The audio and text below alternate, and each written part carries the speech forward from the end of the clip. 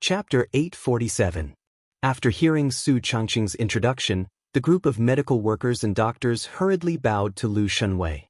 In the medical profession, the saying, "the one with the most experience is first," was still very important. This was especially true in an era where knowledge was passed down from master to disciple through word of mouth. Many of the medical school's secret prescriptions were only passed down to sons and not daughters, and they would not easily show it to others. In this era, doctors would not write prescriptions for patients because they were worried that their secret prescriptions would be leaked. Therefore, most of them would just grab the medicine directly from the medicine store and boil it for the patient to take. The purpose was to keep it a secret. Therefore, the medical school respected famous doctors and divine doctors more than ordinary people. Their purpose was self-evident. They hoped to get some guidance from them so that they could enjoy it for the rest of their lives. The reason why Sun Simiao was famous in the later generations and was crowned with the title of Medicine King was because Sun Simiao wrote 1,000 Gold Prescriptions, Ming Tang Acupuncture Chart, 1,000 Gold Wings Prescriptions, and other medical techniques. He also made them public, so he was respected by people. In the eyes of the medical school, as the Fenyu of the Shangyao Bureau, Lu Shunwei's standard was self-evident. Su Changqing waited for everyone to greet Lu Shunwei before continuing. If everyone is willing to enter the city to save the people, since Lu Fenyu is willing to teach everyone how to treat the big head plague, what do you think? Her words naturally caused the medical school to hesitate. If they could receive guidance from the Fenyu of the Shangyao Bureau, it would naturally be a good thing. However, this was the big head plague. If it was said that Lu Shunwei definitely knew how to treat it, these medical school might not believe it. Seeing that they were not speaking, Su Changqing took out a mask and continued, "Everyone, this item is called a mask. It is a protective device created by the Marquis of Huxian with his immortal skills. Wearing this mask to cover your mouth and nose can prevent you from being infected by the big head plague. You also don't have to worry about being infected by the big head plague after entering the city." She raised her voice again and said, "Everyone, with this mask, you can protect yourself from getting infected. You can also receive the reward of 100 strings of coins from the Marquis of Huxian and Lu Shunwei's medical skills. Where else can you find such a good thing? Why are you still hesitating? Don't tell me that I have to wait until the blade and axe come down on me before it's too late for regrets?" Su Changqing's words caused the group of doctors to immediately discuss. Some people felt that what she said was reasonable, but more people did not believe her at all. They thought that she was just fooling everyone. After all, whether it was the mask or the so-called cure of the big head plague, they were all unheard of. How could they be convinced by Su Changqing's empty words? "Marquise, it's not that we don't want to believe your words, it's just that this matter is too outrageous. This small piece of cloth covering the mouth and nose was enough to ward off the big head plague? We really can't believe it." "That's right. How can we prove this? What kind of mask is this? It has never been recorded in any medical records. It's easy for the nobles to say, but if we catch the big head plague, we'll be the ones to die. What kind of mask is this? Can it defend against the big head plague? I don't believe it." Su Changqing suddenly laughed and turned to look at Li Wangyu. She then turned to the group of doctors and shouted, "If you don't believe me, I'll enter the city with you. As the wife of the Marquis of Huxian, I even dare to enter the city. Don't tell me you're still worried? If I catch the big head plague, I won't be able to avoid it either." When she said this, the hundreds of doctors and workers were all stunned. No one spoke at the scene. Only Li Wangyu was stunned when he heard this. He then shouted, "No. This can't be done. I don't agree." In Li Wangyu's opinion, even if all the people in Yanling County died, he would not let his beautiful superior take the risk. This was not Li Wangyu being selfish, but human nature. Letting his woman take the risk for a group of people he had never met before, Li Wangyu would not do such a Virgin Mary bitch even if he was beaten to death. Whether or not their self-made masks were effective, who could say for sure? Moreover, even if these masks could achieve the protective effect of the medical masks of the future, it was not 100% immune to the threat of the plague. Li Wangyu remembered seeing the records of the plague in the northeast during the Beiyang period. The chief professor of the Beiyang Medical School, the Frenchman Mini, went to the epidemic area to check the situation. He wore a white robe, a white hat, and rubber gloves to isolate all parts of his body that might come into contact with the rats. Of course, unfortunately, he did not believe what the Chinese medical officials said, that the plague could be transmitted through breathing and saliva. Therefore, he did not wear a mask. Only 9 days later, the chief professor of the Beiyang government died of the plague. Although they had prepared masks, they did not wear rubber gloves or protective clothing. Under such circumstances, how could Li Wangyu let his beautiful superior enter Yanling County? Even if he had a protective suit from the future, Li Wangyu would not agree to let his beautiful superior enter the epidemic area. Li Wangyu's objection had long been within Su Changqing's expectations. She urged her horse to go to Li Wangyu's side and whispered in his ear, "Wangyu, did you forget that before I transmigrated to the Tang dynasty, I went to Africa on a business trip?" So what? Li Wangyu seemed to remember that there was such a thing. Their company also had business in Africa, so his beautiful superior had also gone to Africa on a business trip to deal with official business. Did you forget that all employees who went to Africa had to go to the hospital to get vaccinated first? Li Wangyu recalled and said with uncertainty, "I think so. I remember that they had to get vaccinations for cholera, yellow fever, epidemic encephalitis, hepatitis A, and so on." No, you don't want to say that you were injected with the plague vaccine, right? I don't remember needing such a vaccine. Su Changqing fiddled with the hair in front of her bangs, smiled charmingly at Li Wangyu and nodded. "That's right, I was also injected with the plague vaccine." How is that possible? Su Changqing shrugged, "It's just a test." Su Changqing was naturally not lying. She had indeed been injected with the plague vaccine. But there was one thing that Li Wangyu did not know. The plague vaccine had been widely used, but it had not been proven to be effective in preventing the plague. Even doctors did not think that the plague vaccine could be used to directly protect the human body in the case of a plague outbreak. Moreover, the plague vaccine was not a one-time injection that gave lifelong immunity. Generally speaking, the plague vaccine needed to be injected again about a year after it was injected. Su Changqing had transmigrated to the Tang dynasty for more than 2 years. Even if the plague vaccine she had been injected with was effective, it had already reached the expiration date of her immunity. Li Wangyu did not know about these things, but Su Changqing was well aware. As early as when she was vaccinated, the doctor had already explained these things to her. The reason Su Changqing used this as an excuse to deceive Li Wangyu was naturally to save the tens of thousands of people in Yanling County. She was not a saint, but she also could not watch as the people in the city all died because of the disease. At least, she could not be as cold-hearted as Li Wangyu. This was perhaps the difference between a woman's sensibility and a man's rationality. Therefore, when Su Changqing saw that the medical workers and doctors were unwilling to enter the city to save the patients, she decided to step forward and personally enter the city to lead the medical workers to save the patients. In order to increase her persuasiveness, she deliberately announced in front of everyone that she was Li Wangyu's wife, using her identity as the Marquise to express her attitude. Chapter 848. But Su Changqing's words moved the group of medical workers and doctors. What kind of noble status did the Marquis Madam have? She actually wanted to enter the city with them? At this time, Lu Shunwei also stood out. "I will also enter the city with you to treat the patients. How about it? Do you all dare?" The Marquis Madam, a woman, dares to enter Yanling City to treat the patients. As doctors, are you all so cowardly? If this matter were to spread out, would you still have the face to enter your ancestral tombs? Su Changqing and Lu Shunwei's words caused the hundreds of doctors to be speechless. Each and every one of them was so embarrassed that their faces turned red. Li Wangyu pulled Su Changqing and growled in a low voice, "Changqing, don't mess around. That's the plague, you can't joke about it. No, I definitely won't agree to let you enter Yanling County." Su Changqing's beautiful eyes glanced at him. She didn't care about shocking the world. She leaned over and gently kissed Li Wangyu's face.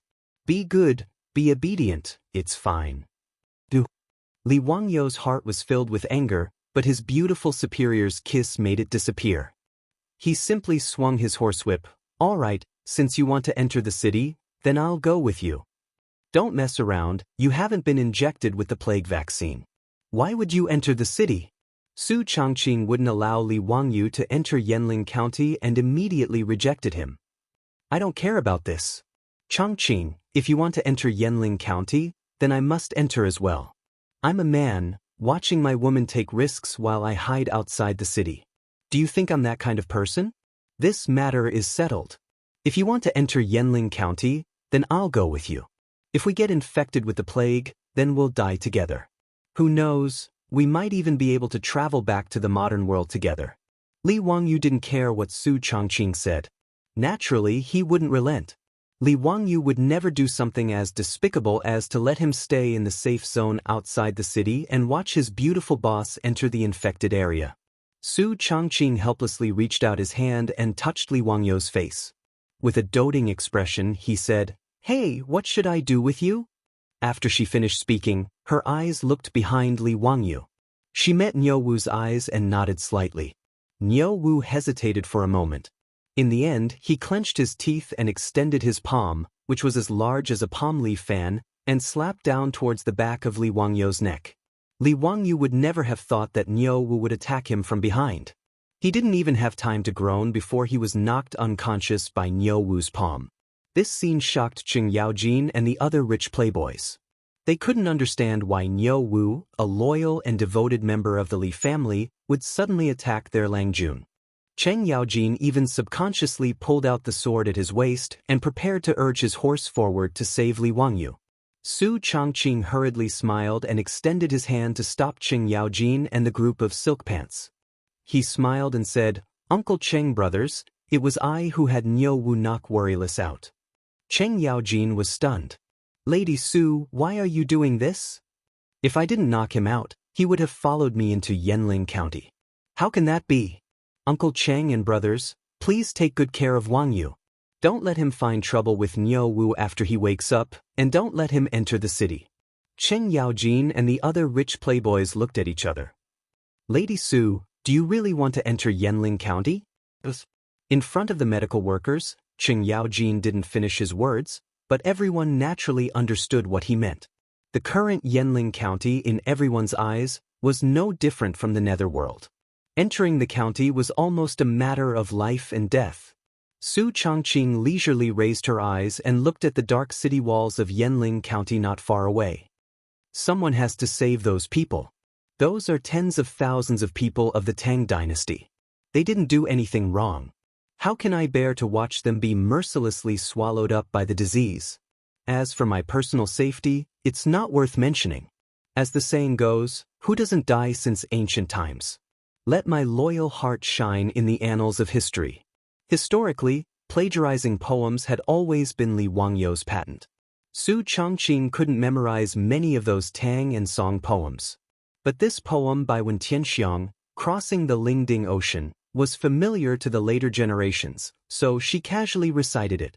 But she didn't expect that the sentence, "Who doesn't die since ancient times? Let my loyal heart shine in the annals of history," would make Qing Yaojin and the other rich playboys excited. Could Lady Su deserve to be called a heroine? Your words make me feel ashamed. Since that's the case, I don't believe in evil. Why don't I accompany you to Yanling County? Cheng Yaojin's words made Cheng Chumo, Cheng Chuliang, and Cheng Chubi turn pale with fright. "Father, you can't. If father wants to go, then we'll go too." Hearing this, Cheng Yaojin was furious and slapped Cheng Chumo and the others on the head. "Damn bastard, I'm already old. I killed my way out of a mountain of corpses and a sea of blood, so I dare to say this. You three bastards who haven't even grown hair yet, what nonsense are you talking about? If you dare to make trouble like this again, I'll order people to tie you up and take you back to Chang." Although Cheng Yaojin was the #1 troublemaker in the Tang dynasty, he was also protective of his children. He could take the risk himself, but if his 3 sons dared to take the risk, he would definitely explode. Su Changqing covered her mouth and chuckled, "Uncle Cheng, you shouldn't go into the city. You're not a doctor, so what's the use of going into Yanling County? Why don't you help mobilize resources and manpower outside the city to support the patients in Yanling County?" Hearing this, Cheng Chumo and his brothers hurriedly persuaded Qing Yaojin. Lu Shenwei also persuaded him from the side, making Qing Yaojin embarrassed and give up the idea. Lady Su, you really want to go into the city? If you go into Yanling County, I'm afraid Zio will go crazy when he wakes up. Su Changqing smiled. Then we need Uncle Cheng to suppress him even more. Don't let him be confused and do anything stupid. Qing Yaojin sighed. Okay, I'm here. I won't let this bastard fool around. He turned his head to look at the group of wastrels. You bastards, keep an eye on Zio 24/7.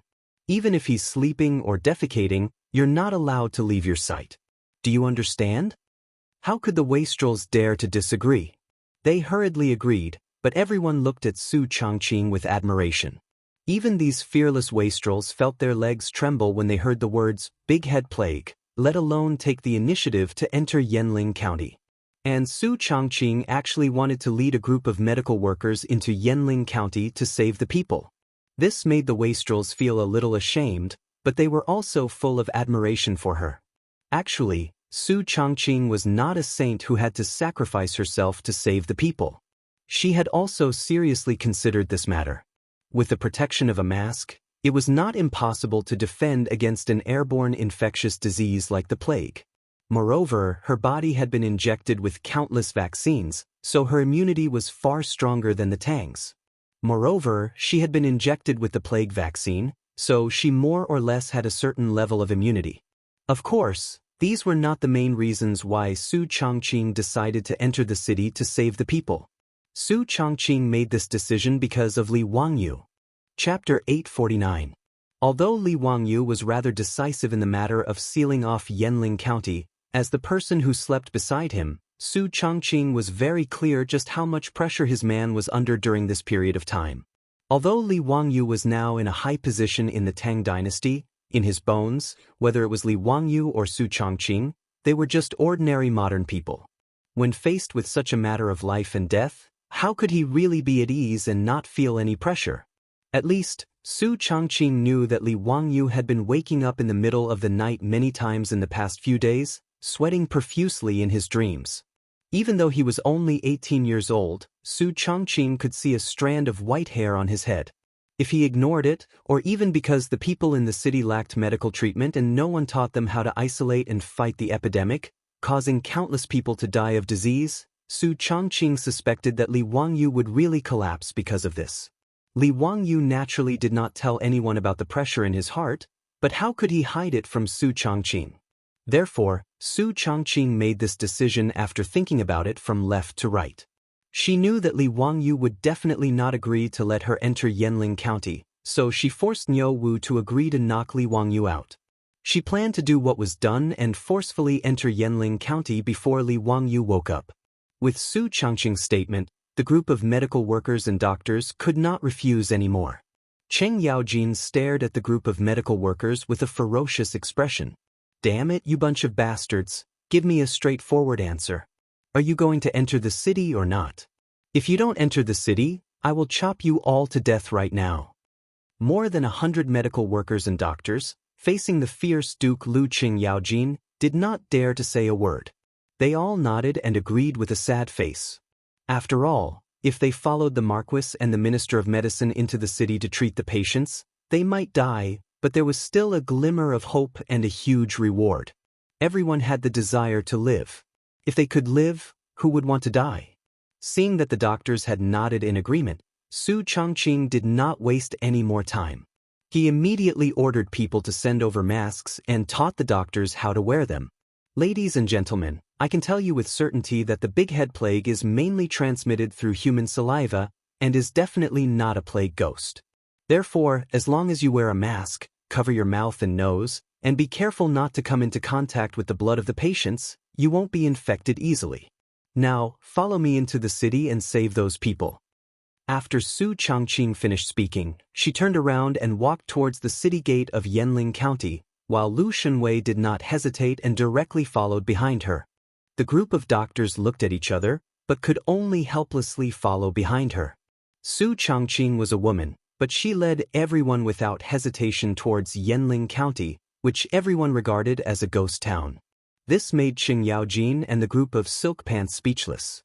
After a long time, Cheng Yaojin sighed and said, "Lady Su is really an extraordinary woman.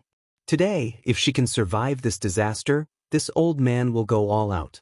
No matter what, I will ensure that she marries that bastard Li Ziyo as his wife. If Her Highness the Empress does not agree, this old man will go and wreak havoc in Taiji Palace." Cheng Chumo and the group of silk pants also nodded silently. Many people looked at Li Wangyu, who was still unconscious in Niu Wu's arms, and their eyes were full of envy. With a wife like this, what more could a husband ask for? 2 years ago, when these silk pants had just met Su Changqing, they were disdainful that Li Wangyu actually liked such an old woman. In private, they used this matter to make fun of Li Wangyu. However, Su Changqing's performance later made these silk pants look at her in a new light. She was such a capable woman. Countless officials and nobles in Chang were drooling over this goddess of wealth, who was famous throughout Chang. If it wasn't for Li Wangyu's increasingly prominent position and his close relationship with Pai Lupi, it wouldn't be just the two brothers from Xingyang's Zheng family who had designs on their beautiful boss. Today, Su Changqing's courage made these silk pants have a new understanding of her. Cheng Yaojin suddenly turned his head and shouted at the group of imperial guards, "Bastard, who among you has the guts to follow Lady Su into the city and protect her and the group of doctors? Is there any man with balls in the Jinwu guards? Anyone who dares to follow Lady Su into the city, this old man will reward him with 100 strings of copper coins." The group of imperial guards also admired Su Changqing's courage. With Cheng Yaojin's provocation, each of them shouted as if they had been injected with chicken blood. Each of them scrambled to say that they were willing to enter the city and protect Su Changqing. This group of imperial guards was naturally not like those doctors. They were originally in the business of licking blood from the tip of a knife. Although the big head plague was scary, if a woman like Su Changqing wasn't afraid, how could they, the cavalrymen of the Tang dynasty, be afraid? Wouldn't they be looked down upon by others? Cheng Yaojin was also very satisfied with the performance of his imperial guards. He couldn't help but raise his head and laugh. In the end, he still chose 200 cavalrymen and had them all wear masks before catching up with Su Changqing's group. Cheng Yaojin's mission was to protect Su Changqing's safety in Yanling County and not let anyone hurt her. With his understanding of Li Wangyu, it would be fine if Lady Su died from the disease. However, if she was harmed by some rascal in Yanling County, that brat Li Wangyu might even massacre the entire city. Protecting Su Changqing was also protecting the people in Yanling County. The imperial guards acknowledged the order and urged their horses to catch up with Su Changqing's group. Su Changqing naturally understood Cheng Yaojin's meaning. She turned around and curtsied to Cheng Yaojin from afar to express her gratitude.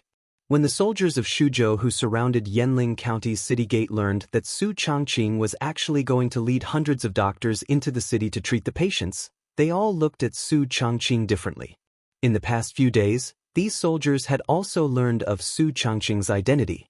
With Su Changqing's noble status, she actually wanted to personally enter Yanling County. This made many soldiers of Shuzhou put down their weapons and directly kneel on the ground to kowtow to Su Changqing. These soldiers of Shuzhou all had their families in Shuzhou. Among the 1,000 soldiers, there were even dozens of people whose families were in Yanling County. When they learned that the big head plague had broken out in Yanling County, these soldiers of Shuzhou were actually incomparably tormented. On one hand, they also knew that the Marquis of Huxian and the Hunan Circuit Commissioner Li Wangyu's order to seal the city was correct. However, from an emotional point of view, they could not accept it. Many soldiers even felt a trace of hatred for Li Wangyu. However, due to the Tang army's strict military orders, no one dared to express it. After all, Li Wangyu's order to seal the city was cutting off their family's path to survival. However, today, Li Wangyu's woman was actually going to personally lead a group of doctors into the city to treat the people in Yanling County. How could these soldiers not be moved to tears? Chapter 850. Within Yanling County, the county magistrate, county lieutenant, and other officials had already received the news and hurried to the city gate. Many commoners in the city also knew about this matter and disregarded the ban to leave the city. They all rushed towards the city gate and looked at the weak woman, Su Changqing, with complicated gazes as she led hundreds of medical workers and doctors into the city. No one knew who started it, but a voice suddenly rang out from the crowd, "This commoner kowtows and thanks the noble one. Thank female bodhisattva." More and more common people began to kneel and prostrate themselves towards Su Changqing's group. The female bodhisattva they spoke of was a term used in the Tang dynasty for women. Because of the existence of the bodhisattva, the Tang were also used to calling beautiful women bodhisattvas. In the end, even the officials of Yanling County prostrated towards Su Changqing. "Thank noble lady." The officials and common people of Yanling County did not know of Su Changqing's identity and could only call her noble lady. However, the captain who had led the 200 Imperial Army soldiers into the city to protect Su Changqing was quick-witted. He immediately called out to the Imperial Army soldiers and shouted, "The Marquis's wife has entered the city to save the people. The Marquis's wife has entered the city to save the people." With the cries of the Imperial Army, the officials and common people in the city learned of Su Changqing's identity and were even more shocked. No one had expected that the Marquis of Huxian, who had sent out the Imperial Army soldiers to forcefully seal off Yanling County, would send his wife into Yanling County.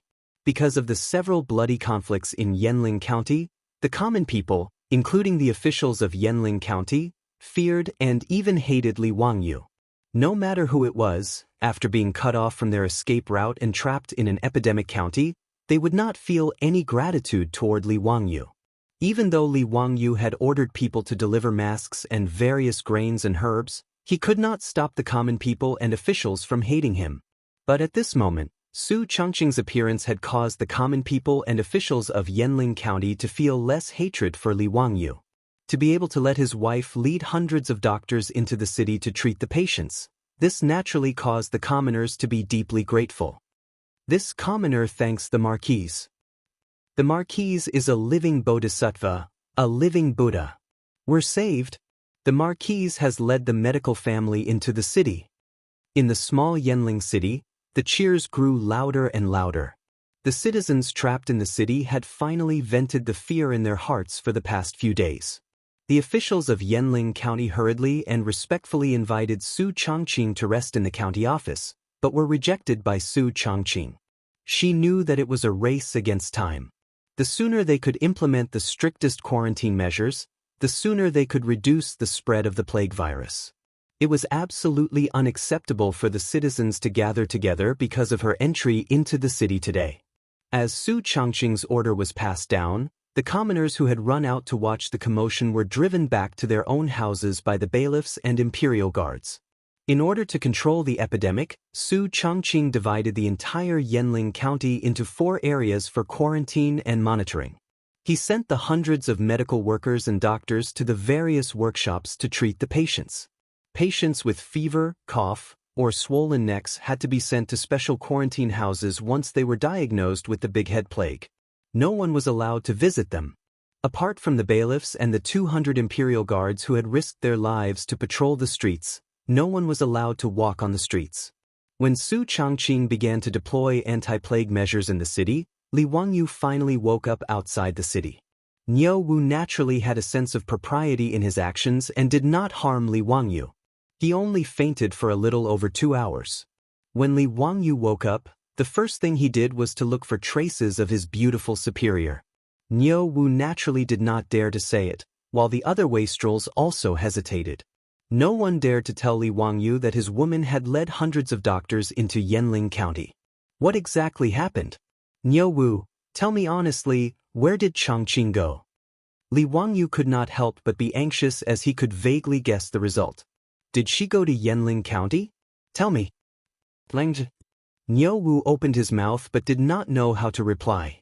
On the other hand, Cheng Yaojin strode over and slapped Li Wangyu's shoulder. All right, lad, your woman has entered Yanling County. Amazing. Other than the sage's sister, Princess Pingyang, I have never seen such an amazing woman in my life. When Li Wangyu heard this, his eyes widened and he looked like he was about to swallow someone whole. Niu Wu, why didn't you stop Changqing? Before he could finish his words, Cheng Yaojin slapped him on the shoulder again. Lad, since things have come to this, Don't let your woman take the risk to enter Yanling County for nothing. What kind of ruckus is this? Don't act like a little girl. Bastard, have you forgotten that you are the Hunan Taoist envoy? Right now, the hundreds of thousands of people in Suzhou are still counting on you. Cheng Yaojin's angry rebuke made Li Wangyu sober up a little. His body swayed a little before he finally stood firm. Li Wangyu did not want to say anything at this moment. He only silently walked out of the tent and raised his head to look at the walls of Yanling County not far away. When he thought that his beautiful superior had gone to the city where the plague had broken out, he felt like his heart was being cut by a knife. He even wanted to ignore everything and rush into Yanling County. Luckily, Li Wangyu still had some rationality. He fiercely clenched his fists, his nails digging into his skin. The piercing pain made Li Wangyu sober up a little. He turned back to the tent and stretched out his hand to summon Niu Wu. Niu Wu, immediately bring people and rush back to Chang'an City. Bring old immortal Sun to Suzhou. Be quick. Whether or not the tens of thousands of people in the city can be saved depends on whether old immortal Sun can come in time.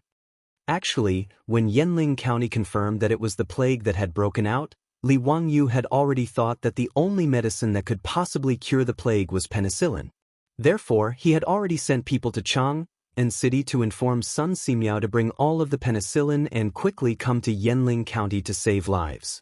At this moment, 2 or 3 days had already passed. He did not know whether the people he sent back to deliver the letter had arrived or not. He also did not know whether Sun Simiao and his group had left. Therefore, Li Wangyu could only send Niu Wu to bring Sun Simiao back. The sooner the penicillin arrived, the sooner the safety of the people and Su Changqing would be guaranteed. Niu Wu naturally did not dare to hesitate. He immediately turned and left the tent to gather people. Previously, he had listened to Su Changqing's words and knocked Li Wangyu unconscious. He was worried that Li Wangyu would wake up and cause trouble for him. At this moment, he did not dare to continue staying in the tent.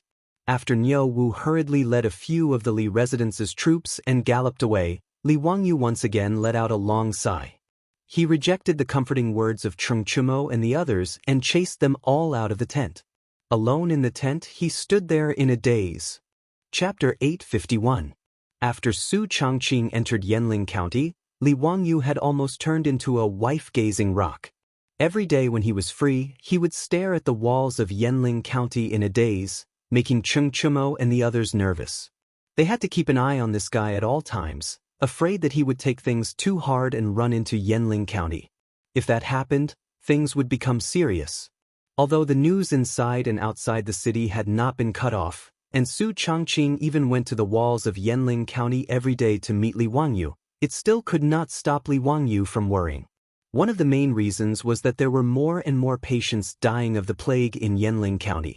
Even though Su Changqing had taken the strictest quarantine measures in Yanling County and distributed a large number of masks, there were still medical workers reporting all kinds of patients infected with the big head plague in various squares in the city every day.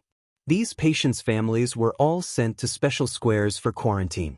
Even the family members of those patients were ordered by Su Changqing to be isolated in their houses and forbidden to go out. But the plague was too contagious.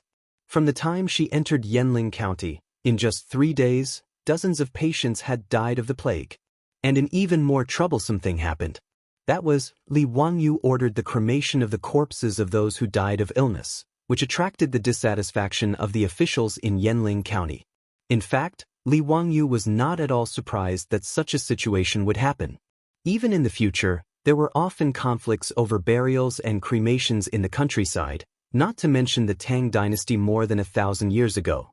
The few victims of the plague that had appeared in Yanling County before were all forcefully dragged out of the city by Li Wangyu and burned with firewood.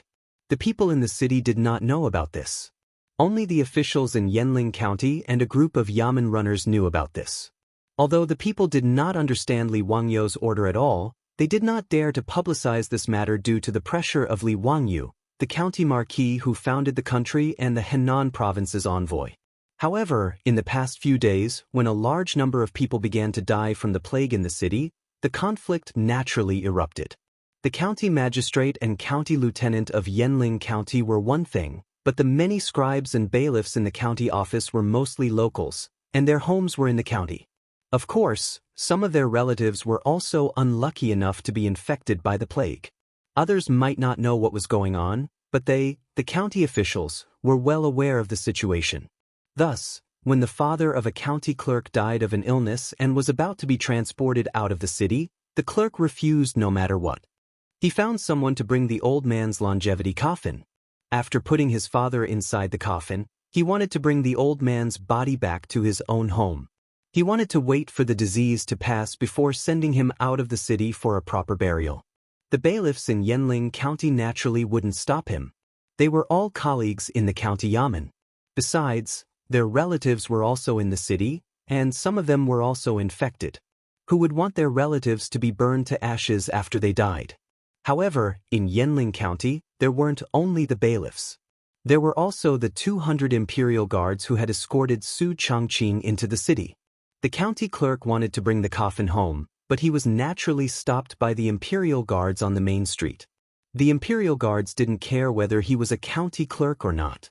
Since the Marquis and Marquis had given a strict order that the families of those who died from the plague must be transported out of the city for cremation, they had to strictly carry it out. The imperial guards wanted to bring the coffin out of the city, but the county clerk and bailiffs naturally didn't agree. The two sides instantly entered a stalemate on the main street. The imperial guard captain was very angry about this. Just as he wanted to disregard everything and forcefully order the imperial guards to disperse the bailiffs, Su Chang'an, who had received the news, hurried over. "Everyone stop. Don't gather here and make a ruckus." Su Chang'an displayed the aura of a strong woman and shouted from the back of the horse. In these few days, Su Chang'an had already built up her prestige in Yanling County. After all, her identity was special. As the Marquis that everyone knew, in addition to the 200 fully armed imperial guards around her, no one dared to ignore her presence. Even the grade 7 county magistrate of Yanling County didn't dare to be rude in front of Su Chang'an and followed Su Chang'an's lead. Secondly, Su Chang'an had taken the risk to enter the city and lead 100 school of medicine into Yanling County. The people in the city had already treated her like a living bodhisattva. There were even people who set up a Marquis memorial tablet in their homes and prayed to her every day. Seeing Su Chang'an appear, the two sides that were arguing shut up. The imperial guard captain, Su Chang'an, cupped her fists and reported, "Madam, in this coffin is a family with the plague who had just passed away. I noticed that they were preparing to bring the coffin back to my residence, so I stopped them and requested them to bring the coffin out of the city and burn it. Not only did they not agree, they even dared to insult us. Madam, please be clear about this." Su Chang'an's brows were tightly knitted. She and Li Wangyu had already expected such a thing to happen, but she still felt that it was troublesome when facing it.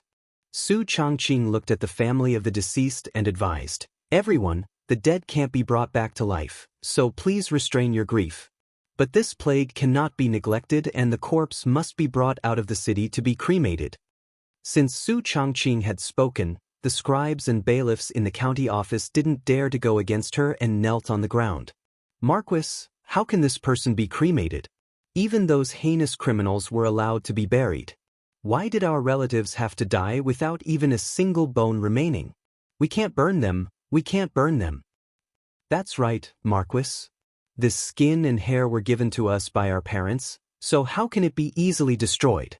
What's more, if we burn my father's body, how can I, this unfilial son, have the face to meet my ancestors in the underworld? Please have mercy, Marquis. This person really can't be burned. If Marquis wants to burn them, why don't you burn all of us together?" Everyone was talking at once. Some were pleading for mercy, some were threatening, which made Su Chang'an's head hurt. "Everyone, burning the corpse is a last resort. If we don't burn the corpse as soon as possible, the plague will spread and no one in Yanling County will be able to survive." Su Chang'an tried to persuade them, but no one was willing to listen. "Marquis, don't deceive us.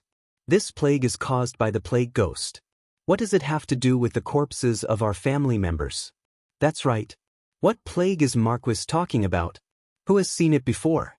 How can these corpses cause disease?" The plague ghost is causing trouble. Marquis, please arrange for people to come to Yanling County as soon as possible. We have asked those doctors. They don't know how to treat the plague. Marquis, don't deceive us anymore. It turned out that in these few days, the bailiffs and scribes of Yanling County had come into contact with the hundreds of doctors. They already knew that these people didn't know how to treat the plague. In fact, Li Wangyu and Su Changqing didn't expect these doctors to treat the disease and save people. They only used them as nurses. After all, compared to ordinary people, these doctors more or less knew medical knowledge and were familiar with taking care of patients. They didn't expect that these bailiffs and scribes would bring up this matter. Su Changqing didn't know how to explain for a moment. Chapter 852.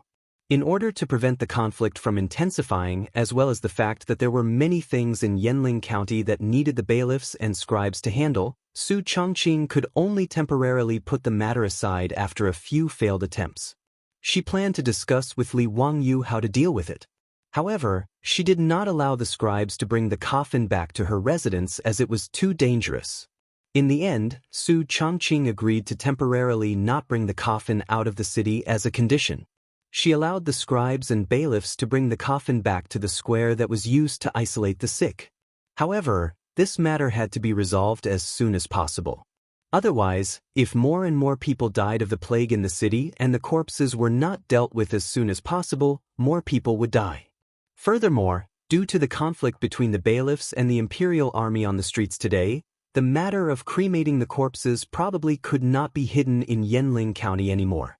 If the tens of thousands of people in the city also made a ruckus because of this matter, it would be even more difficult to deal with it. Although Su Changqing was a strong woman, she could not be as cold-hearted as Li Wangyu to order the imperial army to cremate the corpses. Stuck between a rock and a hard place, Su Changqing could only ask Li Wangyu for help. Li Wangyu, who received the notice, hurried to the outskirts of Yanling County. Ever since Su Changqing entered Yanling County, Li Wangyu, in order to make it easier to communicate with her, took out the copper wire and bamboo tube phone that he had used to trick Zheng Konghua in the eastern market. A copper wire was stretched from the top of the city walls to the outside of the city, and a bamboo tube was fixed at the two ends for communication. After all, he and Su Changqing only shared their thoughts. There were some things that he was embarrassed to say in front of everyone, right? Even if Li Wangyu was thick-skinned, he still had to consider the face of his beautiful superior. Li Wangyu couldn't help but feel a lump in his throat as he looked at his beautiful superior's increasingly thin figure on the city wall. He said to Bamboo Tube, "Changqing, are you all right?" "I'm fine, Wangyu. Listen to me.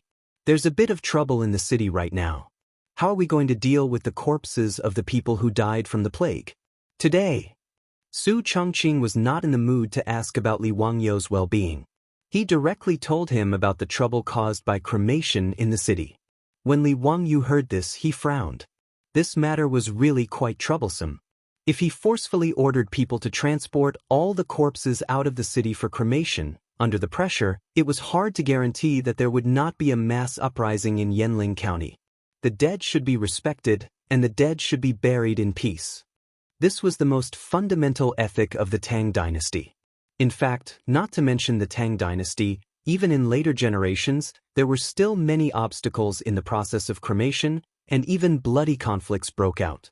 If Li Wangyu ordered people to forcibly cremate the corpses, this matter might even be brought to the court, and it was very likely that he would be impeached. Of course, due to the urgency of the matter, although Li Wangyu had reported this matter to Pai Lupi, he did not receive a clear answer. Obviously, Pai Lupi, Fang Xianling, and the other big shots also had quite a headache about this matter. However, Li Wangyu could not just let it happen. The corpses of the victims who died from the plague were placed in Yanling County, which would only cause more serious consequences. He was also very angry about the problems Su Changqing was facing. It was already early summer, and the weather was gradually getting hotter.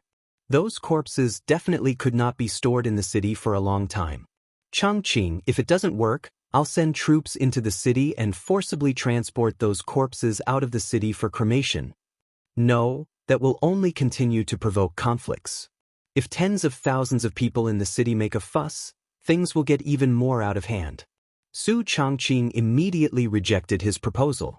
Unless it was a last resort, Su Changqing was not willing to send the imperial army to do such a thing.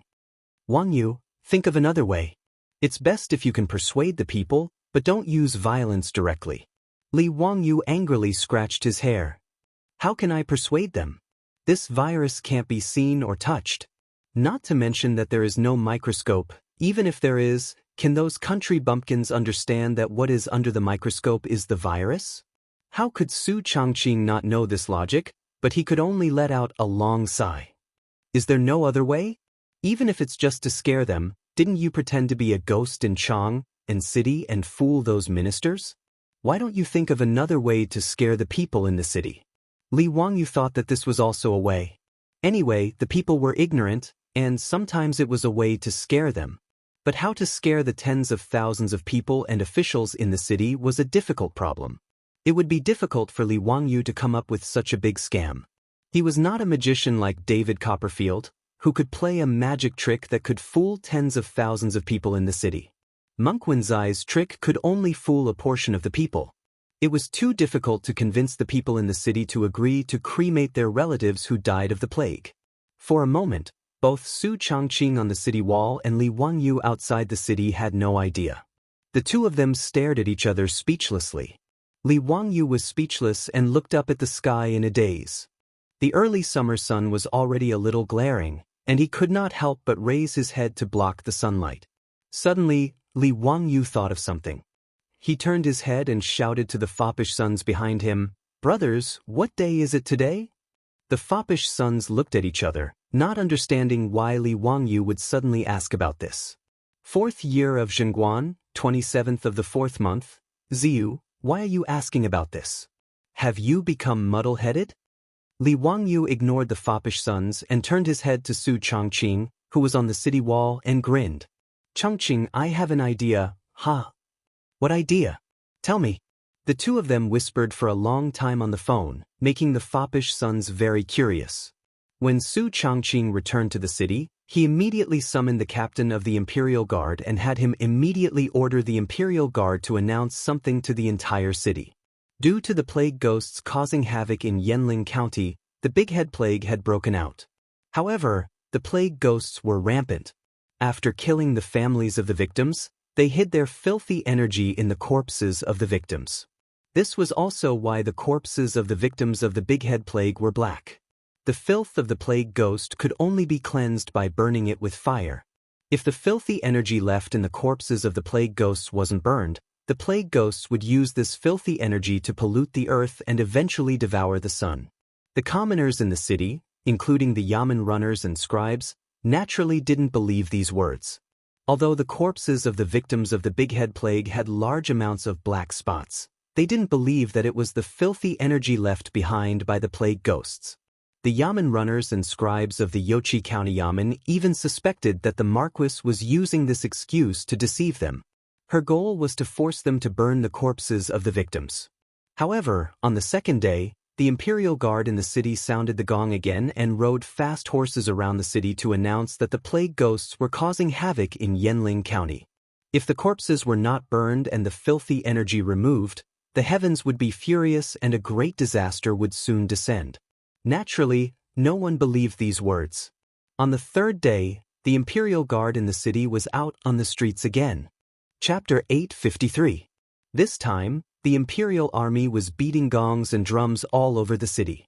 Their words caused the commoners, bailiffs, and scribes to be slightly shocked.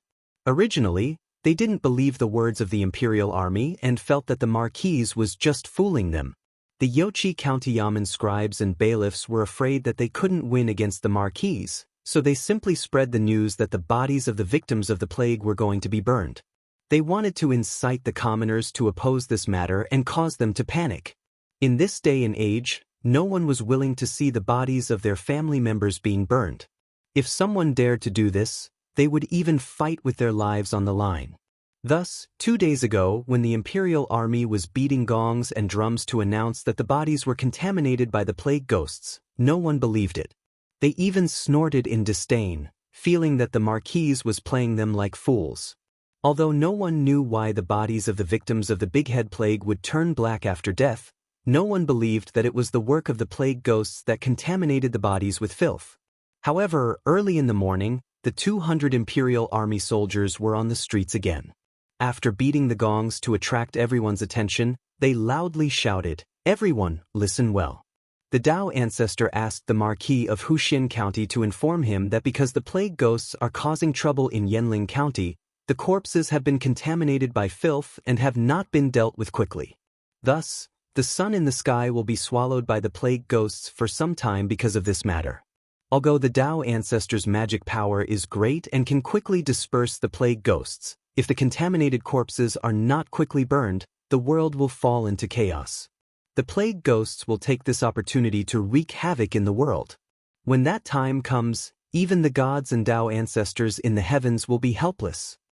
Over and over again, the Imperial Army announced loudly in the city, but the commoners all frowned when they heard it. Plague ghosts swallowing the sun? How was this possible? Many people subconsciously raised their heads to look at the rising sun and couldn't help but silently say, "Dao ancestor bless us, Dao ancestor bless us."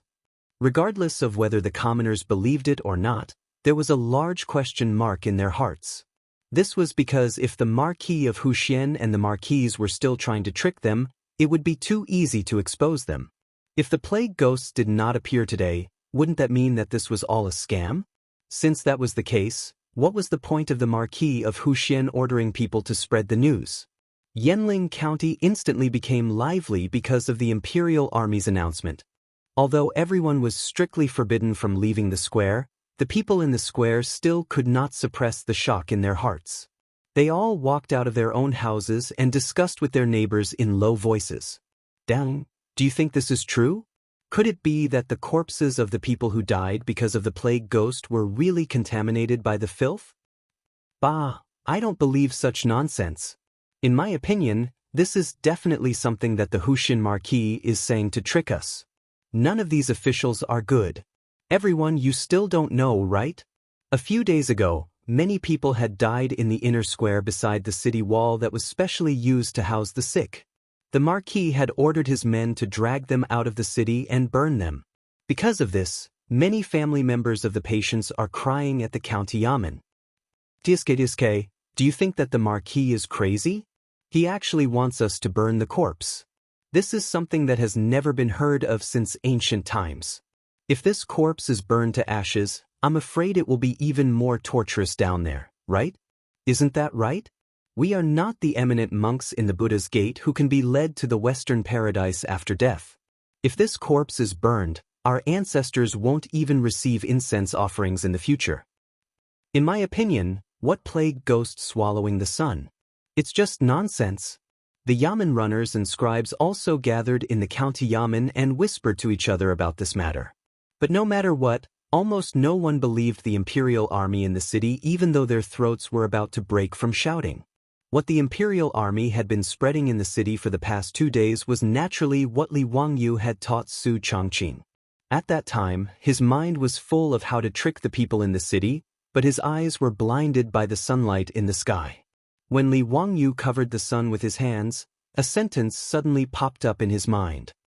In the 4th month of the 4th lunar month, there will be a solar eclipse.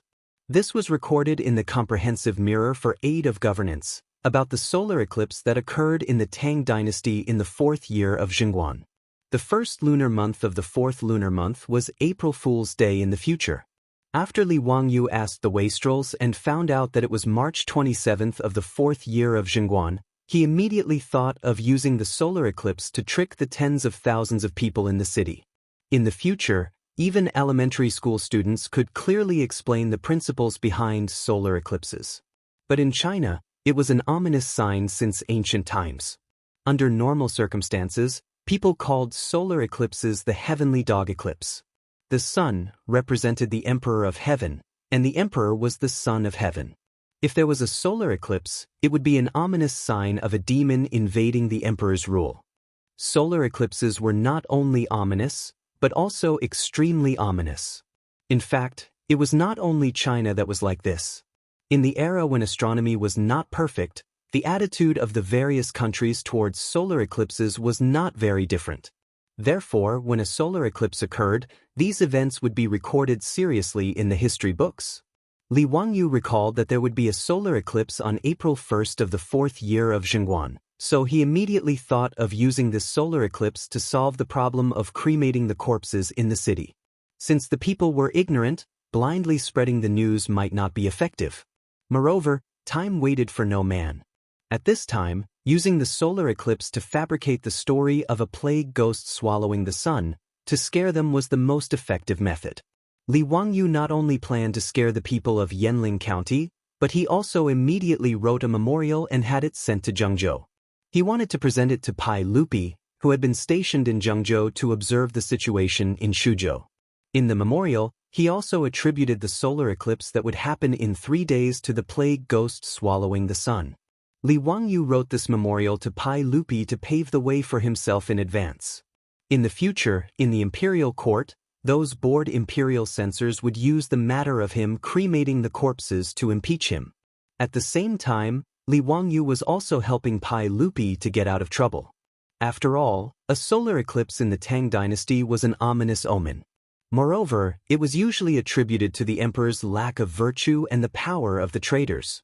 Li Wangyu sent a memorial to Pai Lupi 3 days in advance, stating that it was a plague ghost that was causing trouble in Shuzhou. Naturally, this would prevent the officials from criticizing him in the future.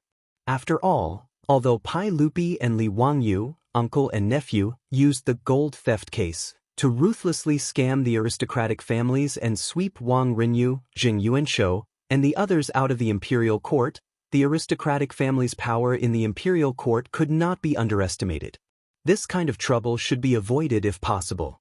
Moreover, other than being very stubborn about marrying Chang'an to him, Pai Lupi was sincere to Li Wangyu. Therefore, Li Wangyu also returned the favor and did not forget to repay his uncle. However, when Li Wangyu sent this memorial to Zhengzhou, it caused a lot of trouble. Chapter 854. The distance between Shuzhou and Zhengzhou was only 200-some li and could be reached in half a day on a fast horse. Li Wangyu's memorial was placed on Pai Lupi's temporary desk in Zhengzhou on the same day. After reading Li Wangyu's memorial, Pai Lupi couldn't help but frown. After some hesitation, he ordered for Fang Xianling, Du Ruhui, Zhang Sun Wuji, and the other important officials of the imperial court to discuss this matter. After everyone read through Li Wangyu's memorial, their faces were filled with bewilderment. Your Majesty, Ziyou's memorial says that in 3 days, a plague ghost will appear in Jiazhou. This is far too absurd. Could it be that the Tao Father really can send a message to Ziyou in his dreams? I do believe Ziyou's words to a certain extent. Although this matter seems absurd, given this old man's understanding of Ziyou, he would never joke around like this with Your Majesty. That's right. Although I don't know where the Marquis of Huxian learned that a plague ghost will appear, the Marquis of Huxian is not a reckless person. Since he dared to submit a memorial to Your Majesty, he must have some assurance. Although the important officials found the contents of the memorial hard to believe, out of their trust in Li Wangyu, they reluctantly believed it. Pai Lupi was even more silent. Li Wangyu had already used this excuse of the Dao Father's dream to fool Pai Lupi several times. Although he didn't believe it, he had no choice but to believe it. What left Pai Lupi somewhat speechless was that Li Wangyu had confidently stated that the plague in Shuzhou was not the work of a plague ghost, but an epidemic caused by a virus. But in just a few days, this fellow had changed his tune? Not only had he declared in his memorial that it was the work of a plague ghost, he had even dared to predict that in 3 days, a plague ghost would appear and devour the sun. This was no small matter. Although Li Wangyu cleverly changed the heavenly dog eating the sun to the plague spirit swallowing the sun, it was hard to convince the masses. Your Majesty, if what Ziyu reported is true, we need to inform the officials of this matter as soon as possible, in case the heavenly dog eats the sun and causes waves in the court. This subject agrees. Regardless of whether this matter is true or false, Your Majesty should still inform the world of the Marquis of Huxian's memorial to reassure the people. Fang Xianling stroked his beard and thought for a while before he said with uncertainty, Your Majesty, in my opinion, Ziyou's purpose may be to burn the corpse. Oh, What do you mean, Xianling? Pai Lupi was puzzled. Your Majesty, according to what Ziyu said earlier, the plague is caused by an invisible virus. If that was really the case, then among the corpses of those who died from the disease, there was probably a large amount of the virus that Ziyu mentioned. Therefore, Ziyu gave the order to burn the corpses to prevent the virus from harming the people. However, Your Majesty also knows that it is extremely difficult to get the people to burn the corpses. Therefore, in my opinion, Ziyu is using this matter to scare the people and make them agree to burn the corpses of those who died from the plague. Fang Xianling was indeed Pai Lupi's chief strategist. He quickly guessed Li Wangyou's true thoughts from his memorial. When Pai Lupi heard this, he nodded slightly, agreeing with Fang Xuanling's guess. However, the crux of the matter was whether what Li Wangyou said in his memorial was true or false. In 3 days, a plague ghost would appear in Jiazimo and devour the sun. Your Majesty, regardless of whether this matter is true or false, we can only treat it as if it is true. Otherwise, if Your Majesty does not inform the officials of this matter, if the plague spirit really appears in 3 days, it will be even more troublesome. Zhang Sun Wuji's words also received the approval of Fang Xianling and Du Ruhui. Although they did not understand why Li Wangyou was so certain that there would be a solar eclipse in 3 days, since Li Wangyou presented the memorial solemnly, they could not pretend that they did not know about this matter. Pai Lupi hesitated slightly, but if there is no plague spirit appearing in 3 days, his meaning was very clear, but he was also worried that his disobedient nephew would be attacked because of this matter. Fang Xianling and the others looked at each other, then bowed to Pai Lupi and said, Your Majesty, it seems that Ziyu is confident. Otherwise, why would he present this memorial? If there is no plague spirit appearing in 3 days, then Ziyu can only take responsibility for this matter. Your Majesty, after all, Ziyu is the founding county marquis and the Henan circuit envoy. It is natural for him to take responsibility for his words and actions. Pai Lupi hesitated for a moment, but in the end, he nodded in agreement with Fang Xianling and the others. He ordered people to gather the officials who had accompanied him to Zhengzhou and read out Li Wangyou's memorial in front of everyone. When the officials heard that Li Wangyou dared to say that there would be a plague spirit appearing in 3 days, they were all in an uproar. Tai Changqing Wang Ying immediately spoke out. Your Majesty, the Marquis of Huxin's words are truly bewitching. How can he be so sure that there will be a plague spirit appearing in 3 days? Even the Imperial Historian Bureau did not send any information about a solar eclipse, so how could the Marquis of Huxin know? In this old subject's opinion, this is utter nonsense. The Imperial Historian Bureau that Wang Ying spoke of was the imperial astronomer of the later generations. Its job was to observe the heavens, calculate the solar terms, and set the calendar. During the Qin and Han dynasties, it became the Imperial Historian Bureau. During the Tang dynasty, it was renamed the Imperial Historian Bureau. Later, it was renamed the Secretarial Pavilion, the Armillary Sphere Overwatch Council, the Armillary Sphere Bureau, and the Directorate of Astronomy. Predicting solar eclipses was naturally the responsibility of the Imperial Historian Bureau. However, in an era where astronomy had not been perfected, predicting solar eclipses, especially accurately predicting solar eclipses, was extremely difficult. The Imperial Historian Bureau did not dare to carelessly predict the appearance of a solar eclipse. After all, if the prediction was wrong, they would lose their heads. This was also why Li Wangyou's memorial had made Pai Lupi very hesitant. Even if Li Wangyou's prediction was wrong, Pai Lupi would not cut off his head, but he would definitely be punished with a reduction of his title and a fine of copper. As for his position as the Henan circuit envoy, he would not be able to continue. Before Pai Lupi could speak, Yuqi Jingda jumped out and pointed at Wang Ying's nose. How do you know that there won't be a solar eclipse in 3 days? If there really is a plague spirit appearing, what will you say? Do you dare to write a contract that if there is a solar eclipse, you will apologize and resign? Wang Ying didn't know how to respond to Yuqi Jingda's words. How would he know if there would be a solar eclipse in 3 days? He wouldn't bet his future on something like that with Yuqi Jingda. Pai Lupi slapped the armrest of the throne and stood up, looking around at the officials. Okay, let's not talk about this anymore. I believe that County Marquis Huxian will not joke about this. Pass down the decree, quickly inform Chang'an of this matter, announce it to the world, to pacify the hearts of the people, so as to avoid any mischief caused by the plague.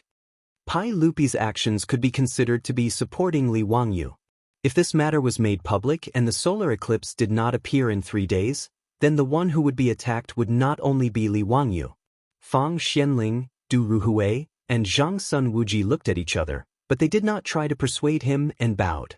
3 days later, Zhengguan's 4th year, 4th month.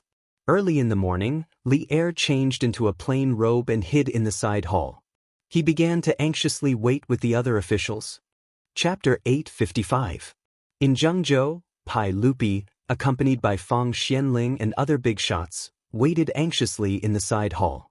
Ziyo, this bastard won't mess things up? Pai Lupi was a little irritated. After looking up at the sun countless times, he finally couldn't help but speak. Fang Xianling and Du Ruhe looked at each other, bowed and said, "Your Majesty, it's still early. Let's wait patiently. I still believe that Ziyo won't joke about this kind of thing." "I hope so." Pai Lupi sighed and continued to pace back and forth in the side hall uneasily. In Yanling County, Shuzhou, after the Imperial Army announced that there would be a plague ghost today, tens of thousands of people in the county were not in the mood to do anything. They all looked up at the sun from time to time. Many people in the city chose to believe Li Wangyu's words. Therefore, they took out incense burners from their homes early, lit incense candles, and began to kowtow to the sun in the sky, hoping that when the plague ghost swallowed the sun, they could help Dao Zhu. Outside Yanling County, the playboys all wore sunglasses and looked at the sun in the sky from time to time. "Ziyo, are you sure you're not mistaken? When will the plague ghost swallow the sun appear?"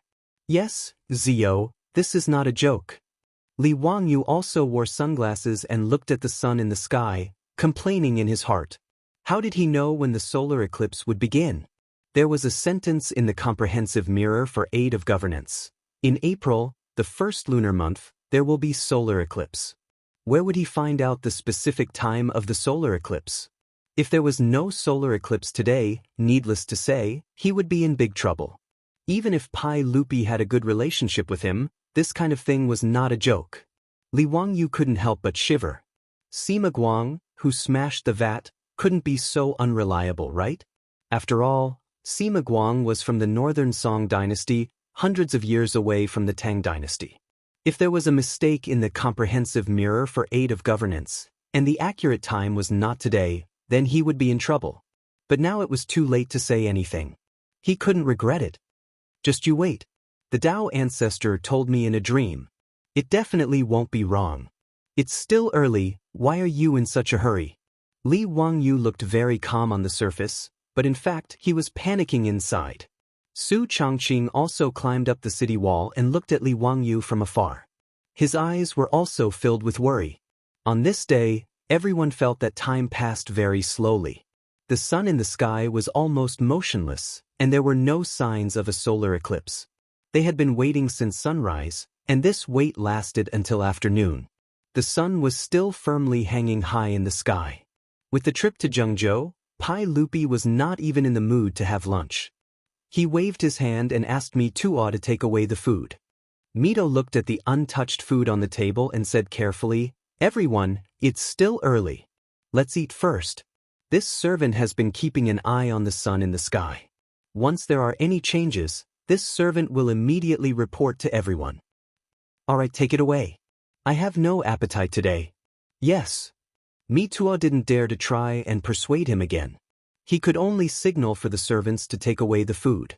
The officials in the side hall saw that Pai Lupi was not in a good mood, so no one said anything. Only the Grand Chancellor, Wang Ying, jumped out again and impatiently criticized Li Wangyu in front of Pai Lupi. "Your Majesty, in this old servant's opinion, the Marquis of Huxian's words about a plague being devoured today are complete nonsense. It's already past noon, and there are still no signs of a solar eclipse. Your Majesty should not continue to wait here." Pai Lupi gave him a sidelong glance and was too lazy to talk to this guy. Wang Ying made a fuss and could only mutter a few words to himself before continuing to wait on the side. However, Wang Ying had already made up his mind. There were only a few more hours before the sun set. He had to properly impeach Li Wangyu and take revenge for the insults he had received from Li Wangyu. In Yanling County, the common people were discussing spiritedly, and the scribes and bailiffs in the county government snorted disdainfully at the plague being devoured by the sun. "Bah, this old man already said, what dog fart plague being devoured by the sun? It's just a trick to trick us." That's right, that's the logic. In the end, they just want to trick us into giving them the corpses of our relatives and burning them. In short, if they want to burn my lord's corpse, this old man will fight it out with them. Yes, that's the logic. That Marquis of Huxian outside the city is probably regretting it by now. To think that he would use such a childish excuse to trick us. Does he think that we are all ignorant children? But if some plague being devoured by the sun appears today, this old man will go to the streets and bark like a dog and crawl in a circle.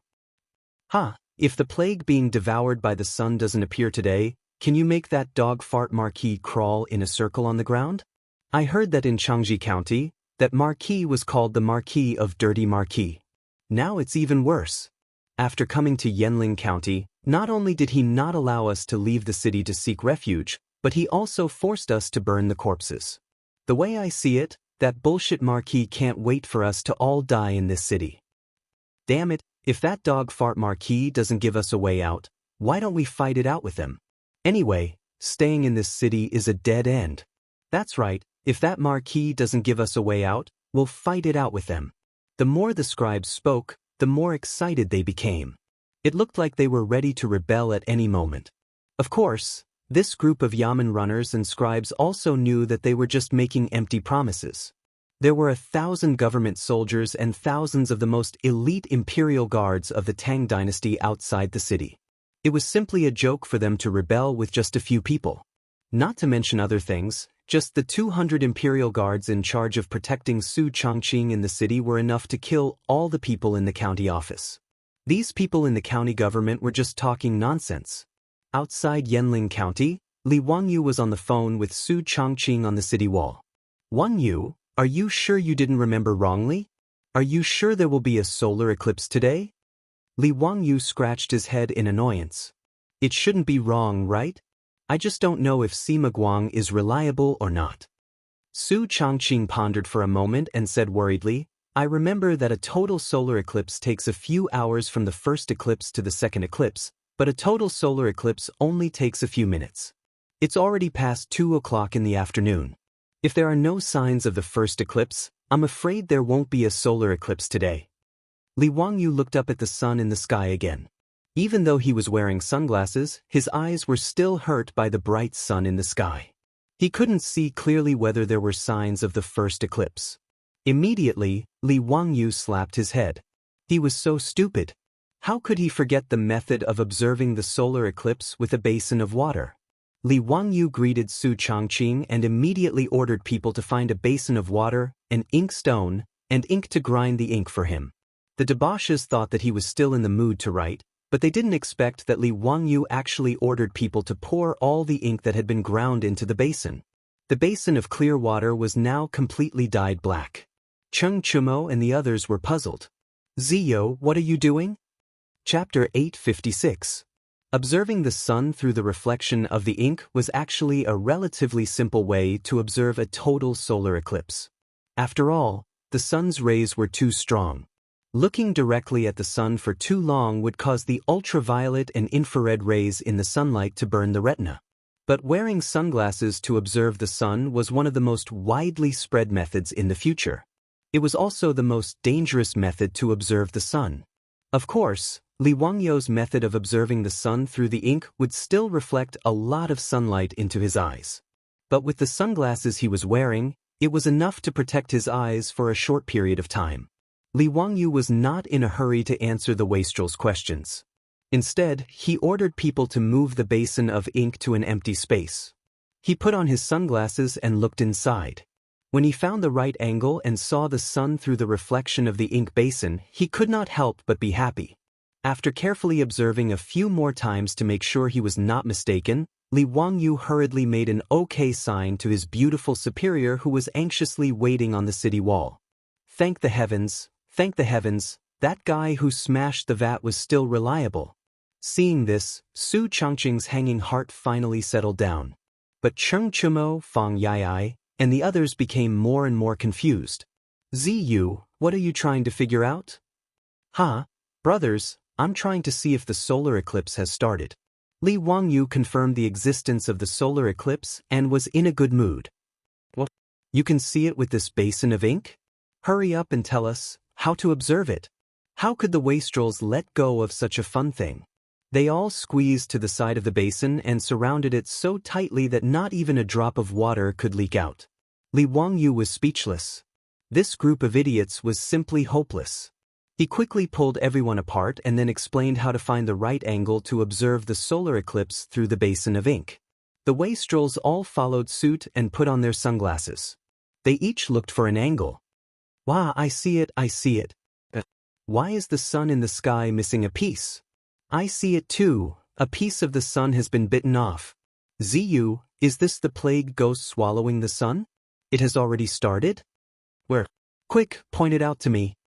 Didn't he see the silk pants jumping up and down anxiously?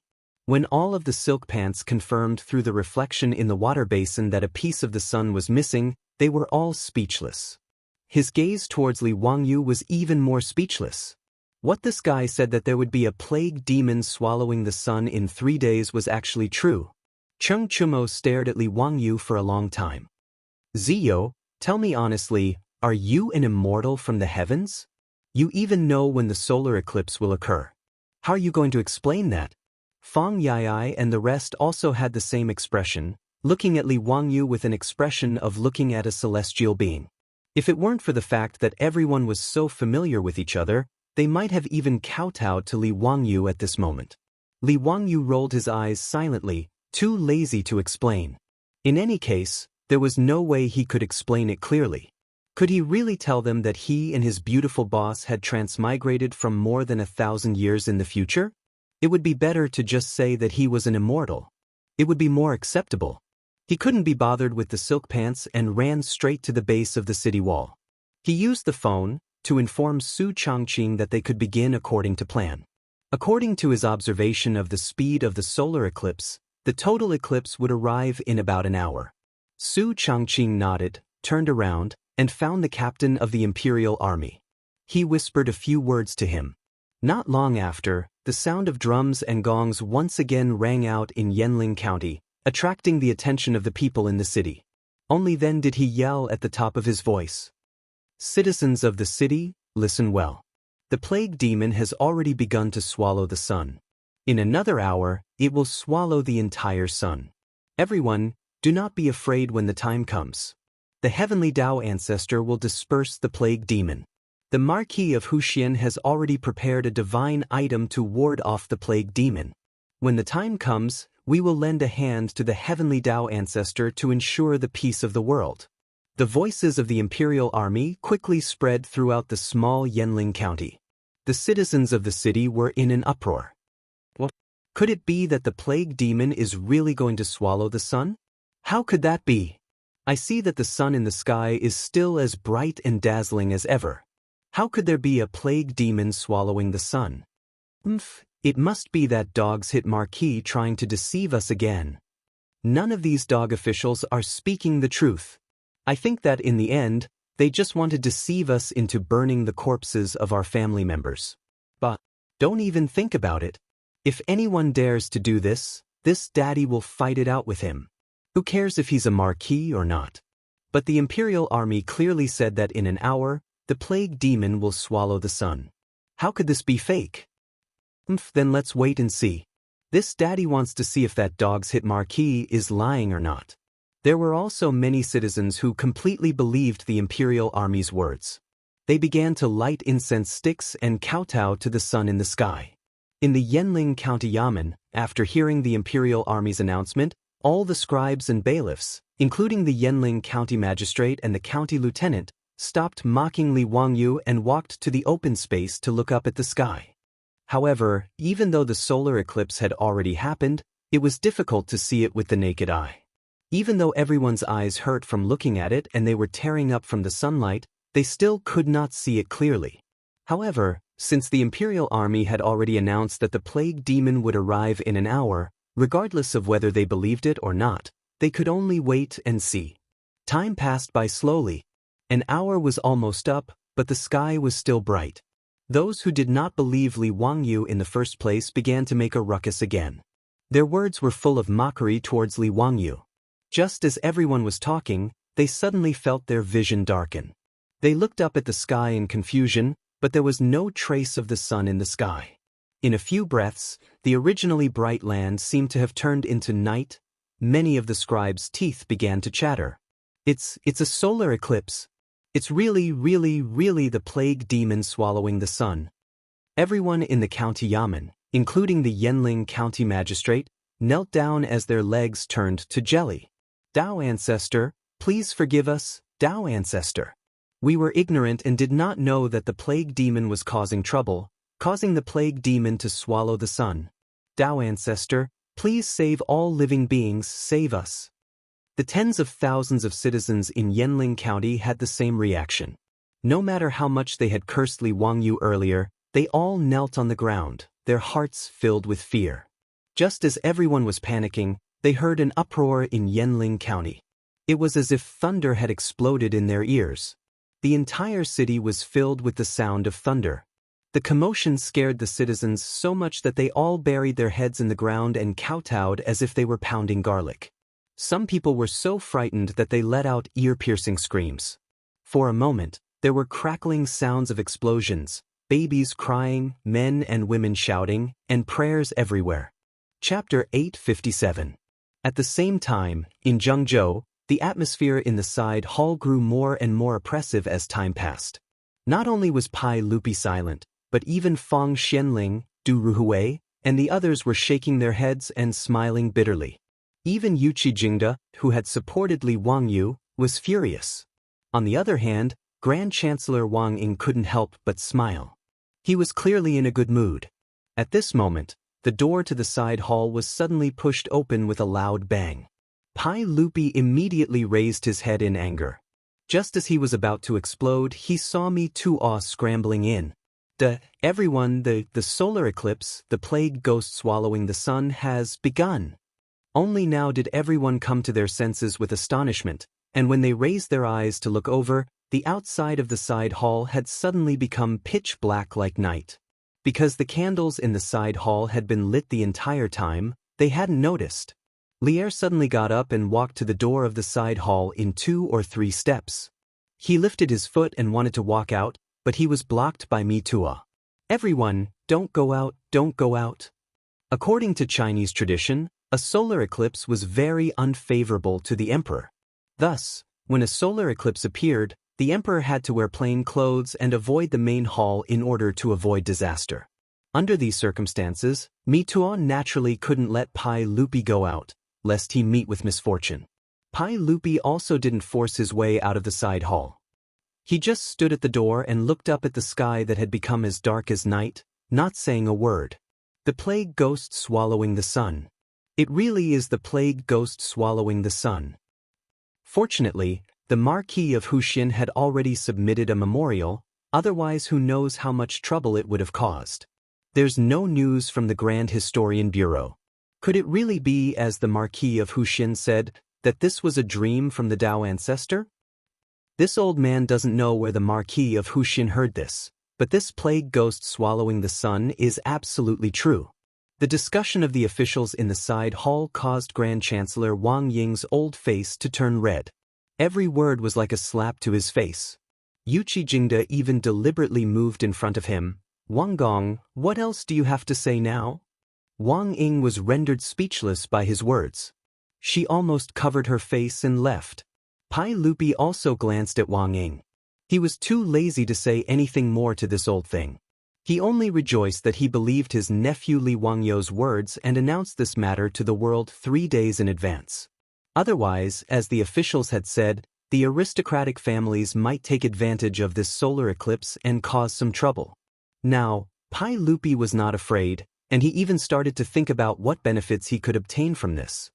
He still needed to discuss this matter with Feng Xianling, Du Ruhui, and the others. Not mentioning the Zhengzhou trip, all the officials had their own thoughts. Shuzhou Yanling County was bustling with noise and excitement. The thunderous sounds coming from all over the city were actually the firecrackers that Li Wangyu had made in the past 2 days. The purpose was naturally to further shock the people in the city. Now, there were not many people in Chang'an who had heard the sound of firecrackers, let alone Yanling County thousands of miles away. The plague ghost swallowing the sun was already shocking enough, but now there were thunderous sounds coming out of nowhere, scaring everyone out of their wits. Even the bailiffs in the county government were prostrating themselves on the ground, their bodies trembling with the sound of the firecrackers. Those who had spoken disrespectfully to Li Wangyu earlier were now left with nothing but fear in their hearts. The plague ghost swallowing the sun is actually real. These words echoed in the hearts of countless people in the city. A solar eclipse would take several hours from the beginning to the end, but a total eclipse would only take a few minutes. But these few minutes made the people in the city feel like a year. When the total eclipse ended, the sky slowly regained its light, and the crackling firecrackers in the city also disappeared. Everyone looked up blankly at the restored sun, as if a lifetime had passed. The tens of thousands of people in the city all burned incense and kowtowed, silently chanting, "Tao Ancestor bless us, Markihushin bless us." Within the county government, the bailiffs and scribes who had cursed the most fiercely suddenly realized that their colleagues had suddenly distanced themselves from them. Originally, they did not believe Li Wangyu's words and cursed him. But now that it was proven that the plague ghost swallowing the sun was real, then the Tao Ancestor's dream was also real.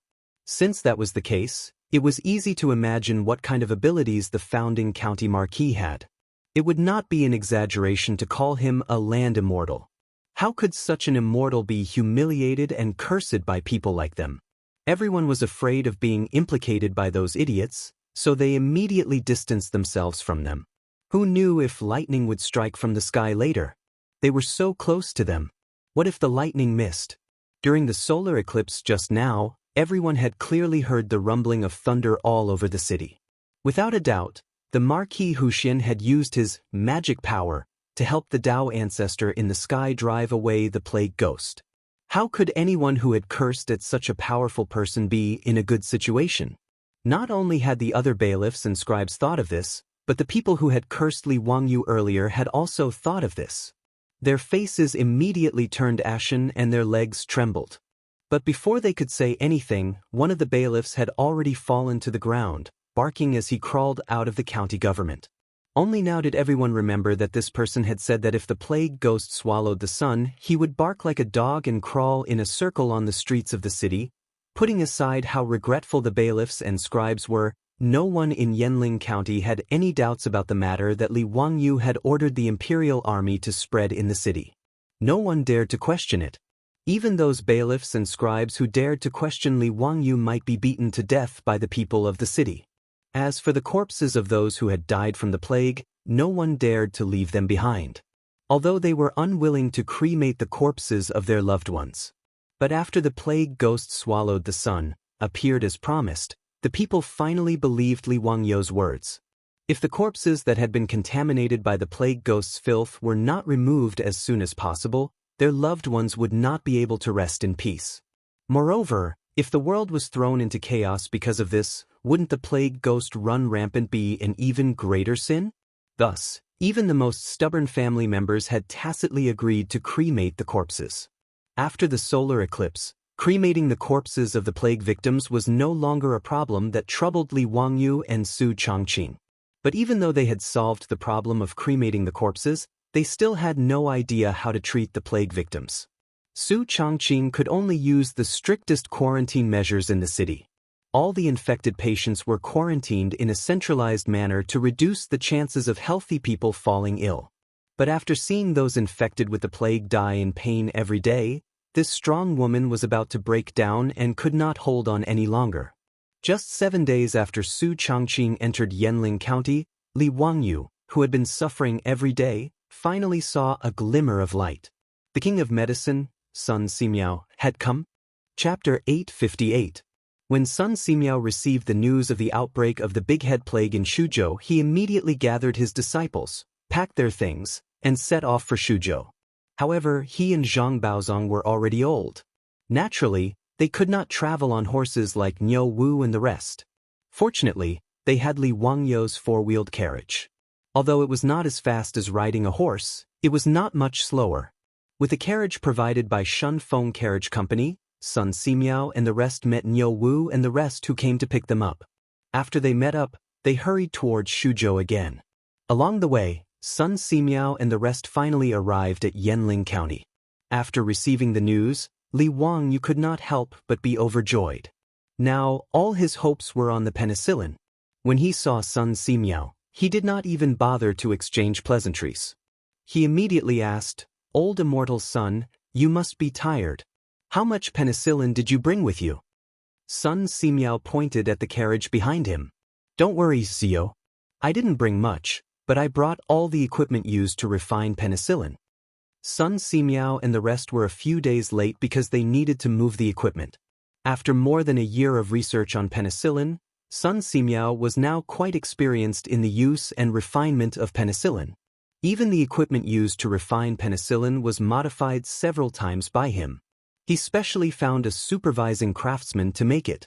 Whether it was the efficiency or the purity of penicillin, there was a significant improvement. When Li Wangyou heard this, he was naturally overjoyed. He was afraid that Sun Simiao and the rest did not bring enough penicillin. Since they could refine it on the spot in Shuzhou, it would solve the big problem. "Zio, what's the situation with the Big Head Plague in Yanling County now?" Li Wangyou shook his head. "Although I immediately ordered people to seal off Yanling County when the plague broke out and implemented strict quarantine measures in the city, the number of infected people in Yanling County is now close to 1,000. There are new patients appearing every day.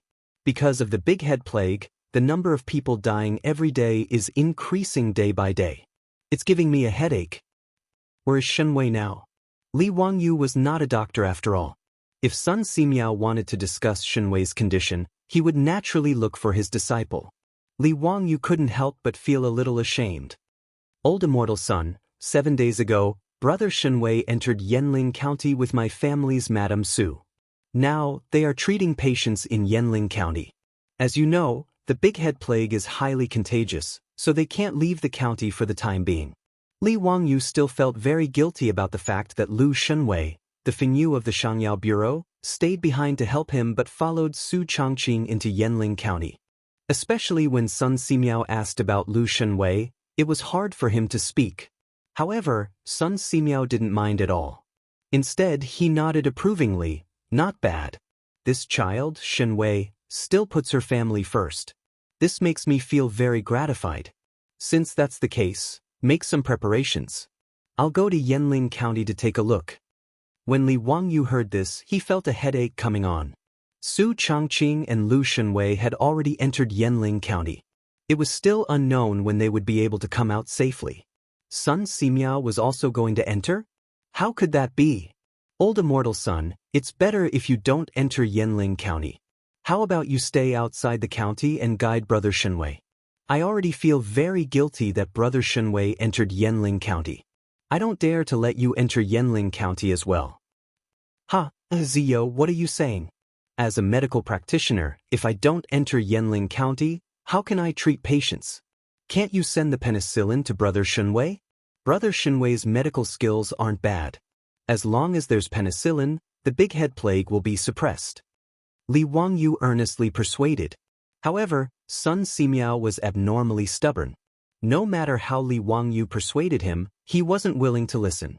He was determined to personally oversee Yanling County. Bao Zong and Zio will be outside the county to refine the penicillin. This Taoist will go inside the county to assist Madame Su. All right, let's not talk about this anymore. Right now, the epidemic is more important. Zio, let's not talk about it anymore. Li Wangyou's persuasion was to no avail. He could only pinch his nose and accept it. For Sun Simiao to be revered as the medicine king in the future, he was indeed extraordinary.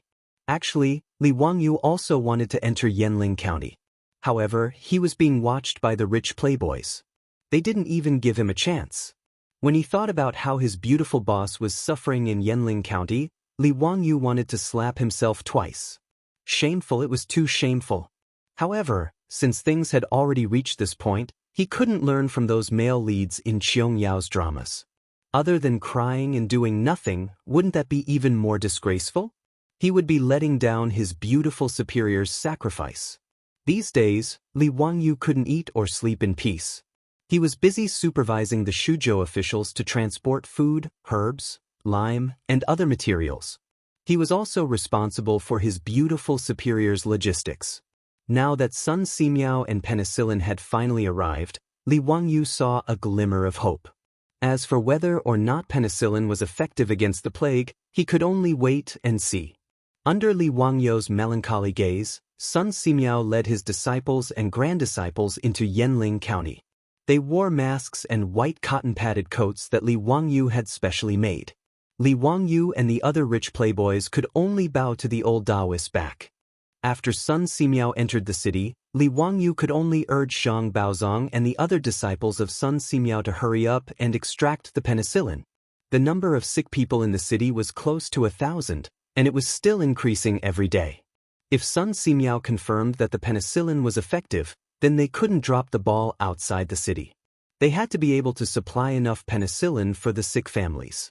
When Sun Simiao entered the city, Su Changqing naturally went to the city gate to welcome him. In the past few days, she had been mentally and physically exhausted. Even though she was wearing a mask, Sun Simiao could clearly see that Madame Su's eyes, which were usually bright, were now bloodshot. "Thank you for your hard work, Lady Su. I'll be fine here, you can go and rest." Su Changqing didn't reject him. In this era, she was the same as Li Wangyu. The only doctor she could trust was Sun Simiao. Since the medicine king, Sun Simiao, had come, it meant that there was hope for the people of Yanling County to be saved. Her tense nerves also relaxed a lot, followed by a strong sense of tiredness. Su Changqing silently bowed to Sun Simiao and arranged for the imperial guards to bring Sun Simiao to find Lu Shenwei. Under the protection of the imperial guards, she returned to the courtyard that the Yanling County Yamen had arranged for her to rest. When Su Changqing took the risk to enter Yanling County, she didn't bring any maidservants with her. Naturally, the imperial guards couldn't take care of her. Thus, when she returned to her room to rest, apart from the imperial guards outside and in the courtyard, there was no one to accompany her in the room. The next day, late in the morning, Lu Shenwei came to find Su Changqing. When he had something to discuss, the reply he received was that Lady Su hadn't gotten up. He couldn't help but find it strange. He could only lightly knock on the door in an attempt to wake Su Changqing up. However, there was no movement in the room. Chapter 859. Lu Shenwei's heart skipped a beat as he felt that something was wrong. He pounded harder on the door, banging it loudly, but there was still no response. Lu Shenwei wasn't the only one who panicked. The Imperial Guard also panicked. The captain hesitated for a moment before looking at Lu Shenwei. "Lu Fengyu, is Lady Su sleeping too deeply, or did something happen?" They wanted to break into the room, but they felt that it was inconvenient. After all, the person inside was the Marquis of Huxian's woman. It would be unreasonable for them to break in like this. The captain of the Imperial Army reacted quickly and immediately ordered someone to go to the county yamen and call for 2 maidservants. In truth, when Su Changqing brought a group of doctors into the city, the Yanling County magistrate didn't dare to be negligent and immediately prepared several servant girls to take care of Su Changqing. However, Su Changqing was worried that she would bring the plague germs back and infect the servant girls. Thus, she tactfully rejected the Yanling County magistrate's good intentions. Other than having someone send her food every day, she didn't have the servant girls take care of her daily life. Soon, the Yanling County magistrate and the county magistrate who had received the news rushed over with a few servant girls. This matter concerned the Marquis' wife, so no one dared to be negligent. After the Imperial Guard broke open the door, the servant girls rushed into the room to check on the situation. Soon after, they ran out in a panic. Lady Su is feverish. Her body is boiling hot. I can't wake her up no matter how much I call her. Her words immediately shocked everyone. There were only 3 words in everyone's mind: big head plague, Almost all of the Big Head Plague patients had symptoms of fever at the start. The Yanling County magistrate was so frightened that his legs went soft and he fell to the ground. The Marquis wife had taken the risk to enter the city. If she had really contracted the plague, how would the Marquis outside the city react? When he thought about how the Marquis wife had died in Yanling County due to the plague, he felt his vision darken and even had thoughts of dying. At this time, Lu Shunwei didn't care about the difference between men and women and directly rushed into Su Changqing's room. Sure enough, on the bed in the side room, Su Changqing had already fallen into a coma. Because of the fever, her face had turned red. Lu Shunwei immediately sent someone to invite his teacher, Sun Simiao, while he himself sat beside the bed and took Su Changqing's pulse. "Shunwei, what's going on?" After receiving the news, Sun Simiao did not dare to delay and hurried over. "Teacher, please take my pulse. I don't think it's the Big Head Plague. I think it's just a cold. Heat has accumulated in my internal organs, and the wind, heat, and dampness has invaded my body. My body is feverish from the cold." Hearing his disciple's words, Sun Simiao felt slightly relieved. With regards to Lu Shunwei's medical skills, he was still very confident. Lu Shunwei's diagnosis shouldn't be wrong. However, he immediately walked to Su Changqing's bedside and began to feel his pulse.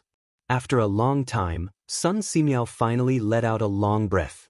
He nodded toward Lu Shunwei and said, "Correct, your diagnosis is correct. It's not the Big Head Plague, but a fever caused by wind heat and dampness poison. It's not a big problem. It's likely that Lady Su has been too tired recently, which led to the feverish wind invading her body. She needs to recuperate." With Sun Simiao's endorsement, everyone, including Yanling County Magistrate and the Commandant of the Imperial Army, could finally put down their worries.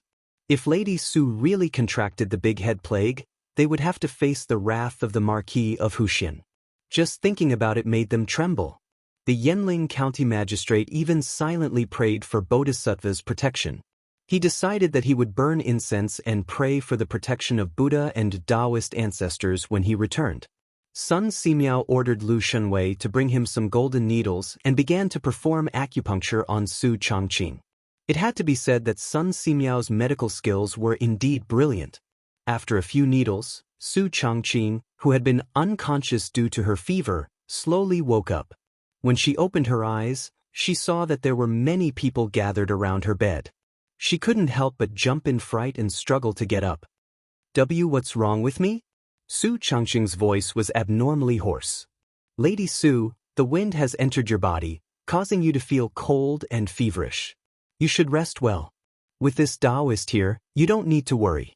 You'll recover after taking a few doses of medicine." Sun Simiao comforted. Hearing this, Su Changqing obediently lay down again. At this moment, she only felt that her entire body was aching and shivering. She also knew that she was sick. In fact, ever since Su Changqing entered Yanling County, she had been under a lot of psychological pressure every day. In order to carry out the epidemic prevention work, she had to travel back and forth every day. Yesterday, when Sun Simiao entered the city, the tension in her heart suddenly loosened and her body immediately felt tired. After returning to her room, she didn't even wash up and fell asleep on the bed. In the end, she had a high fever in the middle of the night, but no one was by her side to take care of her. She sweated a lot and didn't replenish her water, so she fell into a semi-conscious state. As a result, when Lu Shunwei called for her, she didn't react at all. Sun Simiao personally wrote a prescription for Su Changqing and instructed Lu Shunwei to get the herbs and boil the medicine. He also had a servant girl carefully help Su Changqing up and feed her the medicine. "Don't tell the county marquis about this for now." Sun Simiao pondered for a moment, then instructed everyone. Lu Shunwei didn't understand. "Teacher, why is that?" "Hey Shunwei, can't you see? Zio is a person who values relationships. If he knows that Lady Su is sick, do you think he won't rashly barge into Yanling County? If he also enters Yanling County, who will take care of the situation outside? Therefore, for the sake of the people of Su Province and the tens of thousands of people in Yanling County, this matter must be kept a secret for now. We can't let Zio know." Sun Simiao understood Li Wangyu quite well. Naturally, he wasn't wrong. If Li Wangyu knew that his beautiful superior was sick, no matter if it was Qing Yaojin or those hedonistic sons of rich families, they wouldn't be able to stop him from entering the city. Lu Shenwei was slightly hesitant. Teacher, I'm afraid this matter can't be hidden from Ziyo. Lady Su meets with Ziyo every day at the top of the city wall. If Lady Su doesn't show up, how can Ziyo not be suspicious? Sun Simiao also hesitated. He didn't think of this. After drinking the medicine prescribed by Sun Simiao, Su Changqing felt that her body had regained some strength. She said with a hoarse voice, "Old immortal Sun is right. We can't tell Wangyu. Let me rest a bit more. I'll go to the top of the city wall later and talk to him." How can that be? Lady Su, you need to recuperate from your illness. You can't go to the top of the city wall. You can't. But if I don't go and meet with Wangyu, he'll definitely be suspicious. Sun Simiao twirled his beard and smiled. Lady Su and Ziyo are truly deeply in love. How about this, leave this matter to me. Lady Su, you just need to recuperate. I guarantee that Ziyo won't be suspicious. Although Su Changqing didn't understand what Sun Simiao wanted to do, she really didn't have any strength in her body and felt very uncomfortable. Therefore, she nodded lightly and agreed. Chapter 860. Actually, Sun Simiao's method was very simple. He only ordered someone to pass a message to Li Wangyu, saying that Su Changqing had been too tired recently. Therefore, he prescribed a few doses of medicine for Su Changqing to rest well. Therefore, he did not go to the city wall to meet Li Wangyu these few days. Li Wangyu did not doubt this at all. Instead, he agreed with Sun Simiao's method. It was not until a few days later that Su Changqing had basically recovered that she met Li Wangyu again across the city. This did not arouse Li Wangyu's suspicion at all. Li Wangyu only found out about Su Changqing's illness from others after Yanling County's ban was lifted. He could not help but feel heartache. He was naturally very angry about Su Changqing's disobedient behavior and taught his beautiful superior a lesson in the room.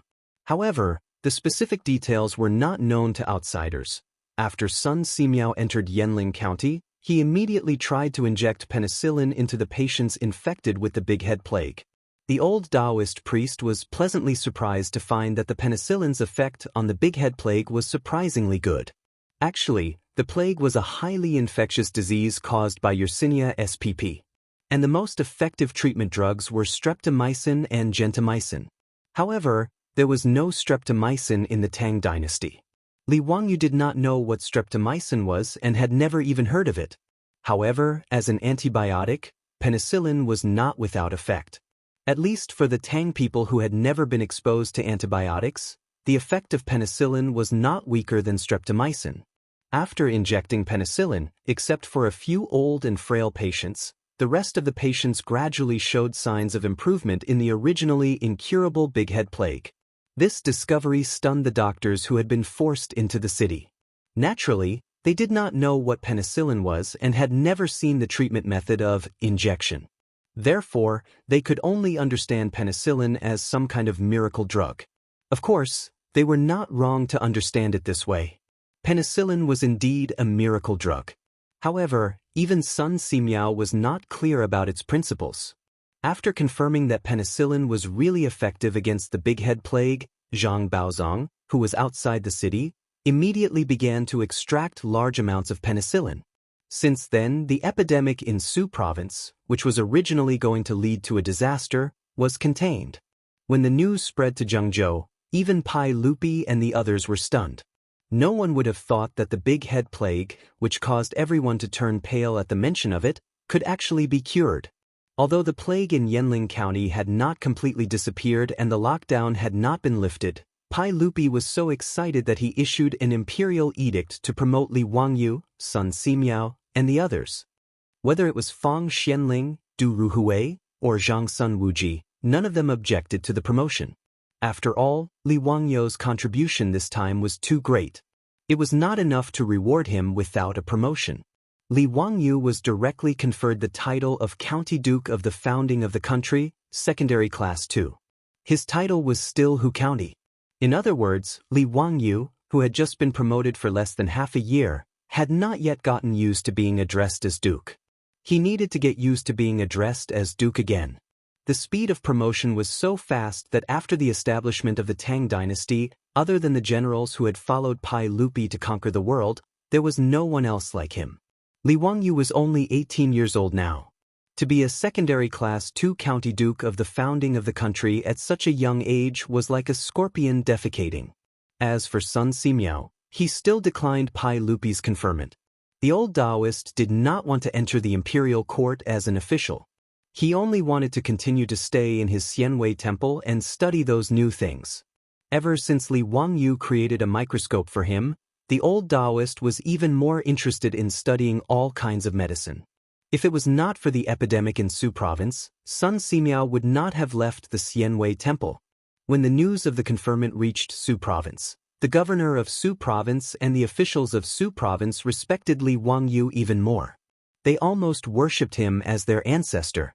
Cheng Chumo and the other foppish sons looked at Li Wangyu with more and more resentment. They were still a bunch of foppish people who were just waiting to die, but Li Wangyu, their youngest brother, was already in the second rank of the secondary class and became a county magistrate. How could they not be sad? Even Qing Yaojin, after learning that Li Wangyu had been promoted again, after congratulating Li Wangyu, he called out his 3 legitimate sons.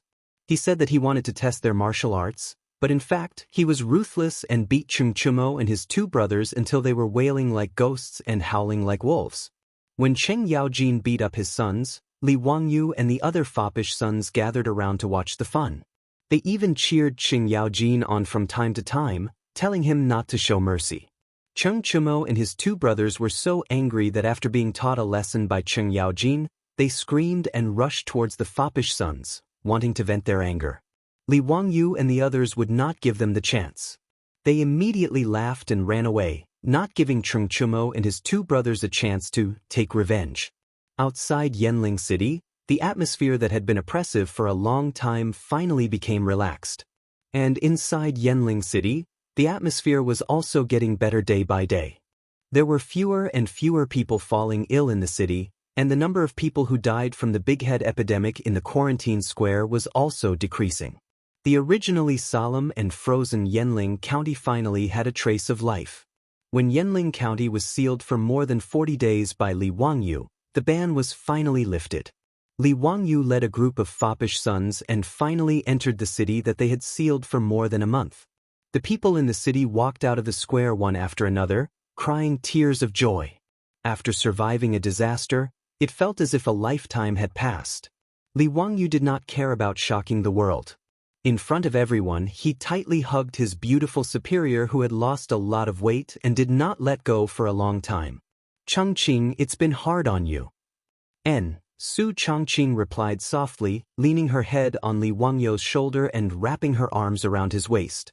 This month had also been torturous for her. After more than 40 days of the plague, more than 1,400 people had died in Yanling County. Even the doctors who were forced to enter the city had more than 10 people who had died from the plague. But if it were not for the efforts of Li Wangyu and Su Changqing, only a few of the 10,000 people in Yanling County would have survived. In other words, they had saved more than 10,000 lives from the hands of the Grim Reaper. If saving a life was more meritorious than building a 7-storied pagoda, then their pagoda would be of an unknown level. When Su Changqing was about to leave the city, the county magistrate of Yanling County led all the people out and knelt neatly on both sides of the street, kowtowing to Su Changqing. "This commoner thanks Madame Su for saving our lives. Female Bodhisattva, please protect us." The people's prayers and gratitude went straight to the 9 heavens. After Li Wangyu and the rest left, a new Taoist temple was built in Yanling County. It was filled with incense, but only 3 statues were enshrined. There were no memorial tablets in front of the statues, but the facial features of the clay statues were extremely similar to Li Wangyu, Su Changqing, and Sun Simiao. Chapter 861. After the epidemic in Shuzhou was eradicated, Pai Lupi, who had remained in Zhengzhou all this time, immediately issued an edict, revoking Li Wangyu's position as prefect of the Hunan province and summoning Li Wangyu to return to Zhengzhou for an audience. As Li Wangyu led Su Changqing, Qing Yaojin, and a group of silk pants to Zhengzhou, his mind was occupied with one matter. That was, how to obtain a noble title from Pai Lupi for his beautiful superior. Speaking of which, Li Wangyu felt that his beautiful superior had contributed the most to the epidemic in Shuzhou. She had even nearly lost her life because of the epidemic. Everyone's expressions changed at the mention of the big head epidemic. She had been duty-bound to lead hundreds of doctors into the city to treat the patients. It was not excessive at all for this merit to be exchanged for a noble title. In the history of Europe, there were many countesses and marquises. They had the same authority as men. Since Europe could confer noble titles to women, why couldn't the Tang dynasty do the same? Moreover, Su Changqing had made such great contributions. Why shouldn't he be conferred a noble title? Of course, Li Wangyu also understood that it would be very difficult for him to obtain a noble title for Su Changqing. If he were to confer the title of Lady of the State, Lady of a County, Lord of a County, Pai Lupi would definitely not bat an eyelid. Even if it were the highest rank of Lady of the State, Pai Lupi would definitely be willing to confer the title. However, it was extremely difficult to confer a noble title. In the Tang dynasty, noble titles were almost exclusively for men. It was impossible for a woman to be conferred a noble title. However, no matter how difficult it was, Li Wangyu still wanted to try. After all, he did not believe that his beautiful superior would be his vassal. Conferring titles like Lady of the State or Lady of a County might seem honorable, but when put bluntly, it was nothing more than a man's vassal. If Pai Lupi was unwilling to confer a noble title to his beautiful superior, Li Wangyu would probably go on strike. In reality, long before the flood in Shuzhou, Li Wangyu had already entertained the idea of eloping because of Pai Lupi's desire to betroth Princess Chang'an to him. However, before he could carry out his plan, he encountered a flood in Shuzhou. Following that, a plague broke out in Yanling County. In the blink of an eye, 2 months had passed. At this moment, Li Wangyu could not help but have this thought. After the trip to Zhengzhou, Pai Lupi gathered all the officials and praised Li Wangyu and Sun Simiao to their faces. Pai Lupi was very regretful that Sun Simiao was unwilling to accept the title, but he could not persuade the old Taoist, so he could only reward him with a lot of gold. When Li Wangyu heard this, he said with a smile, "Your Majesty, if old immortal's son accepted the title, what title would you give him?" Ziyu, what is the meaning of this? If beloved official's son is willing to accept, we will at least confer him the title of Marquis of the founding county. Pai Lupi did not understand Li Wangyu's words. Li Wangyu smiled and said, "Since old immortal's son wholeheartedly pursues the Tao and has no desire to be attached to the mortal world, your Majesty should not force old immortal Sunday. However, this subject feels that there is one more person involved in the plague in Shuzhou. Your Majesty should confer a title to him." Could it be that you were talking about Lu Fengyu? Li Wangyu shook his head. Lu Fengyu naturally deserves a reward. However, as the imperial physician of the Shangyao Bureau, treating illnesses and saving lives is also his duty. This subject is talking about someone else. His words caused Pai Lupi and the officials accompanying him to be somewhat confused. Regarding the plague in Shuzhou, although they were in Zhengzhou, news from Shuzhou and Yanling County had been brought to them almost every day. Therefore, regardless of whether it was Pai Lupi or the officials, they were all quite clear about what had happened in Shuzhou. Everyone looked at each other, but they did not understand who Li Wangyu was talking about. Apart from Sun Simiao and Lu Shenwei, who else was worthy of a reward from His Majesty? Ziyu, don't keep us in suspense. Tell us, who else should be conferred a title? Pai Lupi also did not understand and asked straightforwardly. Li Wangyu solemnly bowed to Pai Lupi and reported, "Reporting to your Majesty, this subject believes that the greatest contributor to the plague in Shuzhou is not this subject, nor is it old immortal son or Lu Fengyu. It is Chongqing of the Su clan."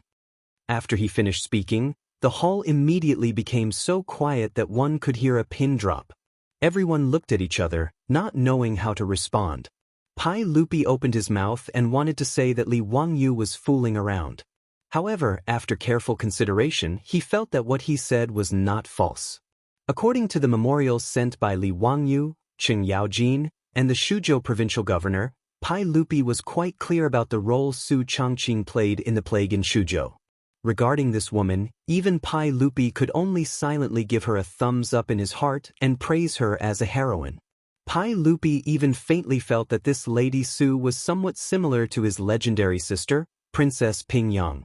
After all, to be able to order people to knock out Li Wangyu and lead hundreds of doctors into Yanling County, where the plague was wreaking havoc, such courage was admirable and admirable. And in the following 40 days, she persisted in Yanling County, leading a group of doctors and the officials of Yanling County to fight against the plague. Who could disagree with this kind of thing? Yanling County had more than 10,000 people, but in the end, only 1,000 people died of the disease. This was simply a miracle. It was not an exaggeration to say that Su Changqing's contribution was the greatest. He should be well rewarded. However, regarding his nephew Li Wangyu's request to give Su Changqing a title of nobility, Pai Lupi could not help but shake his head and smile bitterly. Not to mention whether he was willing or not, even if he was willing, it would not be so easy. As expected, without waiting for Pai Lupi to react, the hall was silent for a moment. Suddenly, it was as if a pot was boiling, and all kinds of buzzing sounds came out in an instant. Almost all of the ministers were whispering to each other, discussing what Li Wangyu had said. There were those who agreed, and naturally there were also those who disagreed. Grand Changqing Wang Ying directly stepped out, angrily pointing at Li Wangyu and scolding, "Preposterous! This is preposterous! How can a girl be given a title? Isn't this like a hen taking over the throne?" He then reported to Pai Lupi, "Your Majesty, this cannot be done, absolutely not. A girl being given a title is the biggest joke in the world. Preposterous! Your Majesty must not agree to the words of the county magistrate." Li Wangyu had already expected the attitude of people like Wang Ying, and he had thought that such a thing would happen. He glanced at Wang Ying and asked, "Then may I ask Lord Wang, what is the Marquis of Mingshan, Marquis of and Marquis of Lingguang?" The three that Li Wangyu mentioned were the three female marquises of the Western Han. The female fortune-teller Su Fu of the first year of the Western Han was given the title of Mingshan Marquis by Han Gaozu. The brother and sister-in-law of Han Gaozu was given the title of Marquis of Qin. In the Han dynasty, after Empress Lu took over, she was given the title of Marquis of Lingguang, and she had power over the court. In the history of China, the number of women who were given titles could be counted on one hand. Apart from the three marquises of Western Han, in Li Wangyu's memory, there was only one other person in the history of China who was conferred the title of Marquis. Qin Liangyu of the Southern Ming dynasty was conferred the title of Crown Prince Taibao and Marquis Zhongzhen. Qin Liangyu's title was something that happened 1,000 years later, so Li Wangyu naturally could not use it as evidence. However, the three female marquises of the Western Han were enough to prove that there was a precedent for women being given titles. You are being unreasonable." Wang Ying was unwilling to let go. That was something that happened a few hundred years ago. How can you mix it up? Chapter 862. Grand Minister Wang Ying's words naturally received the support of many officials in the hall. That's right. Marquis Mingnu, and Marquis Lingguang were all matters of the former Han dynasty. How can we use the present to prove it? Since the Han dynasty, have we ever heard of a woman being conferred a title in the hundreds of years? Wouldn't it be a mess for a woman to be conferred a title? Your Majesty, this must not happen. The officials who accompanied Pai Lupi to Zhengzhou were divided into three opinions because of Li Wangyu's words. There were those who agreed, but they were in the minority, such as Yu Shinan and Qing Yaojin. Those who remained neutral included Fang Xianling, Du Ruhui, Zhang Sun Wuji, and even Yu Qijingde. They didn't agree, but they didn't object either. They simply remained silent and watched the changes. Li Wangyu's proposal to confer a title to Su Changqing was not essential to them. Therefore, their attitude was that Pai Lupi's decree was enough. No matter what decision Pai Lupi made, they did not care. The group of aristocratic family officials, led by Grand Minister Wang Ying, were the strongest opponents. For the aristocratic families, apart from being very displeased with Li Wangyu, it was also because they attached great importance to ethics. In their opinion, Conferring a title to a woman was absolutely unacceptable. Because Cheng Yaojin personally witnessed Su Changqing entering the city to help with the disaster, he admired this extraordinary woman. Therefore, he absolutely supported Li Wangyou's words. At this moment, he directly rolled up his sleeves and started cursing at Wang Ying and the others in the hall. "You be asterisk cheese. You shameless be asterisk stards. Lady Su, a woman, dared to enter Yanling County to fight against the plague for the people of Shuzhou. Why shouldn't she be rewarded for such a great service? But you bunch of cowardly old men, what right do you have to object? You ran faster than rabbits when facing the big head plague. What's the point of saying such nonsense now? Lu Guogong, please be careful with your words. We do not object to His Majesty rewarding Lady Su. Lady Su has done a great service and naturally should be rewarded. But conferring a title is too much." Cheng Yaojin's spittle was all over Wang Ying's face. "But I can't bear to see you, you old bastard. Indeed, old men who don't die are thieves. His mother. Lu, High Duke Lu, you, how can you use such vulgar language? In front of His Majesty, you are humiliating him. Refine my ass." Cheng Yaojin scolded as if he was scolding the streets. He went all out in the hall, scolding Wang Ying and the others until their blood pressure rose. When it came to cursing, how could these people be a match for Cheng Yaojin, the #1 troublemaker of the Tang dynasty? If it wasn't for the fact that this group of people was so weak that Cheng Yaojin was worried that he would beat them to death, the old hooligan would have rolled up his sleeves and started beating them up. Even if he didn't make a move, with the old hooligan's ability to scold people, Wang Ying and the others were naturally defeated. However, Wang Ying and the other ministers knew that they couldn't out-talk Cheng Yaojin, so they couldn't be bothered to continue arguing with him. They all uniformly bowed to Pai Lupi. "Your Majesty, you mustn't confer titles to women. If Your Majesty insists on conferring titles to women, we would rather beg for skeletons. Your Majesty, you have to be on guard, otherwise, there will be no end of trouble." "Your Majesty, I second that." There were only about 100 officials accompanying Pai Lupi, but they were all important officials of the 3 provinces and 6 ministries. Their attitudes could basically represent the attitudes of the officials in the court. Pai Lupi also frowned at this. He glared at Li Wangyu angrily, thinking that this guy was causing trouble for him. In fact, Pai Lupi's attitude was to give Su Changqing a generous reward, but there was no need to confer titles. However, he wouldn't say this. After all, his nephew Li Wangyu had made a great contribution this time.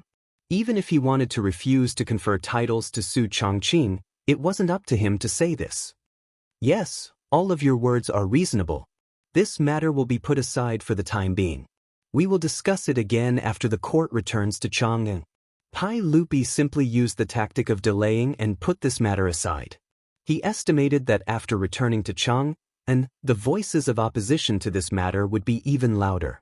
In the end, it would naturally be left unsettled. Li Wangyu couldn't blame his uncle for being biased. How could Li Wangyu not see through Pai Lupi's thoughts? However, he didn't say anything. Anyway, he didn't expect that he would be able to get a title for Su Changqing just by entering the court once. That was simply unrealistic. Although the Tang dynasty was a dynasty that was extremely kind to women, compared to the Ming and Qing dynasties, the status of women in the Tang dynasty was very high. However, when he wanted to build a female toilet, it caused a lot of trouble, let alone confer titles to Su Changqing. Therefore, Li Wangyu naturally had other plans. He didn't think that this matter could be done just by moving his mouth. However, Li Wangyu truly despised Wang Ying and this group of old fogies. Damn, they were saying nice things now. When Empress Wu Zetian ascended the throne in the future, why didn't these stubborn old men sacrifice themselves and oppose her? Didn't they all cower in the face of a sword and obediently kneel down and kowtow to a woman? Even the Empress could appear, so why couldn't a marquis? After Pai Lupi indicated for the officials to disperse, only Li Wangyu remained. "Ziyo, don't blame me for conferring titles to Lady Su. The officials are fiercely opposed to this matter, so I can't be stubborn. Otherwise, if I forcefully issue an edict, it will lead to a backlash from the people in the court. The one who will be harmed is Lady Su." Pai Lupi decided to appease his nephew. Li Wangyu could only silently ridicule Pai Lupi's words in his heart. How could he not see Pai Lupi's attitude? Just now, Pai Lupi didn't express his support. Otherwise, if he had nodded in agreement, Wang Ying and the group of old men would have to consider Pai Lupi's attitude even if they opposed it. However, Li Wangyu wasn't stupid. He only smiled and shook his head. "Uncle, I naturally understand this matter. Uncle has good intentions. Since Zio can understand my painstaking efforts, that's good. You don't need to return to Huayin County anymore. Return to Chang'an with me. I have other uses for Zio." After experiencing the Suzhou incident, Li Wangyu, who originally had no intention of pursuing an official career, could be considered to have taken one step into it. Pai Lupi naturally wouldn't allow him to hide in Dingzhou village and live freely. Li Wangyu didn't seem to be opposed. He only smiled and nodded in agreement. The uncle and nephew chatted for a while more before Li Wangyu took his leave and left the hall. After the Suzhou incident was concluded, Pai Lupi finally prepared to return to court. Noda's entourage was respectfully sent off by the officials of the Hunan circuit. They were escorted by tens of thousands of imperial guards as they majestically set out to return to Chang and via the official road. When the imperial entourage set out, Li Wangyu claimed that he was tired. He didn't ride a horse and instead hid in a carriage. He didn't show his face for several days. The entourage majestically headed west. After passing through Tongguan, they would arrive at Chang and in one day. Pai Lupi prepared to find Li Wangyu and have a good talk with him about Chang'an. He ordered Mi Tuo to summon Li Wangyu. However, not long after, Mi Tuo ran back in a panic. When he opened his mouth, Pai Lupi jumped in fright. Reporting to everyone, County Magistrate who is missing. Chapter 863. When Pai Lupi heard this, he was slightly taken aback. What do you mean he disappeared? What's going on? Speak clearly for me. What do you mean Zio disappeared? Reporting to everyone, this servant went to County Magistrate Hu's carriage to look for him. The Laihat's troops said that County Magistrate Hu was resting and did not allow this servant to disturb him. It was only when this servant said that everyone wanted to summon County Magistrate Hu that they moved aside. However, no matter how much this servant knocked on the carriage door, no one responded. This servant could only barge in, but there was no sign of County Magistrate Hu. Not only was County Magistrate Hu not there, but Madame Su was also not there. This servant asked the Li family's troops, but they all said that they did not know where their Langjun went. Pai Lupi couldn't help but frown. Did Zio run to another carriage? The entourage stretched for several kilometers. Many of the old officials were riding four-wheeled carriages because of their health problems. Ever since Li Wangyu created the four-wheeled carriages, they were very popular among the court's officials. This was especially true for the old officials like Yu Shinan. Because of their legs, it was already very inconvenient for them to ride horses. This carriage solved a big problem. As a result, Pai Lupi thought that Li Wangyu might have gone to another official's carriage to chat with them. This was very normal. Reporting to everyone, this servant originally thought this as well. However, this servant has already searched the carriages of the officials who are familiar with County Magistrate Hu. There was no trace of him. How is that possible? You must have not searched carefully enough. Go search again. Pai Lupi naturally did not believe that Li Wangyu would disappear. One had to know that this entourage was guarded by over 10,000 Imperial Army soldiers. Let alone a living person, even a fly would not be able to enter and exit the entourage without a trace. Without Pai Lupi's orders, even Fang Xianling, Du Ruhui, and the others would not be able to leave the entourage. This was naturally not to make the officials into prisoners, but to ensure their safety. If everyone could enter and leave the entourage as they pleased, there would definitely be hidden dangers. Therefore, this was common knowledge for emperors when they traveled. Naturally, Mi Tuo also knew, so he did not argue. After hurriedly saying yes, he ran out again to look for Li Wangyu. However, as if they had seen a ghost, Mito and his men searched the royal carriages from the beginning to the end. They even checked the carriages of the dukes and bigwigs, but there was still no trace of Li Wangyu and Su Changqing. Mi Tuo led his men to search for Li Wangyu all over the camp. Naturally, Their movements were not small and could not be hidden from others. It didn't take long for everyone in the camp to know that County Magistrate Li Wangyu had gone missing. Mi Tua almost dug 3 feet into the ground of the camp, but he still could not find any trace of Li Wangyu. He could only return to Pai Lupi to report. What? Why couldn't he find it? Could he fly away? Go and summon Duke of Lu and Duke of Yi. We want to ask how this person could disappear right under their noses. Cheng Yaojin and Yu Qijingde were responsible for the Imperial Army Guards of the royal entourage. After receiving Mi Tuo's report, the two of them were also confused. How could Li Wangyu, that brat, suddenly disappear? How was this possible? The two of them did not dare to tarry and hurried over to Pai Lupi to seek confirmation. This news could not be hidden from the others. Not long after, Fang Xianling, Du Ruhui, Zhangsun Wuji, and the other bigwigs all rushed over. Your Majesty, Zio is not in the royal entourage? How is this possible? This old man saw him get into the carriage with my own eyes. How could a living person disappear into thin air? Tai Changqing Wangying had regained his spirit and yelled, "What kind of joke is this? This royal entourage is completely guarded by the Imperial Army. Even if it is County Duke who, without a military order or a letter from His Majesty, the Imperial Army would not let him leave. Duke of Lu, Duke of Yi, what is going on? Could it be that there is someone in the Imperial Army who is playing favoritism?" The meaning behind his words was that he was questioning Cheng Yaojin and Yu Qijingde for secretly letting Li Wangyu go. The accompanying officials all turned their gazes to Cheng Yaojin and Yu Qijingde. Even Pai Lupi was very suspicious. When the caravan had set off from Zhengzhou, everyone had seen Li Wangyu and Su Changqing enter the carriage with their own eyes. But to say that Li Wangyu and Su Changqing were able to disappear into thin air from the royal entourage, no matter how one looked at it, was simply unfathomable. Could it be that they could fly into the sky and burrow into the ground? Thus, everyone suspected that Cheng Yaojin or Yu Qijingde had secretly let Li Wangyu and Su Changqing go. Cheng Yaojin and Yu Qijingde immediately stomped their feet and cried out their grievances. "Bastard, your mother's fart. This old man would be crazy to secretly let that bastard Zio go. If your Majesty doesn't believe me, you can send someone to the Imperial Army to investigate and see if such a thing really happened. This one has a good relationship with Hu County, but there is no reason for me to let someone go without your Majesty's permission." Yu Qijingde also cried out his grievances. He and Cheng Yaojin clearly didn't do such a thing, but everyone was suspicious of them.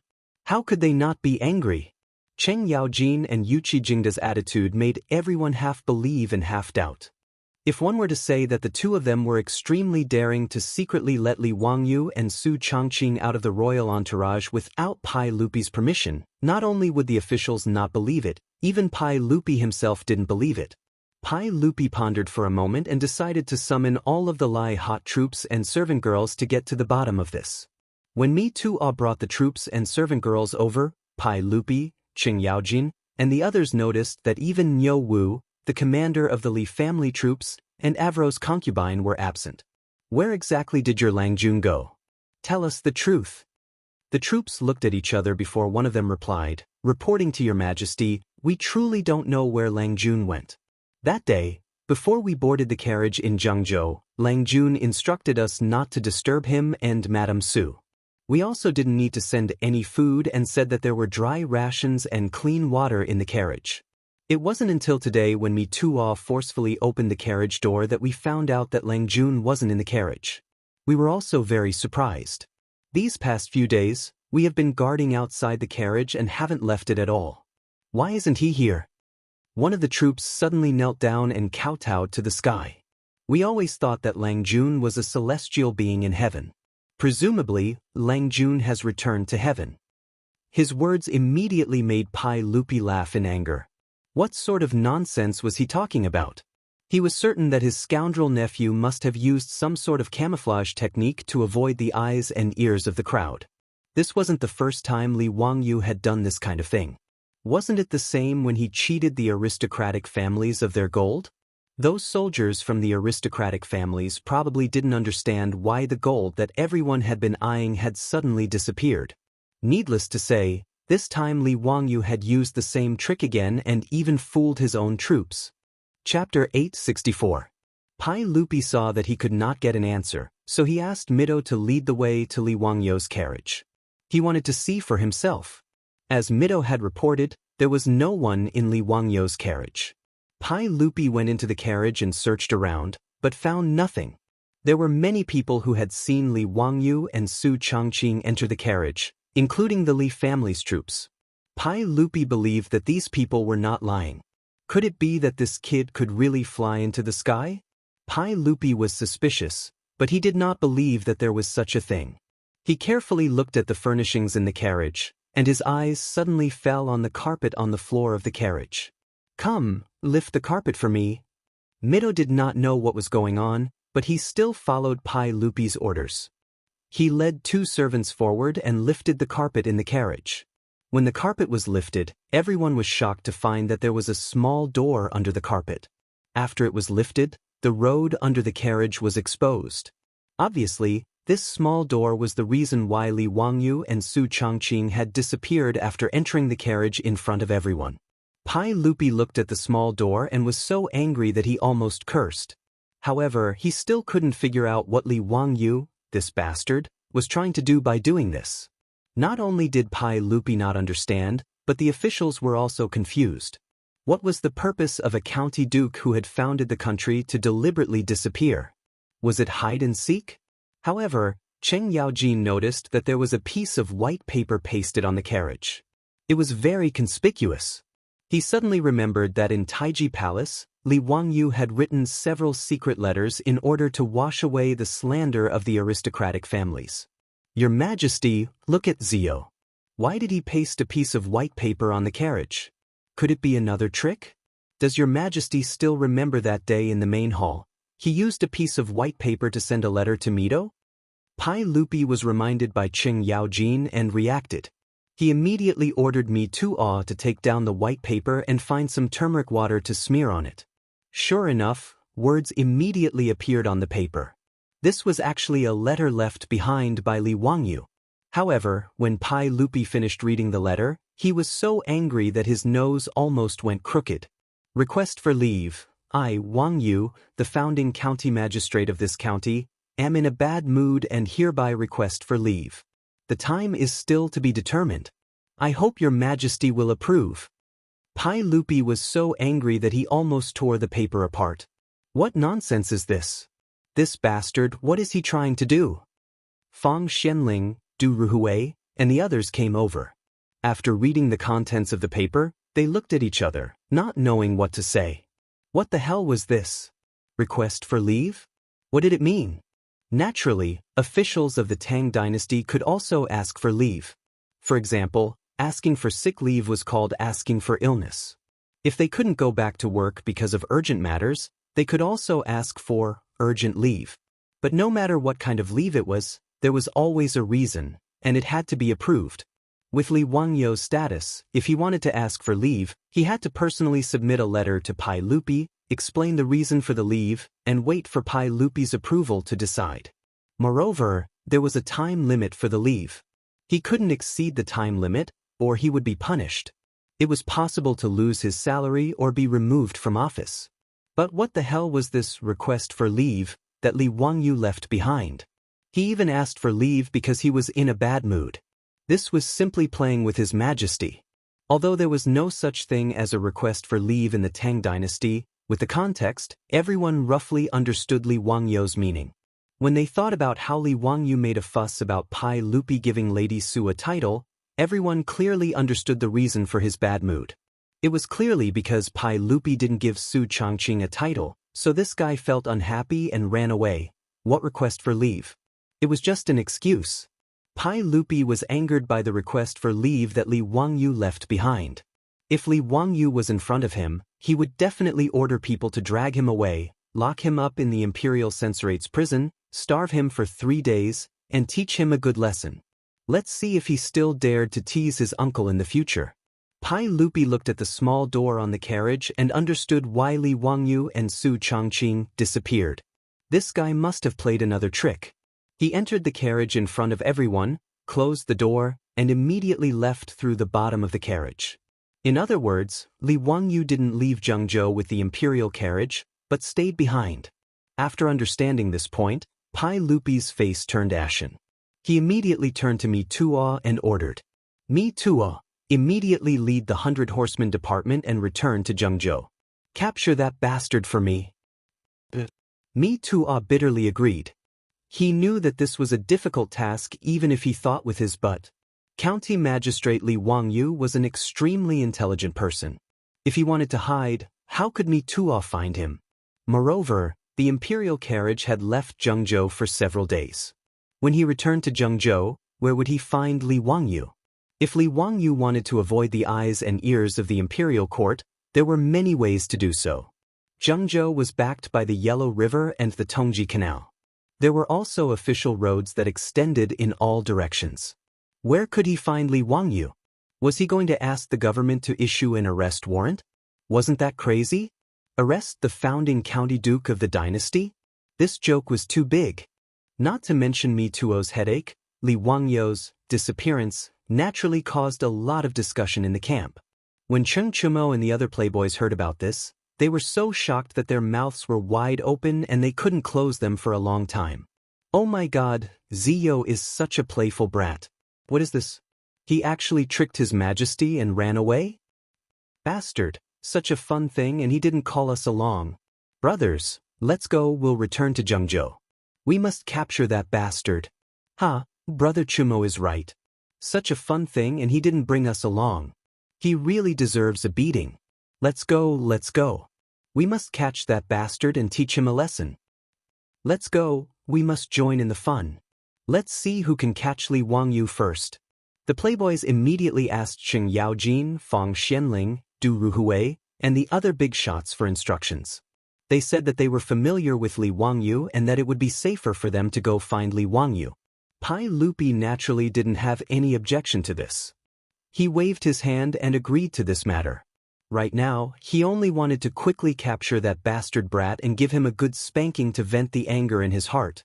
He actually dared to quit his job and secretly run away from home because of a woman's matter. How hateful! Let's not talk about how Pai Lupi was sulking and how Mi Tuo and the other playboys planned to find Li Wangyu. At this time, in a small post station a few miles away from Pai Lupi's team, a young couple was chatting. Wangyu, won't we be discovered if we follow Li Shiming and the others like this? Ha Changqing, have you forgotten that the most dangerous place is the safest place? They would never think that we are following behind the royal team. Moreover, we want to go to Sichuan, so we have to pass through the middle road. It's safer to follow the royal team. Ha, that's true. They will definitely go back to Zhengzhou to find us. Ha, no matter how cunning you are, you will still have to drink the water that I wash my feet with. Chapter 865. Pai Lupi could not have imagined that the missing Li Wangyu was just a few li behind him. Naturally, Fang Xianling, Du Ruhui, and Qing Yaojin could not have imagined this. In their minds, Li Wangyu had probably already sailed south or east. At this moment, it would be extremely difficult to find him. There was a reason why Li Wangyu had chosen to flee. Ever since Li Wangyu had proposed to confer a title to Su Changqing and had been tactfully declined by Pai Lupi, Li Wangyu had begun to ponder the matter of going on strike. Since Pai Lupi and the other old fogies of the court were unwilling to confer a title to Su Changqing, then Li Wangyu would no longer serve them. In any case, the matter of Pai Lupi bestowing a marriage to Chang'an had already caused Li Wangyu to have thoughts of fleeing. This time, he might as well use this opportunity to break away from Pai Lupi's line of sight and be free and unfettered for a period of time. This would also increase the pressure on Pai Lupi, allowing him to see his determination to confer a title to Su Changqing. Li Wangyu felt that he had done nothing wrong to Pai Lupi. Although he had not yet entered the ranks of the court, for this cheap uncle, he could be considered to have done his utmost. Regardless of whether it was helping Pai Lupi resist the condemnation of the aristocratic families in speech and writing, or coming up with so many inventions that benefited both the country and the people, Li Wangyu felt that he had contributed greatly to Pai Lupi. However, Pai Lupi was constantly giving him trouble. This naturally caused Li Wangyu to feel dissatisfied. Li Wangyu clearly knew that he and Su Changqing were mutually in love, yet he insisted on giving him Princess Chang'an as his wife. This was simply causing trouble for Li Wangyu. In addition, Su Changqing had taken such a great risk in dealing with the epidemic in Shuzhou, yet Pai Lupi was not even willing to confer a title to him. This caused Li Wangyu to feel even more sullen and depressed. Therefore, after a mental struggle, Li Wangyu resolutely came up with a plan to run away from home. Regarding this, Su Changqing did not have any objections. In fact, he was very much in agreement. Although she was magnanimous enough to accept Li Wangyu taking concubines and Aphrodite and Perrin as his concubines, she couldn't accept Li Wangyu marrying Chang'an. Although she didn't say it, she also felt it was rather awkward. She had no small complaints about Pai Lupi and Empress Zhangxin. Thus, the two of them hit it off and quickly discussed how to run away from home. Li Wangyu wasn't just planning to run away.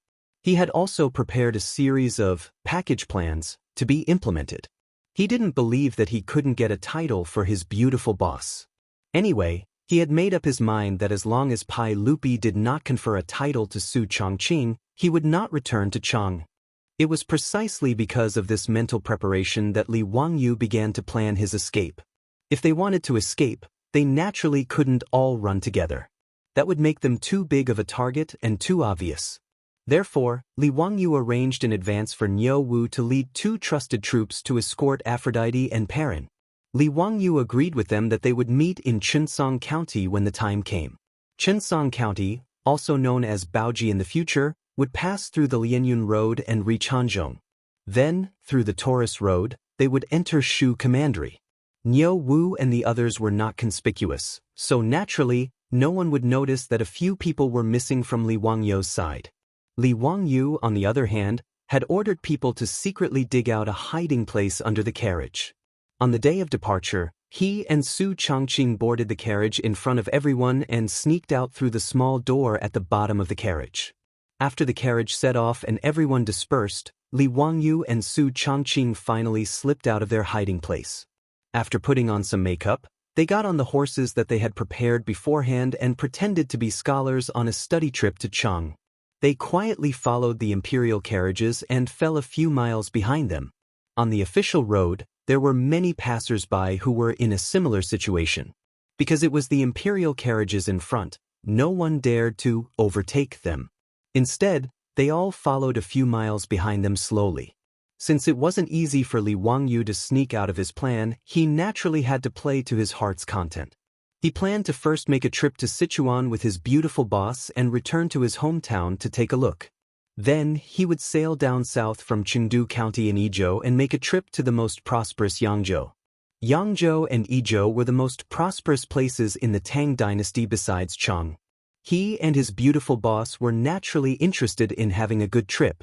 Seeing that there was only one day left before they reached Chang'an, and Li Wangyu planned to bypass Chang'an and go straight to Chengsong County. When Li Wangyu noticed that the imperial carriages in front of them had suddenly stopped, he guessed that his and Su Changqing's disappearance had probably been discovered. In this regard, Li Wangyu didn't panic at all. He was confident that they wouldn't be discovered. For this home-abandoning plan, he had done a lot of preparation work in advance. Including the public test between him and Su Changqing and the others, he had secretly prepared several backups with different identities. These public tests were genuine and were stamped with the seals of Changji County and Shuzhou Provincial Governor's Mansion. To a certain extent, except for the fact that no corresponding files could be found in Changji County and Shuzhou's Ministry of Civil Affairs, it could be said that these were the real public tests. Anyway, in this era, it was impossible for anyone to check whether these public tests were archived through the internet. Therefore, Li Wangyu wasn't worried at all that he would be exposed. At this time, he and Su Changqing were also fully disguised. With the help of Su Changqing's makeup technique, Li Wangyu stuck a fake beard under his chin and his skin was much darker. Even if the playboys saw him, they wouldn't be able to recognize him if they didn't look carefully. Su Changqing's disguise was even simpler. He just needed to tie a hedge and no one would be able to see his appearance under the hedge. Li Wangyu was chatting with Su Changqing in a low voice when he saw that hundreds of people separated from the imperial carriages and galloped in the direction they came from. He saw that the leader was Mi Tuo and a group of playboys. He couldn't help but feel a little guilty and quickly pulled Su Changqing to the side. Fortunately, on both sides of the official road, there were many passers-by like Li Wangyu and Su Changqing. Therefore, their actions were not conspicuous at all. As for Mi Tuo, Cheng Chumo and the other playboys, they naturally didn't notice Li Wangyu on the side of the road. They directly led hundreds of people and galloped towards Zhengzhou. After Mi Tuo and the playboys were far away, Li Wangyu smiled and pulled Su Changqing back to the relay station to get the horses. Li Wangyu could only silently apologize in his heart for fooling the playboys. He had also thought about whether or not he should pull the playboys together and run away. But thinking about it carefully, with so many people going together, they would be too big of a target. The probability of being discovered was very high. Therefore, in the end, Li Wangyu decided to hide the playboys together. However, Li Wangyu also knew that in the future, the playboys would inevitably be ruthlessly avenged by them. But he was too lazy to think about what would happen in the future. After Mi Tuo and the others galloped towards Zhengzhou, the imperial carriages that had stopped before slowly set off again towards Chang'an city. Li Wangyu and Su Changqing also mounted their horses again. They blended in with the crowd on the official road and followed to the west. One day later, the imperial carriages returned to Chang'an. Hundreds of officials and Baqiao came to meet them. On the other hand, Li Wangyu and Su Changqing stealthily bypassed Chang'an city and continued to head west towards Chengsang County. Chapter 866. When Li Wangyu and Su Changqing circled around Chang'an city, they were actually not far from Dingzhou village in Hu County. However, the two of them did not plan to return home first. If Pai Lupi ordered someone to wait for them at Dingzhou village, wouldn't they be walking right into a trap? In any case, Li Wangyu had already written a letter and ordered someone to deliver it to Dingzhou village. He instructed the old steward, Li Heng, and Niu Yong to guard the door and wait for them to return. Niu Yong was steady while Li Heng was mature.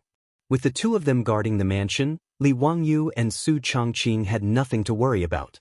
Presumably, Pai Lupi wouldn't fly into a rage and confiscate his assets just because he ran away, right? If that was the case, Li Wangyu would have no choice but to flee overseas.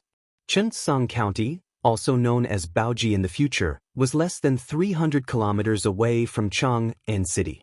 Li Wangyu and Su Changqing arrived at Chengsang County in less than a day on horseback. After showing the public inspection to the city guards, they entered the city without a hitch. Wangyu, have you agreed on where to meet Niu Wu and the rest? Su Changqing asked curiously. There were no mobile phones or WeChat in this era. If they did not agree on a time and place in advance, it would be difficult to find them. Not only had they not been to Chengsang County before, but it was also the first time for Niu Wu and the rest. It would be difficult to agree on a place in advance. Li Wangyu nodded with a smile and looked around. Soon, he pointed at a wall beside the city wall and said with a smile, "Isn't that the hostel they're staying in?"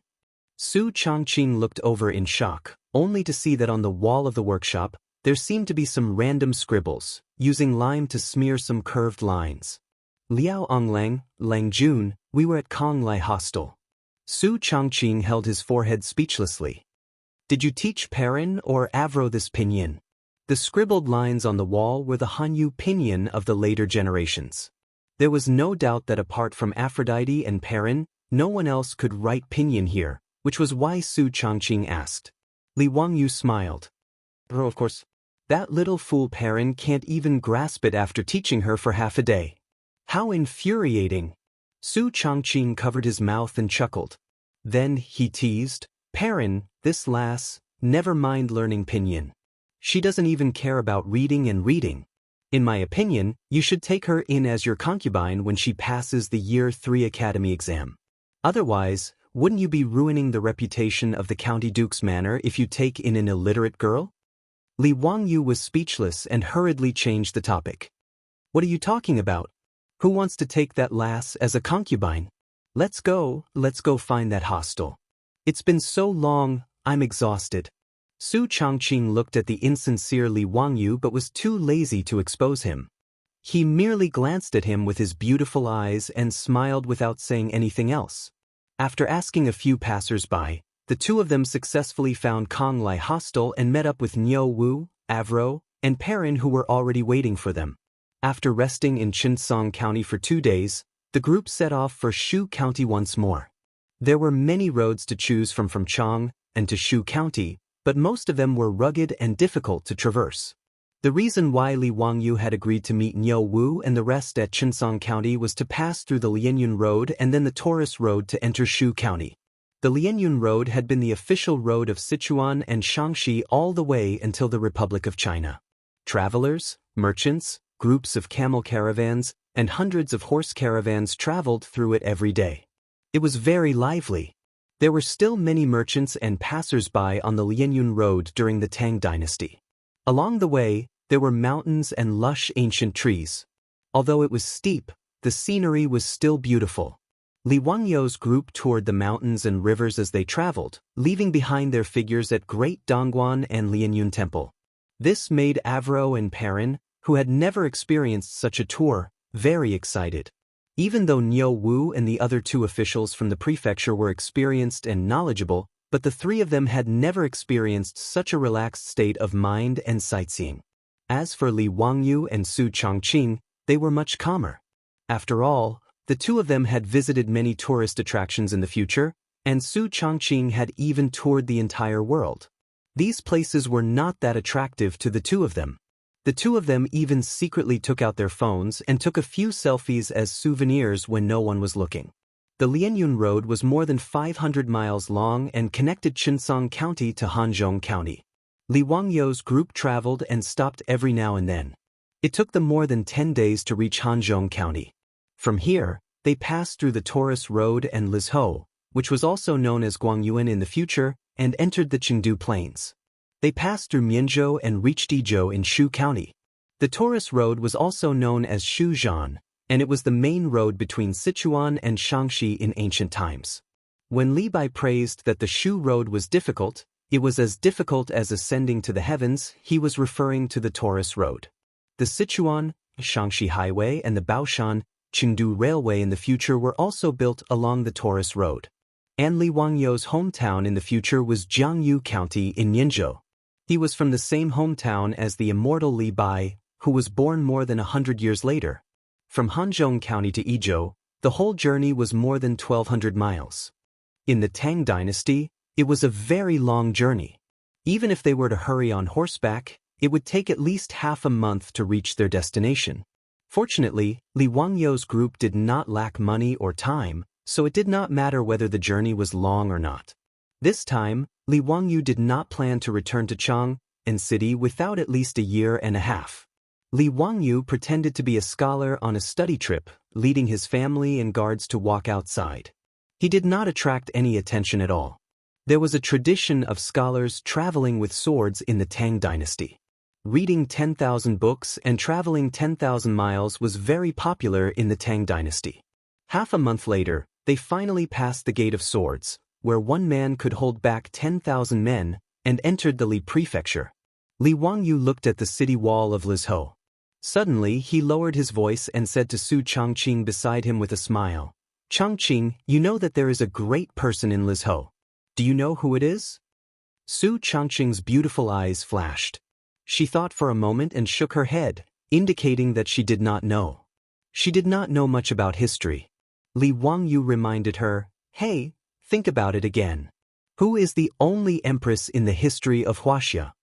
Su Changqing suddenly opened her beautiful eyes and said excitedly, "You mean Wu Zetian?" "Yes, if I'm not wrong, Wu Zetian, oh now it should be Wu Mainyang, is in Lizhou." Su Changqing was excited and gossipy. "I've seen the legend of Wu Mainyang. How can she be Li Shimon's woman and then marry Li Ji?" Speaking of this, Su Changqing suddenly frowned. "Why do I feel that it's rather strange when I think of that little guy Li Ji actually marrying Wu Zetian in the future?" Hearing Su Changqing say this, Li Wangyu also felt a headache. Back then, it was he who saved Li Ji, the future emperor of the Tang Dynasty. Now, it was the 4th year of Chang'an, but Li Ji was not even 2 years old. He could not even speak clearly. Pai Lupi and Empress Zhangsun both said that when Li Ji was a little older, when it was time for him to be enlightened, they would let Li Ji become Li Wangyu's disciple. Therefore, when Li Wangyu thought about Su Changqing's words, he also felt that this matter was quite strange. Chapter 867. Regarding Wu Zetian, Li Wangyu's heart was also quite conflicted. On one hand, he did not want to change the direction of history too much. Who knew what would have happened if the Tang dynasty did not have Wu Zetian, the empress? But on the other hand, Li Wangyu felt that Wu Zetian was actually quite pitiful. This #1 empress in the world had lived a tragic life when she was a young girl. She had been humiliated by her brothers. According to the historical records, Wu Mainyang's 5 brothers, Wu Yuanqing, Wu Yuanshuang, Wu Huailiang, Wu Weiliang, and Wu Huayan, had disrespected Wu Mainyang's birth mother, the Yang clan. However, the truth should not be so simple. At least, if that was the case, Wu Yuanqing and Wu Yuanshuang would not have been scared to death after Wu Mainyang gained power. In history, Li Wangyu did not know what Wu Mainyang's 5 brothers had done to her to make her hate them so much. Perhaps no one would know either. However, after Wu Zetian ascended the throne, she appointed ruthless officials, which had nothing to do with her childhood. Li Wangyu wondered, if he saved Wu Mainyang from that situation, would it change the direction of the Tang dynasty's history? Would there still be an empress in the future? For a moment, Li Wangyu looked at the Miangu county not far away and hesitated. However, he quickly laughed at himself. This matter was too far away. The current Li Ji was only 2 years old, and Wu Mainyang was only a 6-year-old lowly. Her father, Wu Shiqin, was currently the governor of Li province until he was transferred to Jingzhou in the 6th year of Xinguan's reign. He died in office in the 9th year of Xinguan's reign. That year, Wu Mainyang was 12 years old, and the shadow of her youth began after Wu Shiqin's death. At least for 5 years, Wu Mainyang, this little lowly, should live a happy life under her father's wings. After Wu Shiqin's death, whether or not he would protect Wu Mainyang would be left to the future. Understanding this point, Li Wangyu felt that his worries were completely groundless. He laughed self-deprecatingly and called for everyone to enter the city to rest. As the administrative area of Lizhou, Miangu County was relatively prosperous. After leaving the Qinling Mountains, most of the traveling merchants would choose to rest in the Miangu County for a few days. Li Wangyu and the others were no exception. Although they were riding horses instead of walking, the 10-day journey made everyone, especially Su Changqing, Aphrodite, and Perrin, feel exhausted. Li Wangyu planned to rest for a few days in Lizhou before setting off from Yanzhou. After everyone entered the city, they found an elegant hostel to stay in. After washing up, they prepared to walk around the Mian Valley County and find a restaurant to eat. The Swords Gate tofu of Lizhou was a delicacy passed down from the era of the 3 kingdoms. Even in the later generations, the Swords Gate tofu of Guangyuan was still a delicacy. Therefore, when Li Wangyu and the others came to Lizhou, they naturally wanted to taste these delicacies. As someone who did not lack money, even if Li Wangyu had to leave home, he would not let himself suffer. For this trip, he tried his best to choose the best food, clothing, and lodging. After finding a lavishly decorated restaurant, everyone was politely invited by the doctor to a private room on the 2nd floor to take a seat. "Doctor, give me 2 servings of Swords Gate tofu. As for the other dishes and wine, just serve them." "Oh yes, no ducks." Li Wangyu instructed the doctor of the restaurant. His words immediately made Su Changqing, Aphrodite, and Perrin burst into laughter. Ducks were simply Li Wangyu's nightmare. Back then, in order to resist the locust plague, Li Wangyu spent money to buy 2,000 ducks and reared them in the fields of Dingzhou village. These ducks were indeed experts at killing locusts. Even when the locust plague came, the 2 years of harvest of Dingzhou village's Zhen monastery was not greatly affected. Moreover, because of the nourishment of the duck feces, the harvest of many wheat fields was even slightly better than in previous years. However, after the locust plague, how to deal with these ducks gave Li Wangyu a headache for a while. More than 2,000 ducks, under the meticulous care of the maidservants of Dingzhou village, not only did they become fat from eating locusts, but within a few months, the ducks also laid many duck eggs and hatched ducklings. The 2,000 ducks became more than 10,000 in the autumn. Therefore, during that period of time, in Dingzhou village, including Li Wangyu's residence, they ate duck meat for almost every meal. The pitiful ducks, after helping Dingzhou village resist the locust plague, still could not escape the pitiful fate of being eaten. However, with so many ducks, even if the entire village ate together, everyone still felt a little nauseous at the smell of duck meat. In the end, Li Wangyu simply ordered people to capture all the ducks and transport them to Chang'an city. Together with the live fish in the rice fields, they were given as local specialties to the various dukes' residences. Many of them were even sent to Pai Lupi's Taiji Palace. After eating ducks and getting injured, Li Wangyu was no longer willing to eat ducks. In his words, ducks were so cute, how could he eat ducks? The food was quickly served. Everyone tasted the delicacies of Lizhou. They had to admit that the jianga tofu was indeed worthy of its reputation. It was snow-white in color, tender and delicious, and had a light fragrance. Everyone ate the delicacies and listened to the beautiful music in the restaurant lobby. The mental exhaustion caused by the tiring journey of more than 10 days was slowly alleviated. While everyone was happily eating and drinking, they heard the music in the lobby abruptly stop. Then there was a commotion. Li Wangyu could not help but frown. Damn it, it was just a meal. Why was there a disturbance? However, this time he was running away from home and did not want to expose his identity. Therefore, he did not intend to interfere with these trivial matters. However, the noise downstairs was getting worse. It seemed that there were people smashing things. All kinds of smashing sounds of tables, chairs, and porcelain were constantly heard. Niu Wu stood up and said, "Lengyun, I'll go take a look."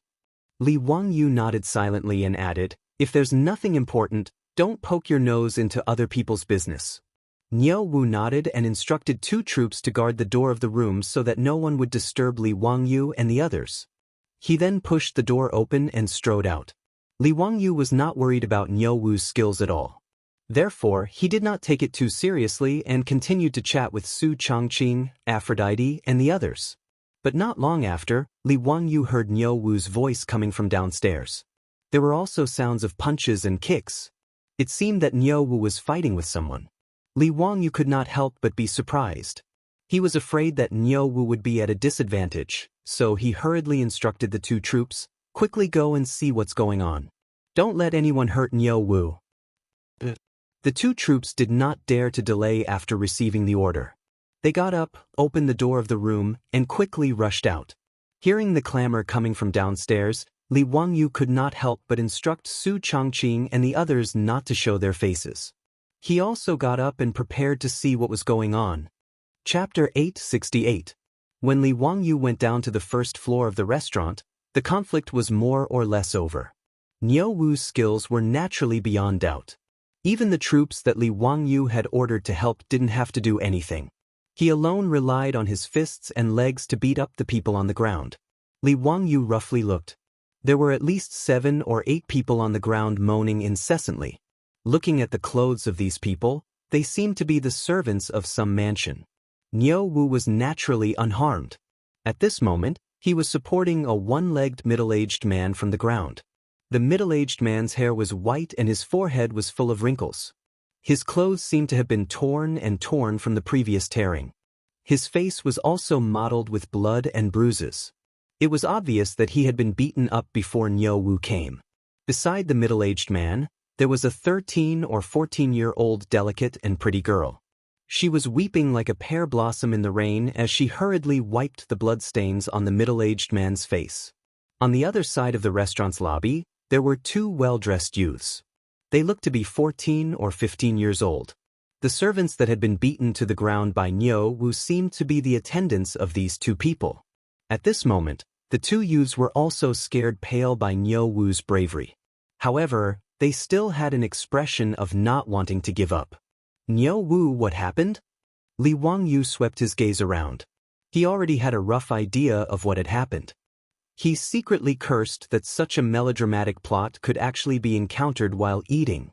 He had really seen a ghost. If his guess was correct, the one-legged middle-aged man and the delicate and pretty girl should be the father and daughter pair. As for the 2 well-dressed youths, it could be said that they were the hedonistic sons of some influential family in Lizhou. It was very obvious that the father and daughter pair were both commoners. Naturally, They wouldn't provoke these hedonistic sons for no reason. Then it was very clear who was causing trouble just now. Niu Wu supported the one-legged middle-aged man and fiercely glared at the two youths. Then he turned his head and said, "Husband, these two people are very overbearing.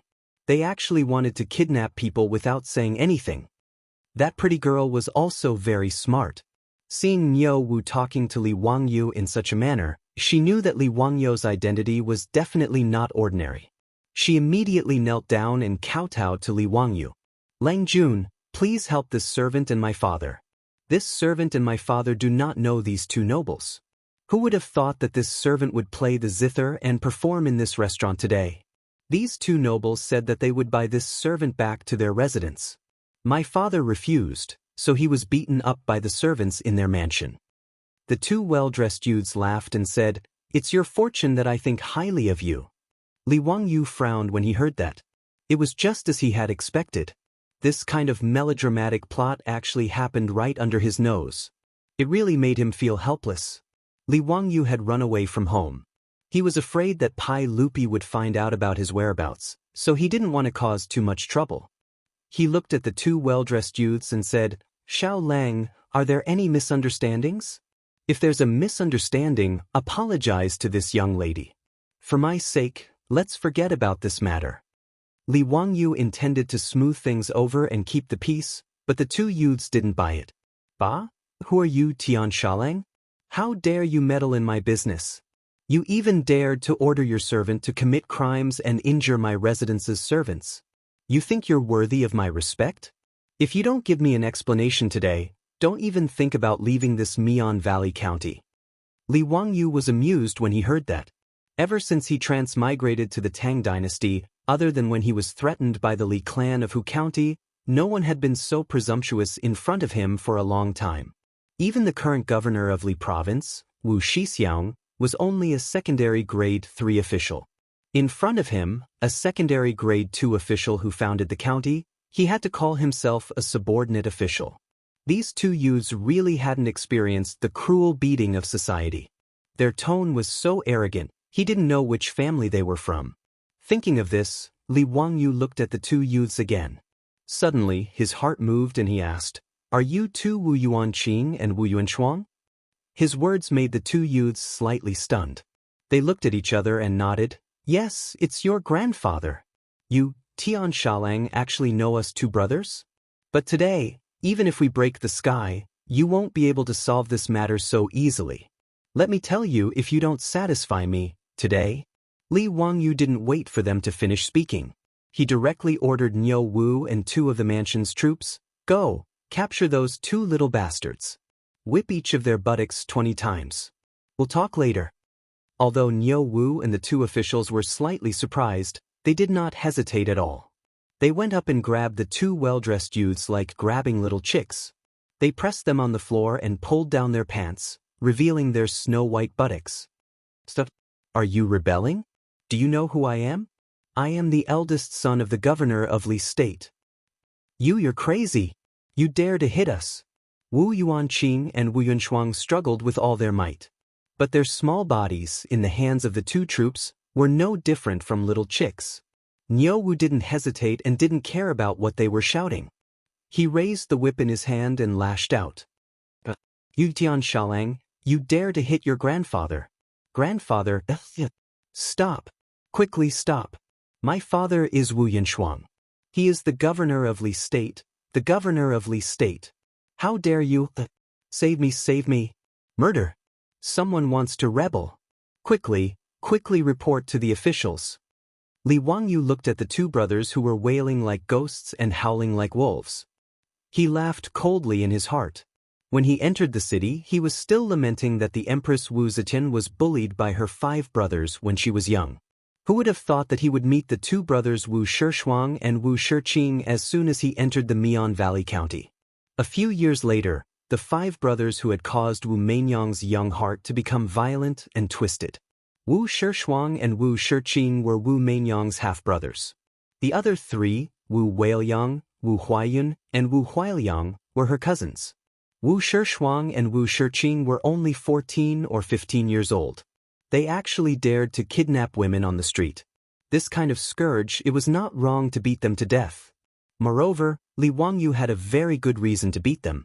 One must know that Li Wangyu was a relative of the imperial family. Although he had not been re-recorded in the imperial family's genealogy of the imperial family, Pai Lupi was his uncle. That was something that everyone knew. Just now, these two little bastards actually dared to call themselves Laozi and Grandpa. If they were serious, that would be the crime of deceiving the emperor. Even if Wu Shiqing was here, he would not be able to say a word. Perhaps he would have to personally beat these two bastards up again. When Niu Wu beat Wu Shishuang and Wu Shiqing until they were wailing like ghosts and howling like wolves, one of the Wu clan servants who had been beaten by Niu Wu finally struggled to get up. That person did not dare to go forward to save Wu Shishuang and Wu Shiqing. Instead, he took advantage of the fact that no one was paying attention to sneak out of the restaurant and ran away. Li Wangyu saw the servant's movements and knew that this person must have gone to call for reinforcements. However, he was too lazy to pay attention to him. He only watched coldly as Niu Wu continued to whip the two little bastards of the Wu clan. Chapter 869. Without any hesitation, Niu Wu followed Li Wangyu's instructions and gave Wu Shiqing and Wu Shishuang 20 lashes each. Fortunately, Niu Wu had heard the identity of the two brothers and knew that Li Wangyu only wanted to teach these two little bastards a lesson. Therefore, he did not use too much strength and did not use too much force. Even so, after 20 lashes, Wu Shiqing and Wu Shishuang's buttocks were covered in green and purple streaks, crisscrossing and very beautiful. As for the two brothers, their previous threats turned into pleading, then to wailing, and finally to weeping bitterly. Because of this incident in the big restaurant, whether it was the doctor, the manager, or the customers, they all shrank to the side, not daring to say anything to stop them. Everyone could see that the person who dared to disregard the identity of the governor of Li province and beat the Wu brothers was either a fool or an extraordinary person. This was a fight between immortals. As mortals, they naturally had to hide far away and did not dare to make a sound. The wailing busker and her father, who had lost a leg, were also shocked speechless. Wu Shiqing and Wu Shishuang, who were used to being tyrannical in Li province, would never have thought that they would meet with such a disaster today. Wu Shixian was originally a businessman. Later, he gave up business and joined the army, following Li Yuan, and made a lot of contributions. His first wife, Xiang Li, died of illness not long after giving birth to Wu Shiqing and Wu Shishuang.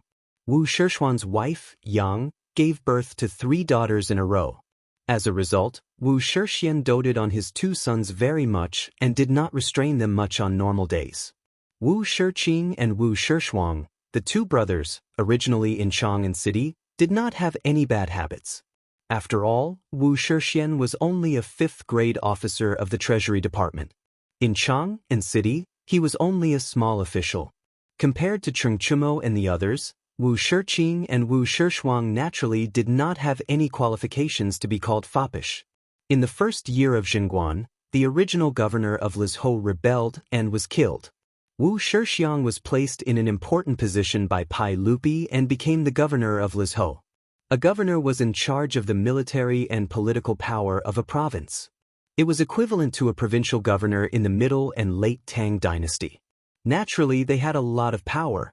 After the Wu brothers followed their father to the Li prefecture, they were shocked to find that the 2 of them had actually become the biggest silk pants in the Li prefecture. As a result, the 2 brothers went from being cautious to being unscrupulous. In a short span of 2 to 3 years, they had completely let go of themselves.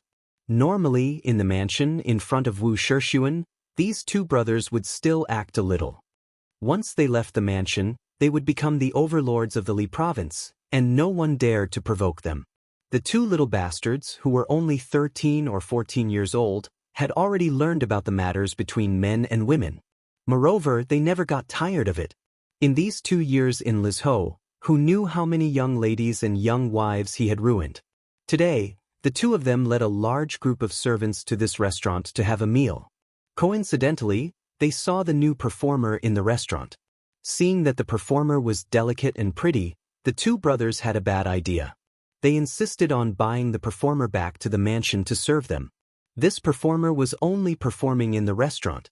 How could an innocent person agree to such a thing? Naturally, they made a scene. Li Wangyu asked about this matter and felt even more annoyed. He ordered Niu Wu, "Whip these two little bastards 10 times each." After he finished speaking, he asked the servants in the mansion to bring him a stool. He sat in the main hall of the restaurant and waited for the Wu family's servants to bring reinforcements. Originally, Li Wangyu did not want to reveal his identity. However, since he had already interfered in this matter, and the two little bastards of the Wu family had already fought, he naturally could not sneak away. As a result, revealing his identity was unavoidable. Fortunately, Li Wangyu was not too worried. After all, even if the news was sent from Lizhou to Chang'an city at top speed, it would take 7 to 8 days for the news to arrive. If Wu Shiyang sent the news of his appearance in Lizhou to Chang'an, Pai Lupi would then send people to Lizhou.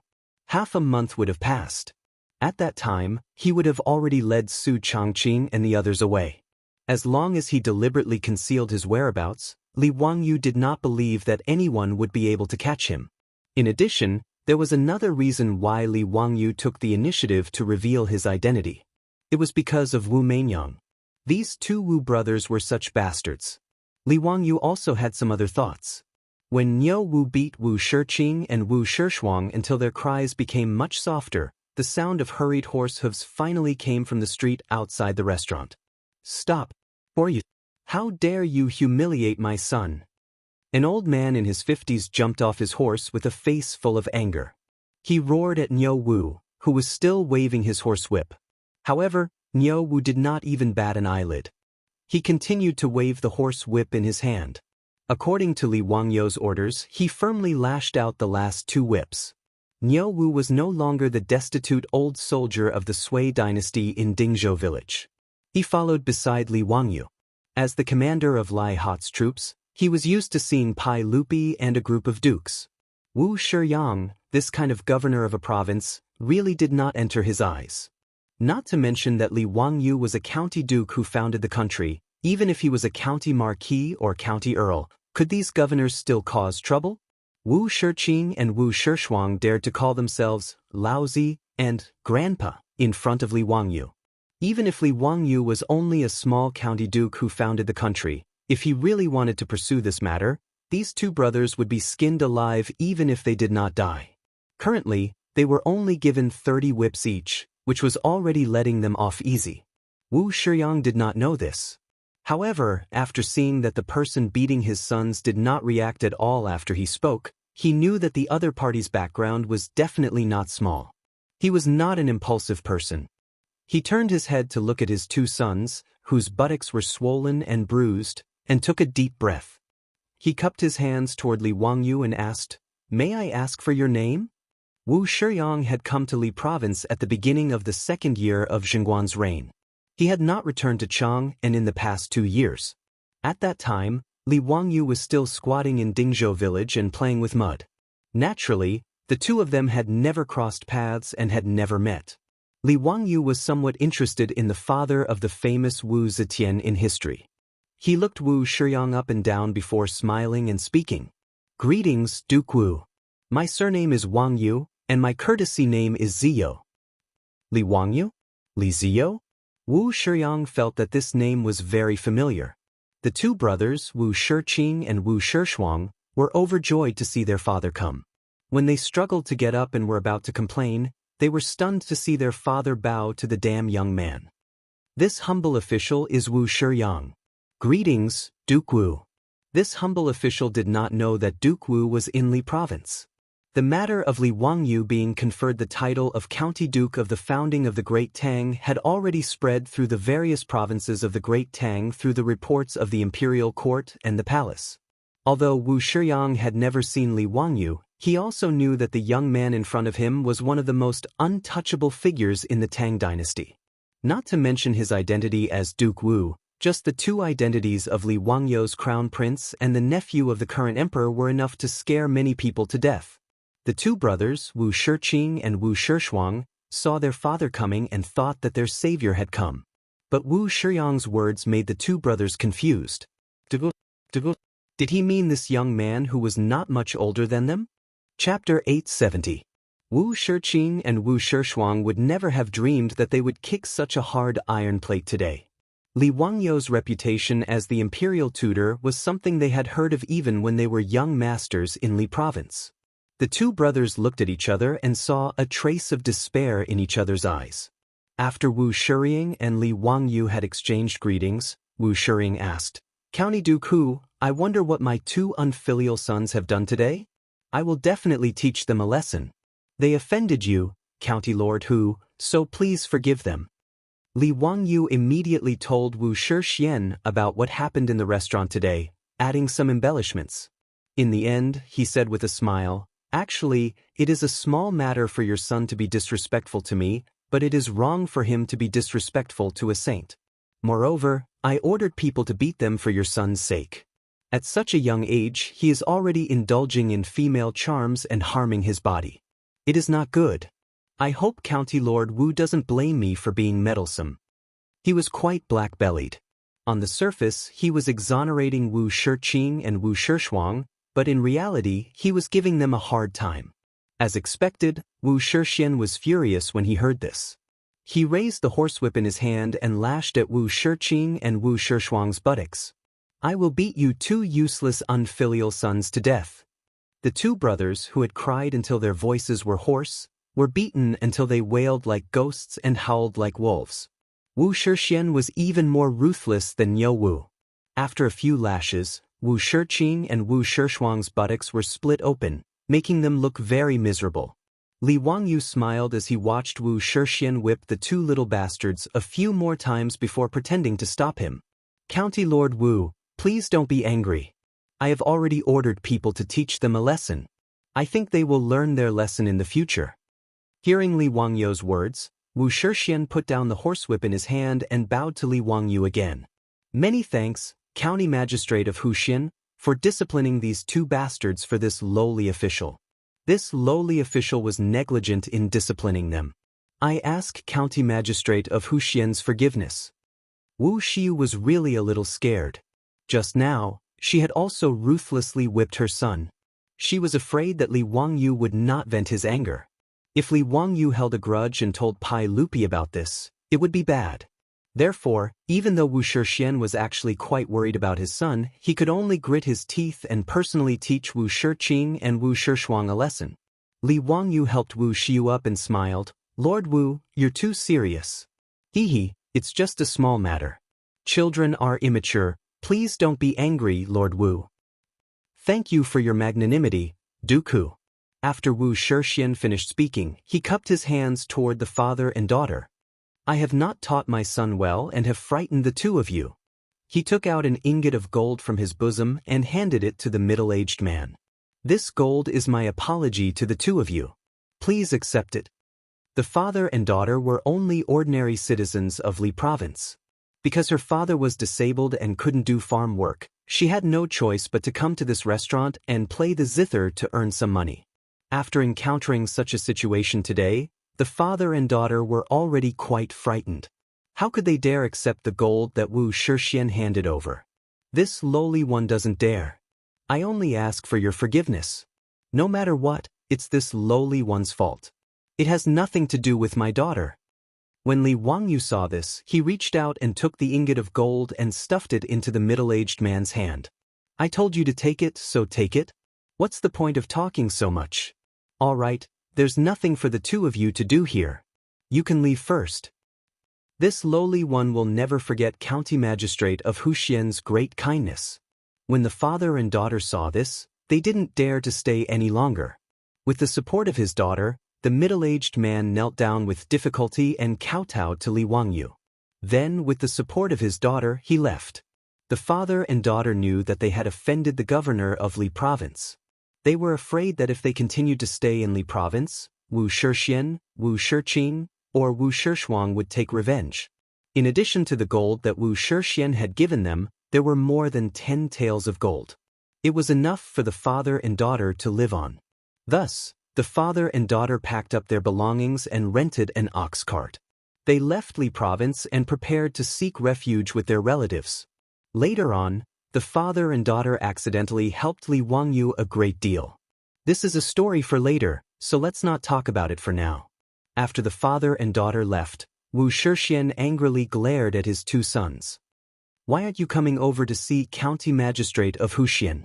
After Wu Shiqing and Wu Shishuang were released by Lai Hot's troops, they had long faces. They limped over and endured the pain in their buttocks. They walked over to Li Wangyu and bowed deeply. I was too rash. Please forgive me, County Magistrate of Huxian. That's enough. Those who don't know are not guilty. My two nephews, please don't cause trouble like this in the future. Wu Shiqing and Wu Shishuang looked at Gong Bao, who didn't look much older than 18 or 19. They were already cursing him in their hearts for calling them nephews. However, the two of them weren't too stupid. On the surface, they looked like they were being taught a lesson. Li Wangyu was well aware that a dandy like Wu Shiqing and Wu Shishuang would not be able to restrain their dandy aura just because they were beaten up. However, Wu Shiqing and Wu Shishuang weren't his sons. Li Wangyu couldn't be bothered to worry about Wu Shixian. This kind of playboy would only know what it meant to be beaten up by society after Wu Shixian died. However, after meeting Wu Shixian today and seeing Wu Meinyang's two disappointing older brothers, Li Wangyu was now a little more curious about the 6-year-old Wu Meinyang. Originally, he didn't want to meet this future empress so early. However, after seeing Wu Meinyang's two disappointing older brothers, Li Wangyu had other ideas. If possible, it seemed like a good thing to get Wu Meinyang away from these two little bastards a few years in advance. Li Wangyu couldn't help but roll his eyes. He turned to Wu Shixian and said, County Magistrate of Huxian, do you know about the Academy of the Tang Dynasty? Wu Shishuan's eyes lit up when he heard this. County Magistrate of Huxian, are you talking about the academy that you and the sage opened together? Of course I know. This Academy of the Tang Dynasty was founded less than a year ago. However, I do know that it's hard to get a place to enter this academy. He pointed to Wu Shiqing and Wu Shishuang and said, I originally wanted to send these two unfilial sons to the academy to study. Unfortunately, they are too old and don't meet the academy's enrollment requirements. That's a pity. Li Wangyu shook his head regretfully. However, if County Magistrate of Huxian has other children, you can also give it a try. Wu Shixian was very regretful. Sigh, I only have these two unfilial sons and 3 daughters. Li Wangyu smiled very happily. County Magistrate of Huxian, what are you saying?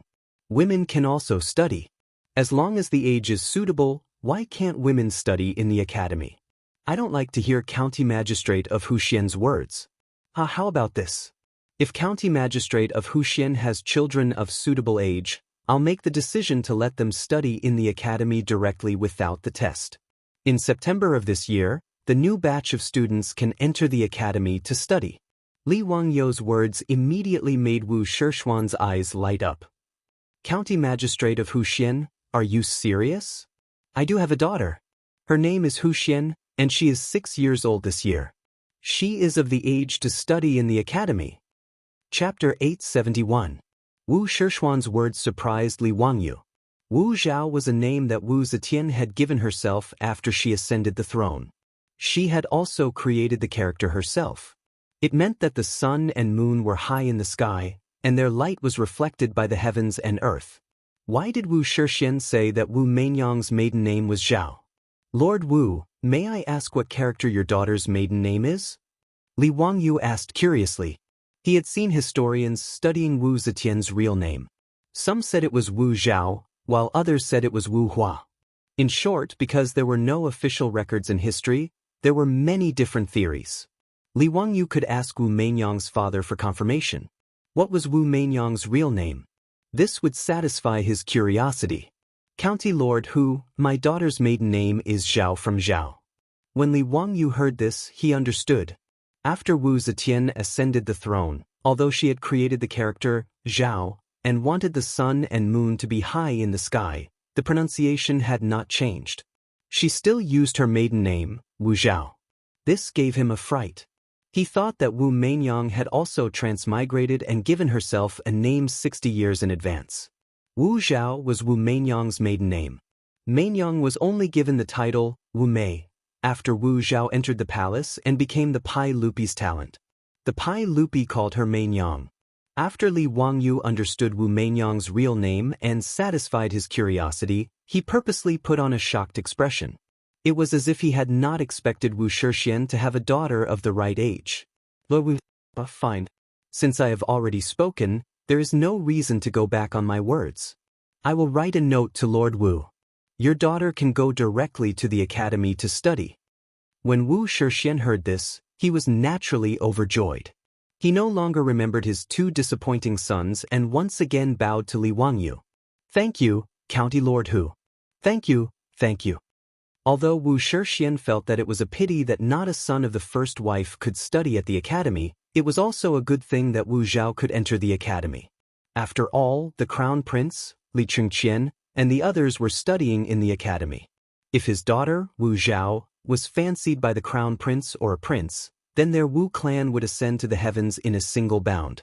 No matter how big the hole in Wu Shixiang's imagination was, even when that old Taoist Yuan Tiangang read Wu Meinyang's face and said that she was unspeakably noble, Wu Shixiang didn't dare to think that his daughter would be able to ascend the throne in the future. Speaking of Yuan Tiangang giving Wu Zetian a face, Li Wangyu once asked Yuan Tiangang for confirmation. Dragon eyes and phoenix neck, extremely precious. The old Taoist did say this sentence, but Yuan Tiangang never said something like, if you are a woman, you should be the master of the world. It was purely a far-fetched story made up by later generations. Yuan Tiangang's eyes were so sharp. He had seen countless faces in his life. How could he not see whether the swaddled Wu Meinyang was a boy or a girl? Not to mention that the old faker might not be able to see through Wu Meinyang's life experience. Even if he could, it was impossible for him to say such disgraceful words to Wu Shixiang. When Wu Shixiang heard that Li Wangyu and the others were still living in the hostel, he immediately warmly invited Li Wangyu to stay in his mansion. Li Wangyu couldn't resist Wu Shixiang's enthusiasm, so he could only nod and agree. Then he asked the troops to invite Su Changqing and the others to come down and greet Wu Shixiang. May I ask if the sage has any arrangements for you to come to Lizhou this time?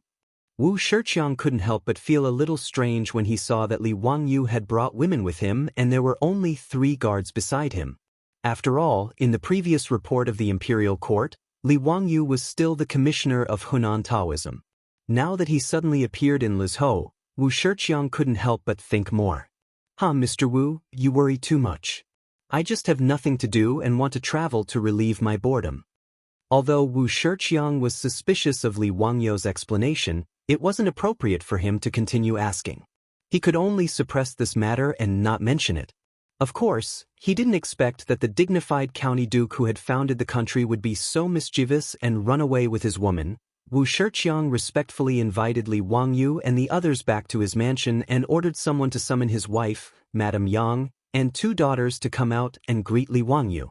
Wu Shixiang's eldest daughter, Wu Shun, was already 11 years old this year. She was betrothed to Helan Yuesher, the legitimate son of Helan Shuren, and would soon be married off. Li Wangyu naturally had no interest in Madame Yang and Wu Shun. He and Su Changqing both cast curious gazes at the 6-year-old Wu Meinyang. Li Wangyu thought to himself, as expected of a beauty. No wonder that brat Li Ji would be so charmed in the future that he didn't even care that she was the woman of his father, Pai Lupi, and insisted on making her his empress. As a woman, Su Changqing looked at Wu Meinyang differently. There was some admiration, some sympathy, and some indescribable emotions. After all, after Wu Zetian ascended the throne, in order to consolidate her position, she did many vicious and merciless things. She didn't even let off her own son and daughter. She personally strangled her daughter, Princess Ding Ning Si, poisoned her eldest son, Li Hong, forced her second son, Li Xian, to commit suicide. She whipped her grandson, Li Zhongruan, her granddaughter, Li Xianhui, and her nephew, Wu Yenji, to death. She caused the deaths of her sister, Madame of Han, and her niece, Madame of Wei. Just thinking about these glorious achievements of Wu Zetian made Su Changqing shudder. Of course, Wu Zetian also had her contributions. Perfecting the imperial examination system was one of them. Even Li Wangyu's method of teaching Pai Lupi was copying Wu Zetian's method. Wu Zetian had been on the throne for 15 years, and her policies were stable. The people were rich, and she had the reputation of Zhenguan's legacy. She had laid down the foundation for the Tang dynasty's long-lasting rule. From this point, Wu Zetian could be considered quite outstanding. As a result, Su Changqing's feelings towards the future Wu Zetian, the current Wu Zhao, were complicated. It was understandable. However, in Li Wangyou's eyes, the 6-year-old Wu Meinyang's words and actions were no different from that of a normal child. It was true that she was smart, but she was definitely not some kind of monster. When she heard that she could receive Li Wangyou's recommendation and directly go to the Tang dynasty's academy in Chang'an and to study, Wu Zhao was naturally overjoyed. She then obediently knelt down and kowtowed to Li Wangyou. "This slave kowtows and thanks County Lord Hu," the little lowly said crisply. Li Wangyou casually accepted Wu Meinyang's 3 kowtows, but he was secretly happy in his heart. The future empress was now kneeling in front of him and kowtowing respectfully. No matter how he thought about it, he was a little excited. Of course, Li Wangyou didn't know how Wu Meinyang's life would change after he interfered. It was even hard to say if there would be another Empress Wu Zetian in history in the future.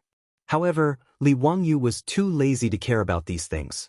He didn't even know if Li Ji could ascend the throne, let alone Wu Meinyang. After all, Li Chengqian was now calling him teacher, and he was becoming more and more educated. His original arrogant habits had long disappeared after studying in the academy for almost a year. Now, Pai Lupi was quite satisfied with his 2 sons. Whenever he was free, he would bring Li Chengqian and Li Tai around to play, looking like a filial father. Under these circumstances, it was hard to say what the future of the little brat Li Ji, who was still learning how to speak, drooling and running around naked, would be. Thinking of this, Li Wangyou couldn't help but think of another idea. "Duke Wu, this duke sees that your daughter is very smart. I have an idea that I would like to discuss with Duke Wu." Chapter 872. Wu Shixian asked curiously, "What orders does the Duke of Huxian have?" "This duke sees that your daughter is smart and very pleasant, so this duke intends to accept her as a disciple. What does Duke Wu think?" Li Wangyou's words naturally caused Wu Shixian, Madame Yang, and Wu Meinyang to be overjoyed, while Su Changqing silently rolled his eyes. Su Changqing still remembered the look on this guy's face when he asked him to accept Ma Zhou as a disciple. But ever since he accepted Ma Zhou and Yan Liben as his disciples, Li Wangyou seemed to be addicted to accepting disciples. Li Chengqian, Li Tai, Li Lizhi, Li Ji, Shang Guanyi, and Lu Rengui. Counting carefully, this guy has already accepted 8 disciples unknowingly. And now he wants to accept Wu Meinyang as a disciple. What does he want to do? Is he really going to be the first imperial teacher of the Tang dynasty? If history does not change in the future, Li Wangyou's identity is a bit scary. The teacher of Crown Prince Li Chengqian, High Emperor Li Ji, and Empress Wu Shixian, this identity can be said to be unprecedented. If the historians of later generations study this period of history, they really don't know what to say about Li Wangyou. In fact, this was also the idea that Li Wangyou proposed to Wu Shixian to accept Wu Meinyang as a disciple. Anyway, he has already accepted so many disciples now. It doesn't matter if it's a sheep or a flock of sheep. This kind of thing, being the teacher of several Tang emperors, is quite exciting. In addition, Li Wangyou also wants to try and see if he can slightly correct Wu Meinyang's extreme character. If she can really ascend the throne in the future, it would be good to use fewer cruel officials. Another thing is Li Wangyou's little selfishness. He and Su Changqing will sooner or later spread their branches and leaves in the Tang dynasty. Even if it was for the sake of his descendants, he had to give himself a status that no one else could match. At the very least, he would be a solid backer for his descendants. If Li Ji or Wu Meinyang ascended the throne, they would not become enemies with his descendants. That was enough. As for things that were even further away, Li Wangyou couldn't think of them, nor could he care about them for such a long time. Wu Meinyang didn't wait for her father to speak. She had just stood up when she knelt down before Li Wangyou and kowtowed 3 times. Disciple Wu Zhao is willing to be apprenticed to the master and learn from him. Disciple will follow master's instructions and will not dare to disobey master's teachings. Wu Shixiang and his wife, Madame Yang, also bowed to Li Wangyou. It is Zhao Nyang's fortune that County Duke who has taken a liking to her. County Duke who, please do not hesitate to discipline him. This humble official will be eternally grateful. Li Wangyu nodded with satisfaction. Good, since that's the case, I'll accept you as my disciple. You haven't given your name yet, right? Master will bestow upon you a courtesy name, Mei. She was charming, beautiful, and good. Wu Mei, I will call you Mei Nyang from now on. His words caused Su Changqing to roll his eyes to the side, almost to the point of rolling his eyes to the sky. This guy really walked the path of Pai Lupi, leaving Pai Lupi with no way out. In fact, Li Wangyu really wasn't prepared to give Pai Lupi a chance to bestow a name. No matter what happened between Wu Meinyang and Li Wangyu in the future, or whether they would become husband and wife, at the very least, Li Wangyu wouldn't let Wu Meinyang be summoned into the palace by that old lecher, Pai Lupi, to become some sort of talented person. Li Wangyu was still confident in this point. Of all the people present, only Su Changqing could guess a thing or two about Li Wangyu's thoughts. Naturally, no one else knew about it. Naturally, no one objected to him giving Wu Zhao a courtesy name. Wu Meinyang happily accepted Li Wangyu's gift. Wu Shiqiang twirled his beard and said with a smile, Meinyang, from now on, learn from your teacher. Don't mess around, or else father won't let you off easily. Wu Meinyang stuck out her tongue at Wu Shiqiang and said, I won't. Hee, Meinyang will definitely listen to teacher from now on. She then looked at Su Changqing and obediently bowed to Su Changqing. Meinyang greets teacher's wife. Su Changqing felt somewhat embarrassed by Wu Meinyang's words. However, it was not appropriate for him to refute her in front of everyone. Thus, he pulled Wu Meinyang into his embrace and began to whisper to her. Su Changqing, who was originally conflicted about this little lowly Wu Meinyang, also understood. The future Empress Wu Zetian was a matter for the future. At the very least, the Wu Meinyang in front of him now was an obedient and cute little lowly. It would be too much to worry about something that might happen in a few decades. Instead of worrying that Wu Meinyang would become too extreme in the future, it would be better for her to teach the future Empress together with Li Wangyu. It might even be a good story. After thinking this through, Su Changqing became more and more intimate with Wu Meinyang, and the little lowly Wu Meinyang also fell in love with this gentle and lovely teacher's wife.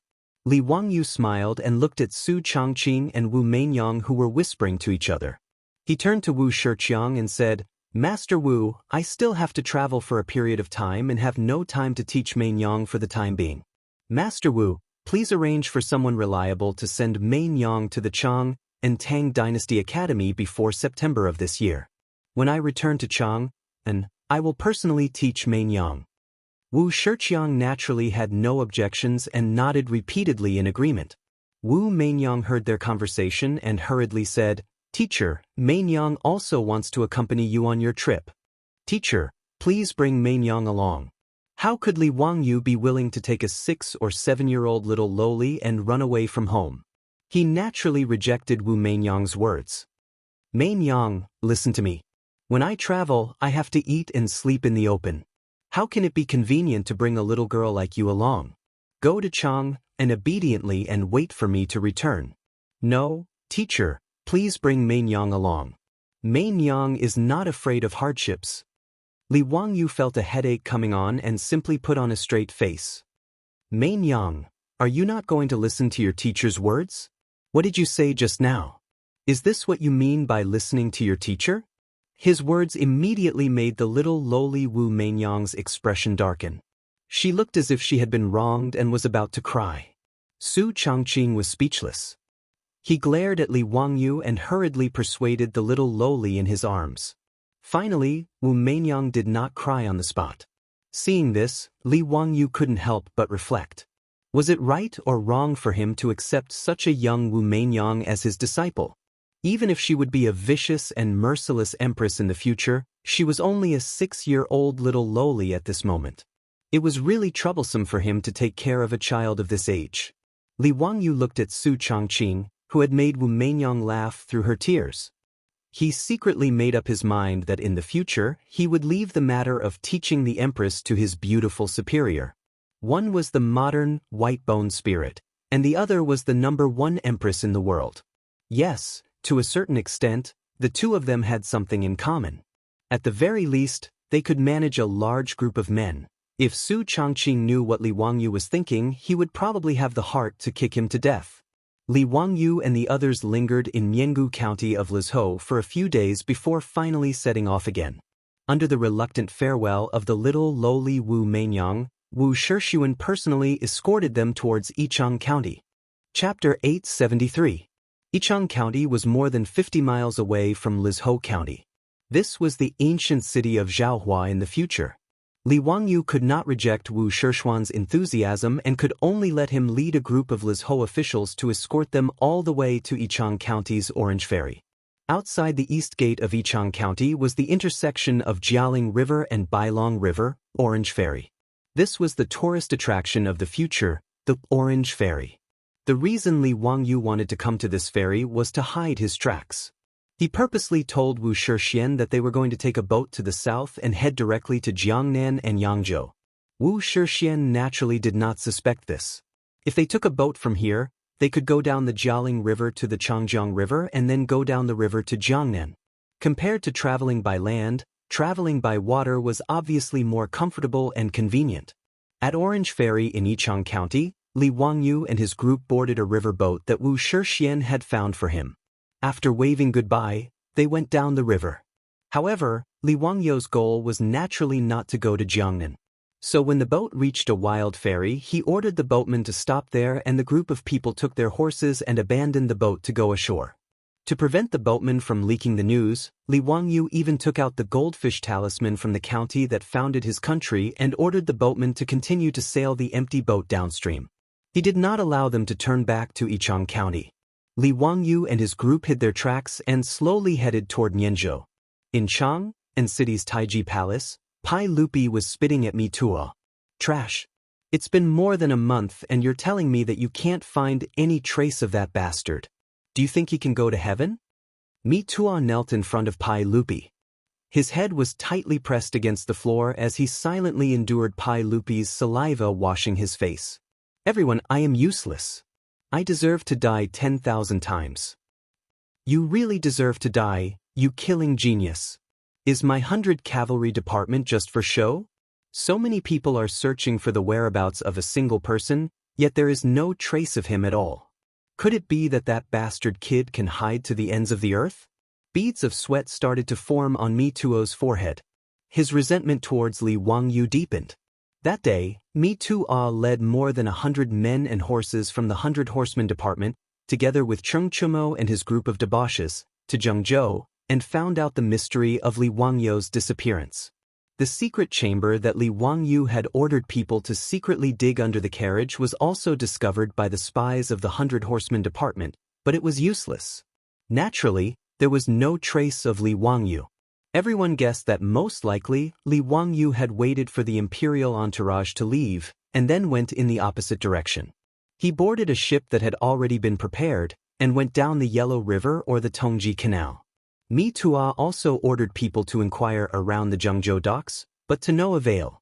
He simply sent out a few groups of people to follow the river. He, Cheng Chumo, and the others naturally did not know that while they were searching for Li Wangyu's traces in Zhengzhou, Li Wangyu had quietly followed Pai Lupi's imperial entourage, bypassed Chang'an, and went to the land of Shu. Mi Tuo could not wantonly issue arrest warrants as if he were chasing a criminal. Even when the officials of Zhengzhou asked him who the 100 Horsemen Department was looking for, Mi Tuo could only be vague and did not dare to say clearly. He really could not say this out loud. The dignified county duke who had founded the country had run away. If this matter was spread out, what would happen? Would the imperial court still have any face? Secretly searching for Li Wangyu's traces was naturally the idea of Pai Lupi. That day, in the imperial entourage, all the officials who knew about Li Wangyu's escape were warned by Pai Lupi to keep their mouths shut and not spread this matter out. But how could such a large imperial entourage keep a secret? Not long after the imperial entourage returned to Chang'an, the people in the streets of Chang'an, and began to secretly discuss this matter. When they said that the county duke had run away with his woman, everyone was very excited, and their desire for gossip was obvious. In Chang'an, and as long as the people gathered together, they would inevitably talk about this matter. There were even gambling houses that secretly opened bets, betting on how long it would take for the county duke to be caught by the sage. Mi Tuo and the playboys searched for almost a month in Zhengzhou, but they did not find anything. They had no choice but to return to Chang'an and to report to Pai Lupi. When Li Chengqian and Li Tai heard about this matter, they immediately jumped up and shouted that their teacher did not take care of his disciple. How could he not bring them along for such a fun thing? These two did not think that if Li Wangyu really ran away with the two of them, not only would Pai Lupi send out arrest warrants, but he would also send out the cavalry of the Tang dynasty to chase Li Wangyu to the ends of the earth. When Ma Zhou, Yan Liben, Shang Guanyi, and Lu Rengui learned that their teacher had run away, they also felt as if they had been struck by lightning. They were shocked by their unreliable teacher. The dignified secondary class 2 county magistrate who founded the country actually disappeared without a word, leaving behind a nondescript leave request. This kind of thing had never been heard of before. When Ma Zhou and the others learned about this matter, they immediately rushed to Dingzhou village to ask Li Heng and Niu Yong if they knew anything about this matter and whether they knew where their teacher had gone. Regarding this, the old butler Li Heng and Niu Yong could only smile bitterly. They did not hide it from Ma Zhou and the others and directly took out the letter Li Wangyu had sent. Everyone old me really does not know where Lang Jun went. Sigh, this matter is really... Li Heng paused, not knowing how to complain. Lang Jun's handwritten letter is here. Everyone will know once you read it. Old me guessed that Lang Jun's leave request was most likely because of Lady Su. Old me actually thinks that Lang Jun did nothing wrong. This time, Lady Su risked her life to enter Yanling County because of the epidemic in Shuzhou. Why can't she change her title? Li Heng had long been convinced by Su Changqing. He was full of complaints that Su Changqing could not be conferred a title because of his merits. Ma Zhou and the others were now court officials. Naturally, they could not join Li Heng in complaining about the saint's decision. However, after the four of them read the letter, they looked at each other in dismay. Old Li, have you arranged the things that Master asked you to do? Li Heng nodded affirmatively. Of course. Old me dare not neglect Lang Jun's orders. Of course, I have ordered it. This. Ma Zhou looked at Yan Liben and the others and did not know what to say.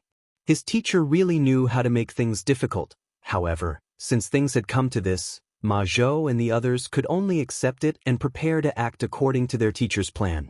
A few days later, Ma Zhou Si and the others stepped forward at the same time. Holding the ceremonial tablet, they bowed to Li Er and said, "This subject supervises Censor Ma Zhou. This subject is Junior Supervisor Yan Liben. This subject is Secretary Shang Guanyi, and this subject is Lu Rengui." Pai Lupi was slightly stunned. He did not understand why Li Wangyu's 4 great Vajras stepped out together today. Come. We heard that during the epidemic in Shuzhou, my daughter Su Changqing performed meritorious deeds for the country. She risked her life alone and saved thousands of people. Ma Zhou praised Su Changqing in front of Pai Lupi and the court officials. Therefore, we request your majesty to reward those who have performed meritorious deeds. We request your majesty to confer Su Changqing a title as a reward for her meritorious deeds. I second the motion. Yan Liben and the others chimed in as well. Ma Zhou and the others' words were like throwing a bomb into Taiji Palace. Chapter 874. Ma Zhou's speech naturally caused an uproar in the Taiji Palace. Needless to say, the reaction of the officials was the same as in Zhengzhou. There were supporters, but there were also many opponents. There were also a lot of people who didn't care and just watched the show. The only difference was that today was the Lunar Palace Assembly. There were more officials participating in the assembly, and the dispute was even more intense. Pai Lupi sat on the throne. When he heard Ma Zhou and the others mention this matter again, he also felt that his head was about to explode. Ever since Li Wangyu asked for leave, Pai Lupi also regretted it. In fact, to Pai Lupi, whether or not Su Changqing was conferred the title of nobility was not important. Since Emperor Gaozu of Han could confer the title of nobility to women, he could also do the same. The reason why Pai Lupi didn't say anything in Zhengzhou was actually because of his own selfishness. It was all because of his eldest daughter Chang'an's marriage. The Shuzhou epidemic caused Pai Lupi to admire Su Changqing, this amazing woman, in his heart. However, Li Wangyu actually dared to refuse his proposed marriage. After that, he even dared to boast shamelessly about a Huang and vying. He was simply wicked beyond redemption. Pai Lupi felt that he was already very magnanimous to only send this stinking shameless guy to Huayin County to be a county magistrate. Therefore, Pai Lupi, this narrow-minded emperor, was unwilling to follow Li Wangyu's wishes and confer the title of nobility to Su Changqing. However, he never expected that Li Wangyu, that bastard, actually took Su Changqing and ran away without saying a word. This made Pai Lupi so angry that he almost took out a knife to chop people to vent his anger. Pai Lupi sent the cavalry department to secretly search for Li Wangyu for more than a month, but they couldn't find any trace of him. This made this eternal emperor secretly regret. Only after losing something would one know how to cherish it. This saying was absolutely true. After Li Wangyu ran away, Pai Lupi realized that his nephew was irreplaceable. Not to mention the new gadgets he had created, just the number of troubles Li Wangyu had solved for him on a daily basis made Li Er sigh with emotion. This nephew of his was truly a genius.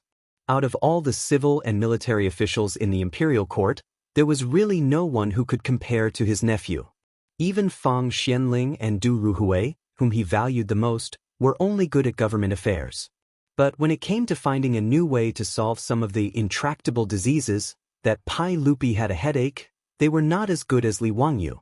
Because of this matter, Empress Zhangsun was quite critical of Pai Lupi. After all, in Empress Zhangsun's view, Li Wangyu was her nephew. Chang'an's future husband had to be Li Wangyu. But now, Pai Lupi forced Li Wangyu to run away from home, because of a small matter like conferring a title to Madame Su. How could Empress Zhangsun not complain? Moreover, Empress Zhangsun was also a woman.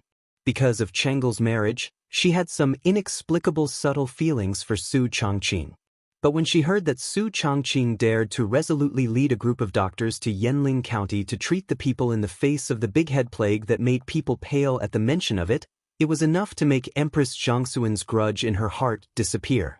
It was not a disgrace to the dignity of the imperial family for such an extraordinary woman to marry the same husband as her daughter. It was because of this psychological change that Empress Zhangsun didn't give Pai Lupi a good look, even though she didn't say it out loud when Pai Lupi forced Li Wangyu to run away. And Princess Royal Chang'an was even more depressed every day. She almost washed her face with tears. Pai Lupi, who felt that he was in the wrong, returned to the harem. He didn't dare to see his wife and daughter.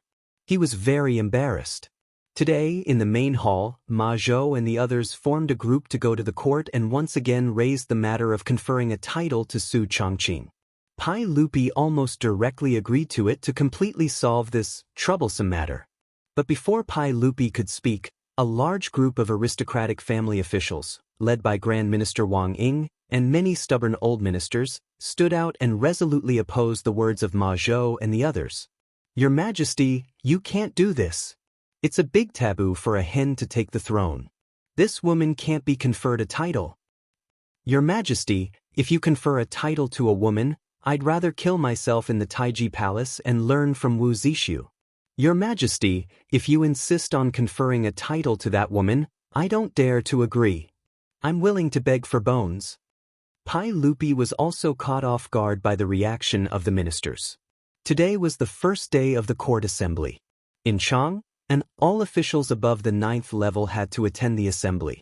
When there were more people, the opposition became more and more intense. The Imperial College, the Hongwen-Guan, the Taichung Temple, the Imperial Historian Bureau, and the Imperial Historian Bureau, these 7th, 8th, and 9th ranked officials, their voices of opposition were even more intense. It seemed that if one word of disagreement was heard, there would be someone who would hit his head against a pillar and die, his blood splashing 3 feet away. They put on a stance of remonstrating with death. Pai Lupi wanted to nod and agree with Ma Zhou and confer a title to Su Changqing, but how could he say it? Although the status of these officials was very low, there were many of them. Even someone as strong as Pai Lupi had to consider the pressure of public opinion from the hundreds of officials.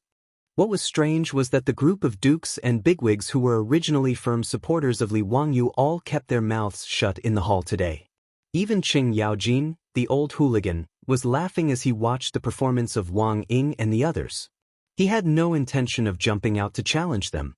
Wang Ying and the others didn't notice this point, but Pai Lupi saw it clearly from his throne. Originally, Li Er still wanted to speak up and try to use the majesty of the emperor to suppress the chaotic situation in the Great Hall, but the behavior of Qing Yaojin, Yuqi Jingde, and the others made his heart involuntarily thump. He secretly pondered, could it be that Li Wangyu, that scoundrel, was playing some kind of trick again? If Li Wangyu didn't greet the dukes in advance, Pai Lupi didn't believe it at all. Based on the relationship between Li Wangyu and Qing Yaojin and the others, it was strange that they didn't say anything. Thinking to this point, although Pai Lupi was still silently cursing Li Wangyu in his heart for finding trouble for him, his originally irritated heart from the noise of the officials calmed down. He also didn't say anything. He sat on the throne with a smile and watched the performance of Wang Ying and the others. As the minister of Taichung Temple, Wang Ying's literary talent and eloquence were naturally very good. The old man saw that Pai Lupi was smiling and didn't say anything. It seemed that Pai Lupi was very encouraging, and he became even more energetic. He stood in the main hall and talked nonstop. He talked about the 3 sovereigns and 5 emperors, King Zhou of Shang, and the gains and losses of the former Han dynasty. He talked about how absurd Empress Lu and Marquis of Lingguang Lu Mang were, how their relatives monopolized power, and concluded why women couldn't be conferred nobility. Fortunately, Wang Ying's body was quite good. After such a long speech, he didn't even have a lack of oxygen, which was rare. Ma Zhou and the others seemed to have turned a deaf ear to Wang Ying's words. They didn't have the slightest intention of defending themselves. Pai Lupi smiled faintly. He nodded and stood up. We'll discuss this matter later. Court is dismissed. After he finished speaking, he didn't bother to pay attention to the officials. He directly boarded the carriage and returned to the harem. As for Ma Zhou and the other 3, they seemed to have completely forgotten what they had talked about in the main hall. They laughed and greeted each other and went to Peace Square to drink. This scene fell into the eyes of Wang Ying and the others, and only then did they realize that something was wrong. But no matter how they thought about it, they couldn't figure out what the problem was. Although they were suspicious, they couldn't figure it out. However, this group of old officials who vehemently opposed the conferment of nobility soon discovered where the problem was. Chapter 875. It was not easy to live in Chang. In the huge city of Chang, and although the 7th, 8th, and 9th rank officials had official positions and various subsidies from the imperial court, most of them lived a tight life. After all, although their income was not low, their expenses were also higher than ordinary people. Going to Peace Square with their colleagues every few days to drink and socialize with friends was a necessary social activity. In addition to the expenses of their family members, servants, and renting houses and buying houses, the lives of these low-ranking officials were mostly similar to those of the middle class in the future. Although they appeared to be well off, they could not be extravagant and had to live frugally. In terms of transportation, before Li Wangyu made public horse carriages, it was not a small expense for these officials to raise a horse in their mansions. Even if they had horses when their relatives traveled, they could only borrow mules or donkeys from their neighbors. At the very least, they could spend some money to rent a carriage or an ox cart. When the public horse carriages in Chang changed from a novelty to a means of transportation that everyone was used to, many low-ranking officials in Chang would choose to travel by public horse carriages. There were many officials who wore light green and light blue official robes and rode the horse carriages. The people in Chang were also used to this. When they saw these officials boarding the horse carriages, the most they would do was stand up and give up their seats, salute, and greet them. Today, the morning drums sounded in Chang, and the doors of all the houses opened. Lu Qing, the functionary of Taichung Temple, who lived in Zhaogui Square in the west of the city, tidied up his dark blue official robes and walked out of his house as usual. He smiled and nodded to the neighbors in the square and walked toward Xiamen Street outside the square. He was ready to take a public horse carriage to the imperial city for the roll call. Lu Qing was now 40 years old and was not considered young. However, he had only passed the examination a few years ago with great difficulty. He was now an official of the Ministry of Appointments, a 9th-grade official. After a few years of hard work, he was promoted to an upper 8th-rank functionary. Lu Qing was very satisfied with this. He walked out of the square as usual and waited for the public horse carriage to arrive. He was thinking about the 4 disciples of the county magistrate in the imperial court yesterday who proposed to bestow nobility to the Su family. At present, the details of the flood and plague in Shuzhou had already been published in detail in the imperial court. Lu Qing had also read through the matter of Shuzhou long ago. In truth, he admired Madame Su, the wife of the county magistrate. The big head plague had broken out in Shuzhou. Under such circumstances, the woman dared to lead a group of doctors into Yanling County. Even as a man, Lu Qing could only silently praise her courage. However, yesterday in Taiji Palace, Lu Qing did not hesitate to follow behind Wang Ying of Taichung Temple and oppose the matter of conferring nobility. It wasn't that he had any objection to a woman being conferred a title of nobility, but it was purely to flatter Wang Ying, the minister of Taichung Temple. Whether or not the Su clan was conferred a noble title had nothing to do with him. But since his boss's boss had spoken out against it, how could he go against it? As a result, yesterday in Taiji Palace, Lu Qing's opposition was extremely fierce. He even said that he wanted to learn from Wu Zixu and remonstrate with Pai Lupi to the death. Thinking about his performance yesterday, Lu Qing was very satisfied. When he left the imperial court, Wang Ying, a rank 3 official of Taichung Temple, actually patted him on the shoulder in a rare amiable manner. For the first time, he asked for his official position and name. This made Lu Qing feel that everything was worth it. Thinking that in the future he would be able to enter the eyes of the Taichung Temple's minister and that he might be promoted right in front of him, Lu Qing silently praised himself and felt that yesterday was a wise decision. Just as Lu Qing was feeling proud, a carriage slowly came from afar and stopped in front of Zhaogui Square as usual. He took out 2 copper coins from his money pouch and was about to board the carriage when he was stopped by the coachman who was driving the carriage. "Please wait for a moment, Lang Jun. May I ask if you are the functionary of Taichung Temple, Field Officer Lu?" The functionary was called Field Officer in the Jin dynasty. Therefore, the functionary of the Tang dynasty was also called Field Officer. Lu Qing was slightly taken aback. He did not expect the driver to recognize him. "Yes, it is I. Is there a problem?" Lu Qing coughed lightly and replied. The driver nodded with a smile. However, his words almost made Lu Qing explode with anger. "It really is Field Officer Lu. That's good. I was afraid that I recognized the wrong person.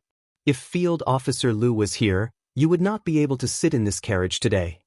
Hearing this, Lu Qing was naturally furious. "Why is that? Give me a clear explanation." The coachman calmly took out a piece of paper from his bosom and shook it in front of Lu Qing. Not only can Field Officer Lu not sit in this carriage today, but also in the future.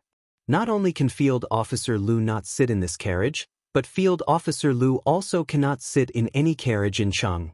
Do you see this?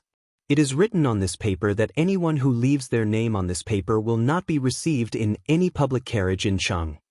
Lu Qing was stunned and then flew into a rage. "How dare you? I am the functionary of Taichung Temple. How can I be offended by commoners like you? Do you believe that I won't immediately drag you to see me and punish you for your disrespect?" His words did not frighten the driver. Instead, they made the driver laugh even louder. Field Officer Lu, how have I disrespected you?" It was County Duke whose orders to not allow Field Officer Lu to enter the carriage. If Field Officer Lu is dissatisfied, you can go and find County Duke Hu for an explanation. As the coachman spoke, he shook the paper that was densely filled with names at Lu Qing. "Do you see this? None of the officials on this paper are allowed to enter the carriage. This is County Duke Hu's orders. How could I dare to disobey?" Lu Qing's face was filled with astonishment. He snatched the paper from the driver's hand and carefully looked at it. It was filled with the names, positions, and residences of many officials in the court. Even their height and appearance were written on it. Naturally, Lu Qing also saw her name on it. He raised his head in disbelief and asked, I have never met County Dooku before. There is no enmity between us. Why did he? Lu Qing was halfway through her words when she suddenly couldn't continue. He suddenly realized that there was no enmity between them. Yesterday, everyone knew that Madame Su, who he and everyone else opposed to being conferred a title, was County Dooku's woman. When he carefully looked at the names on the paper, weren't they all the people who had spoken out the most fiercely in the court yesterday? When he thought of this, Lu Qing's forehead was almost covered in sweat. He had wholeheartedly wanted to flatter his superior, but he had completely forgotten that he would be punished by County Dooku. At this time, Lu Qing only felt dizzy. Never in his wildest dreams could he have imagined that when he went with the flow and agreed with Taichung Temple's minister, county magistrate who would actually take note of it and write it down. Even the coachman had a copy of it. Who was County Dooku? He was the founding County Duke of the current lower second rank, the Crown Prince's imperial tutor, and the sage's nephew. He had even heard that His Majesty wanted to betroth the eldest princess to County Dooku. He was such an important person. Was he blinded by lard to make things difficult for his woman in order to curry favor with the Taichung Temple official? Lu Qing was filled with regret, as if his parents had died. However, he suddenly realized that something wasn't right. Didn't the rumors say that County Dooku had asked for leave to travel? Chapter 876. Lu Qing was right. Li Wangyu didn't do these things directly. Instead, after he sent the letter to Li Heng, Ma Zhou, and the others carried out the results. Yesterday, Ma Zhou and the others went to court with the main purpose of arousing the opposition of Wang Ying and the others. After the four of them lit the fire, they didn't speak anymore. They just looked on coldly from the side and silently noted down which officials in the court were the ones who opposed. Afterwards, the four of them sent someone to deliver the list to Dingzhou village and give it to Li Heng. They didn't need to worry about anything else. After the old housekeeper Li Heng received the list of officials, he immediately found shopkeeper's son of Sun's bookstore and had it printed out. The public horse carriages in Chang'an city belonged to Li Wangyu and the villagers of Dingzhou village. All the coachmen were villagers of the village. Hearing that someone wanted to oppose Lady Su, these villagers didn't say anything and immediately nodded to carry out the order. If it weren't for Li Heng and the old village suppressing them, it was possible that they would have beaten up the officials on the list. The naughty children of the villagers of Dingzhou village were all sent to the academy by Li Wangyu to study. He said that he wanted to cultivate them into talents and that they couldn't be illiterate like their parents. It was embarrassing. These words naturally caused the group of Guanzhong men in Dingzhou village to blush to the ears. Since no family lacked copper coins, it would be embarrassing if they were illiterate and couldn't even be compared to a child in the future. Therefore, the villagers secretly spent copper coins and went to the county seat of Hu County to hire an old teacher to teach them how to read. After half a year of literacy, the villagers of Dingzhou village could at least read and write. Although they couldn't write and count, they could at least read. Even Li Wangyu's plagiarized Romance of the Three Kingdoms could now be read by the villagers with books in their hands. Back then, it was normal to not be able to recognize all the words or recognize a few wrong words. Given the current literacy rate of Great Tang, if the villagers of Dingzhou village were to claim that they were also scholars, no one would be able to say that they weren't. Therefore, early this morning, all the coachmen of public carriages in Chang'an city had a list of officials printed overnight. They followed the list and refused to take any passengers. In fact, Li Wangyu had instructed Li Heng to do this in the letter mainly to discuss those officials who opposed Su Changqing's conferment of nobility. After all, there were no photos in this era. The only information recorded on the paper was the name of the official, his position, and where he lived. Therefore, if Lu Qing had not said that she was Lu Qing, she would have gotten into the car. However, it was naturally unrealistic for these officials to hide their heads and tails. Therefore, today in Chang'an city, all the low-level officials who had spoken out against the conferment of nobility in Taiji Palace yesterday were all refused by the coachman of the public carriages. Lu Qing wanted to curse, but when he thought of the county magistrate behind these coachmen, he opened his mouth but could not say anything. He could only watch the carriage leave. He sighed deeply, but could only turn back to the inner lane and prepare to borrow a donkey from a familiar neighbor. After all, the imperial city was quite far from the Zhaogui Square where he lived. If he walked there, it would probably be noon by the time he arrived. As for the big shots like Grand Chancellor Wang Ying, they naturally did not know about this matter. After all, they had not fallen to the point where they needed to take the public carriages. However, what Li Wangyu had instructed the old butler Li Heng to do in the letter was not as simple as refusing to take the public carriages. With Li Wangyu's current connections in Chang'an city, it was fine if he did not take action. However, if he did, it could be said to be a thunder in the sky, and the momentum was quite shocking. In Chang'an city, all the officials who were on the list were shocked to find that not only did the public carriages refuse to take them, but even the shopkeepers and waiters of the shops in the eastern and western markets held the list and refused to sell goods to them. Even many restaurants in Chang'an city, after knowing their identity, welcomed them with smiles and a very good attitude, but did not allow them to eat or drink in the restaurants. Even the painting houses and brothels in the Ping Kong Square refused to do business with them. For a time, this group of low-level officials were all stunned. In fact, Li Wangyu had learned this trick from shopkeeper Ren of the Rinji saddle shop.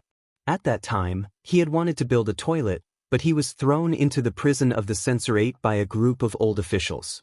In a moment of anger, shopkeeper Ren joined a group of merchants and went on a strike. However, shopkeeper Ren's identity and status could not be compared with Li Wangyu's. They both went on a strike, but the influence was completely different.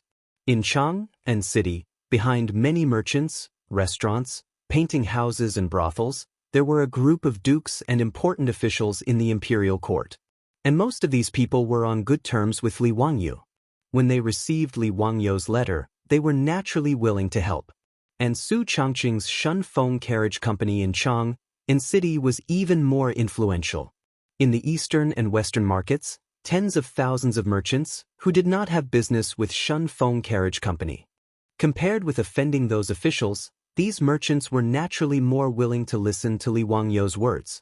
Moreover, now the largest merchant in Chang'an city, Qiu family, was in contact, so no one dared to disobey. For a time, many middle-level and low-level officials in the imperial court in Chang'an city, who had spoken out against Su Changqing's knighthood at the Taiji Palace that day, all felt extremely troubled. Recently, many officials did not even dare to wear their official robes when they went out, let alone report their official titles and names. For example, functionary Lu Qing, in order to go to the imperial city for the roll call, every day when he went out, he brought a package with his official robes in it.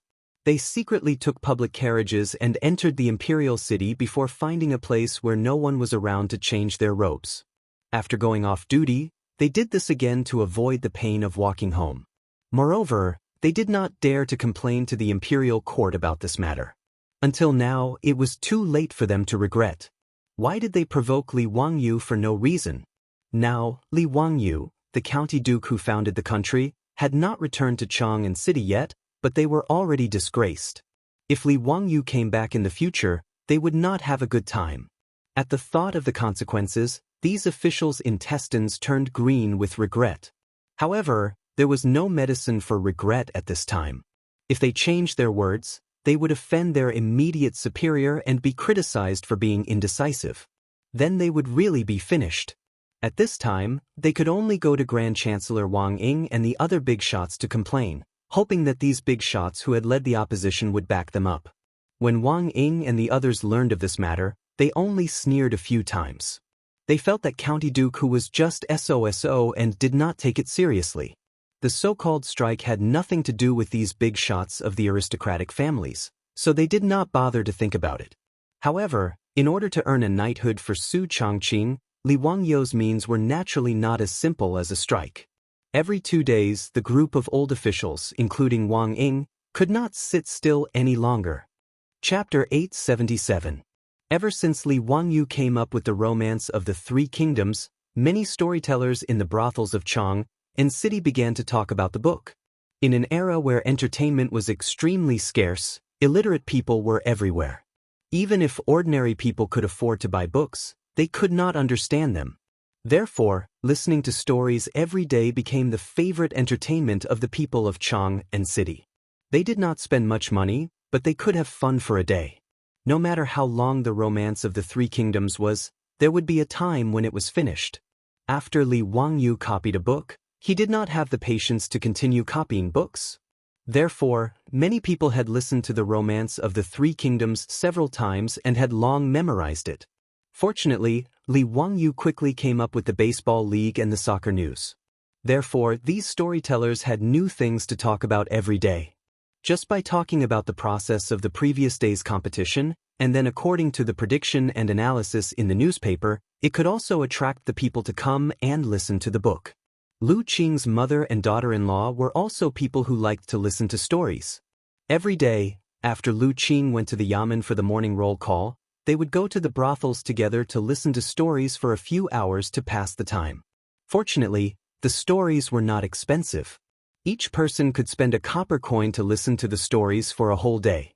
Today, Lu Qing's mother and daughter-in-law went to the storytelling workshop as usual. After paying a copper coin, a waiter came to bring them hot water. Although Li Wangyu came up with the method of brewing tea, it was not popular in the workshop. Therefore, when they listened to the stories, they only had plain water. Everyone, yesterday's book was really good. Although I've heard the part where Zhao Zilong of Changshan slaughtered his way in and out of Chao's camp more than 5 or 6 times, I'm still very excited. That everyone that Lu Qing's daughter-in-law mentioned was not Pai Lupi, but her mother-in-law. In the Tang dynasty, the everyone was how the close servants of the emperor addressed the emperor. It was also how the daughter-in-law addressed her mother-in-law. Son, you're right about that. Not only you, but I am also the same. I don't know if we're going to continue talking about Zhang Yida causing havoc at Changban Bridge today. That part of the story is my favorite. It's very lively. As the mother-in-law and daughter-in-law were talking, the storyteller went up on stage and bowed to everyone below the stage. He gently patted the stop words in his hand on the table, and the hall quieted down. A storyteller's stop was actually a gavel. Different people used different names. The one on Pai Lupi's table was Jin Shan He, while the one Empress Zhangsun used was Feng Xia. Feng Xianling, Du Ruhui, and the other prime minister's weapons were called Zuochao Gang, while Cheng Yaojin's weapons were called Frightening Tiger's Courage. Only ordinary officials could use them, and they were known as Startling Hall Wood. The ones used by monks were known as Awakening Wood, and the ones used by Taoists were known as Suppressing Altar Wood. From the emperor to the officials, to the doctors, pawnshops, and inns, this little piece of wood had different names. After the storyteller patted the stop words, he slowly said, "Today, Old Me is going to tell a new book called Exorcising Ghosts." His words immediately caused a buzz in the hall. Lu Qing's daughter-in-law had an excited expression. "Everyone, it's a new book, a new book." Yes, this old one has never heard of the exorcism stratagem. I really did come today. There were many people who were just as excited as the mother-in-law and daughter-in-law. Because of the storyteller's words, the hall became a mess. This situation was clearly within the storyteller's expectations. He waited for everyone to discuss for a while before patting the stop words in front of him again, indicating for everyone to be quiet. Speaking of which, in the 4th year of Xingguan's reign, there was a sudden rainstorm in Shuzhou. The storyteller began to spit out lotus flowers, talking non-stop about the book. Without a doubt, the book he was talking about was Li Wangyu, Su Changqing, and the others' disaster relief in Shuzhou. And that exorcism referred to plague ghosts. The storyteller started from the flood in Shuzhou, all the way to Li Wangyu's rescue mission in Shuzhou. Everyone in the hall listened with rapt attention, not daring to breathe loudly. When they heard that the big head plague had appeared in Shuzhou's Yanling County, many people cried out in alarm. Lu Qing's daughter-in-law tightly grabbed her mother-in-law next to her, so nervous that her palms were sweating. The big head plague is the most vicious plague in the world. Everyone's face pales at the mention of it. Who isn't afraid? Who isn't afraid? Just as hundreds of Shuzhou's doctors were shrinking back, frightened out of their wits by that plague ghost, a person flashed out from behind County Magistrate Hu. When the storyteller reached this point, He suddenly patted the stop words in his hand. If you want to know what happened next, listen to the next part. His words immediately woke up everyone in the hall and caused an uproar. Why did you stop at the crucial part? Hurry up and continue, this Lord will reward you. Don't leave people hanging. Someone dressed like a rich young master in the hall directly took out a gold ingot from his pocket and threw it on the stage. This gold ingot is for you. Don't be so wishy-washy, continue speaking for this Lord. Yes, hurry up and speak. I'll reward you. In an instant, many copper coins flew onto the stage, almost hitting the storyteller. Even Lu Qing's mother took out a few copper coins from her pocket and threw them on the stage. When the storyteller saw that everyone was so generous with their rewards, he naturally couldn't stop smiling. He hurriedly picked up the gold ingot and put it in his pocket, then picked up the stop words in his hand. I am indebted to everyone's kindness. Since that's the case, this old me will continue speaking. As I said, a person flashed out from behind County Magistrate Hu. It was the goddess of fortune, Madame Su, whose name is known throughout Chang'an city. His words caused another round of whispers in the hall. The storyteller was eloquent, talking endlessly about how Su Changqing led a group of doctors into Yanling County without hesitation, ignoring the danger of the Big Head Plague. How did he join forces with County Duke Hu outside the city and assist the Tao Lord above the heavens in dispelling the plague ghost that devoured the sun? In short, in the storyteller's mouth, Su Changqing and Li Wangyu had become complete legends. However, no one questioned this point. Instead, they nodded repeatedly, thinking that the storyteller was right. The people of Chang'an city saw Li Wangyu in this way. Now, they were just incidentally making Su Changqing a legend. Everyone, to think that Lady Su of the Su clan has accomplished such a great deed, it truly makes us great Tang men blush with shame. I heard that County Magistrate Hu has already submitted a memorial to the saint to bestow Madame Su the title of nobility. I wonder what everyone thinks? Is Madame Su worthy of this title? Of course, Madame Su should be conferred a title. The Han dynasty had a female marquis, so our Tang dynasty naturally has one too. Moreover, Madame Su is a celestial figure, and she is a celestial partner with County Magistrate Hu. It is only natural for her to be conferred a title. Yes, that's the reason. The saint should confer a title to Madame Su. Even Lu Qing's mother stood up excitedly. I think that Madame Su is not inferior to men. The saint should only reward her with a title. Madame Su should be a role model for women of the Tang dynasty. After the people in the hall finished listening to The Exorcism of Ghosts, they were all excited and clamored for Su Changqing to be conferred a title. This scene was also playing out in all the storytelling workshops in Chang'an city. Without a doubt, The Exorcism of Ghosts that these storytellers were talking about was made by Li Wangyu. Using the public's opinion to counter the imperial court was Li Wangyu's second step. Chapter 878. In Chang'an city, Li Wangyu was stirring up trouble behind the scenes. Li Wangyu and Su Changqing had quietly arrived in Yanzhou. Wangyu, is this your hometown? Is this also Li Bai's former residence? Where is the ink washing pool? Riding a horse in the small county of Jiangyu County in Yanzhou, Su Changqing looked around curiously, as if she wanted to find the traces left behind by the great poet Li Bai. Li Wangyu rolled his eyes speechlessly. What are you looking for? Li Bai is still more than 80 years away from being born. What kind of ink washing pool is there now? Su Changqing then realized that she had messed up the time again. She couldn't help but smile and stick out her tongue. She immediately smiled and said, I don't know if the great poet Li Bai's name will still be recorded in history after someone copied so many of his poems. Don't worry, Li Bai wrote more than 1,000 poems in his life. How many have I copied? It's a small matter, a small matter. Speaking of this topic, Li Wangyu was slightly embarrassed. Su Changqing covered her mouth and laughed. It is said that Li Bai is also a descendant of the Li Tang royal family. Speaking of which, you are also a relative. Li Wangyu was slightly stunned. After thinking for a while, it seemed to be true. According to the New Tang book, Li Bai was the 9th-generation grandson of the Xingxing emperor and was of the same origin as the Li Tang kings. The Xingxing Emperor was the founding monarch of Shiliang, Li Ge. He claimed to be the 16th generation grandson of the Western Han general Li Guang and was recognized as the ancestor of the Tang dynasty royal family. Li Wangyu was fine before he thought about it. After thinking about it, he felt that this matter was too confusing. According to the historical records, Li Ge was the 7th generation grandson of the Tang dynasty's founder, Li Yuan. Then Pai Lupi was the 8th generation grandson of Li Gui. According to this seniority, he, Li Wangyu, Li Chengqian, Li Tai, Li Ji, and the others were actually Li Ji's 9 generations of grandchildren, the same generation as Li Bai? What kind of seniority was this?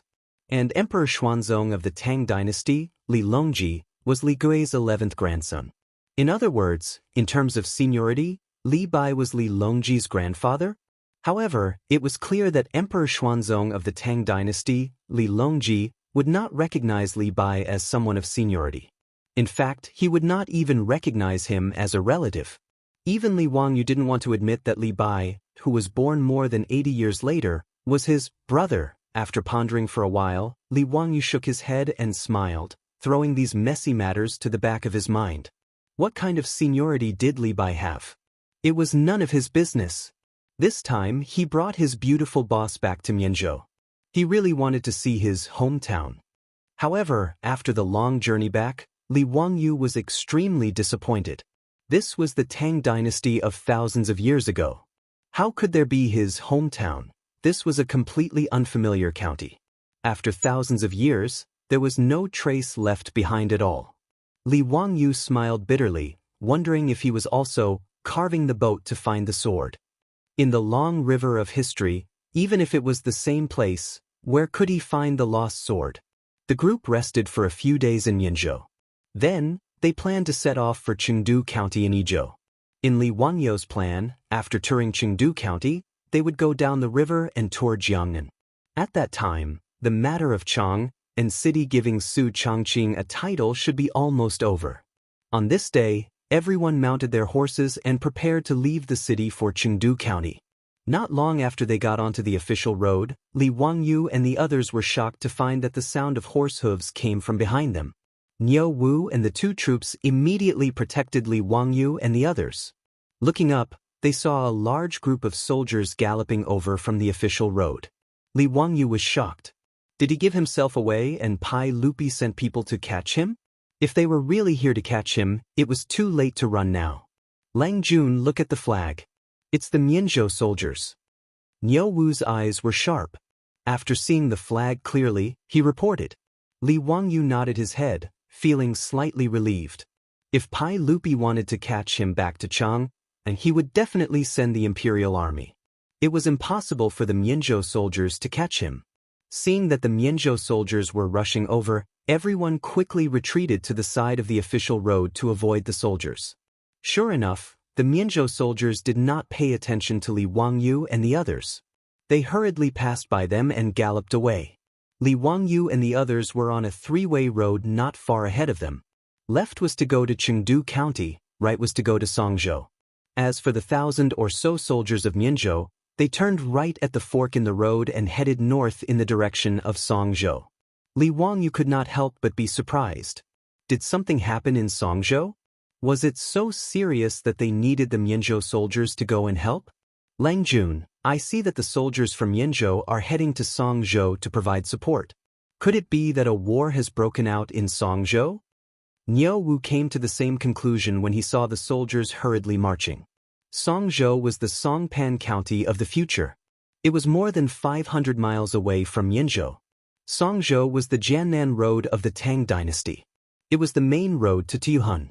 In the 12th year of Zhenguan, the battle between the Tang dynasty and Tubo broke out in Songzhou. Did Tuyuhun eat a bear's heart and leopard's guts to attack Songzhou? Li Wangyu thought about it and felt that it was not impossible. The current Tuyuhun could be considered to be in a prosperous period. Moreover, Tuyuhun was not stingy and was very difficult to deal with. When Emperor Yang of Sui sent troops to attack Tuyuhun, after winning in the early stages, they were beaten back by Tuyuhun in just a few years. They even attacked the Hehe region of the former Sui. The former Sui counties could not resist and fell. After the establishment of the Great Tang, the Tuyuhun had been well behaved for a period of time, but it was not impossible for the Tuyuhun to attack Song province in a fit of anger. After all, he remembered that in the 9th year of Chang'an, Pai Lupi sent Shao Wei General Duan Zhishuan to attack Tuyuhun all the way to Qinghai Lake. But after Duan Zhishuan won, Tuyuhun immediately attacked Liangzhou. In the 12th year of Chang'an, Pai Lupi attacked here and forced Tuyuhun to surrender. They destroyed Tuyuhun and brought Qinghai into the territory of the Tang dynasty.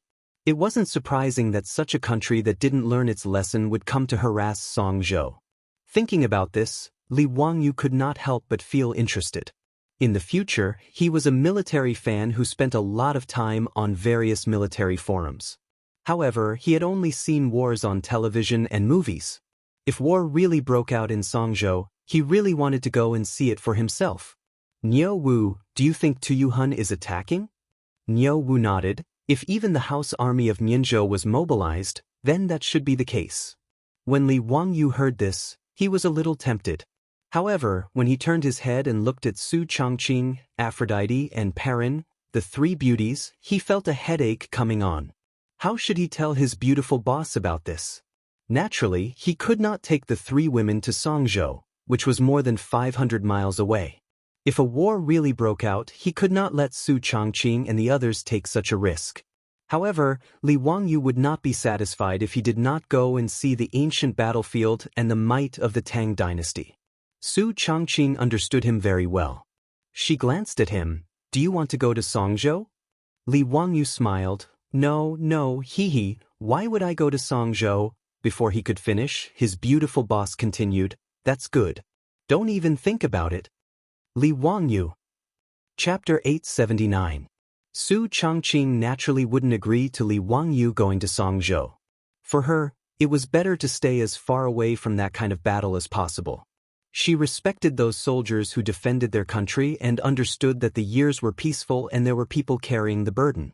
But understanding didn't mean that she was willing to let her man take risks on the battlefield. This was human nature.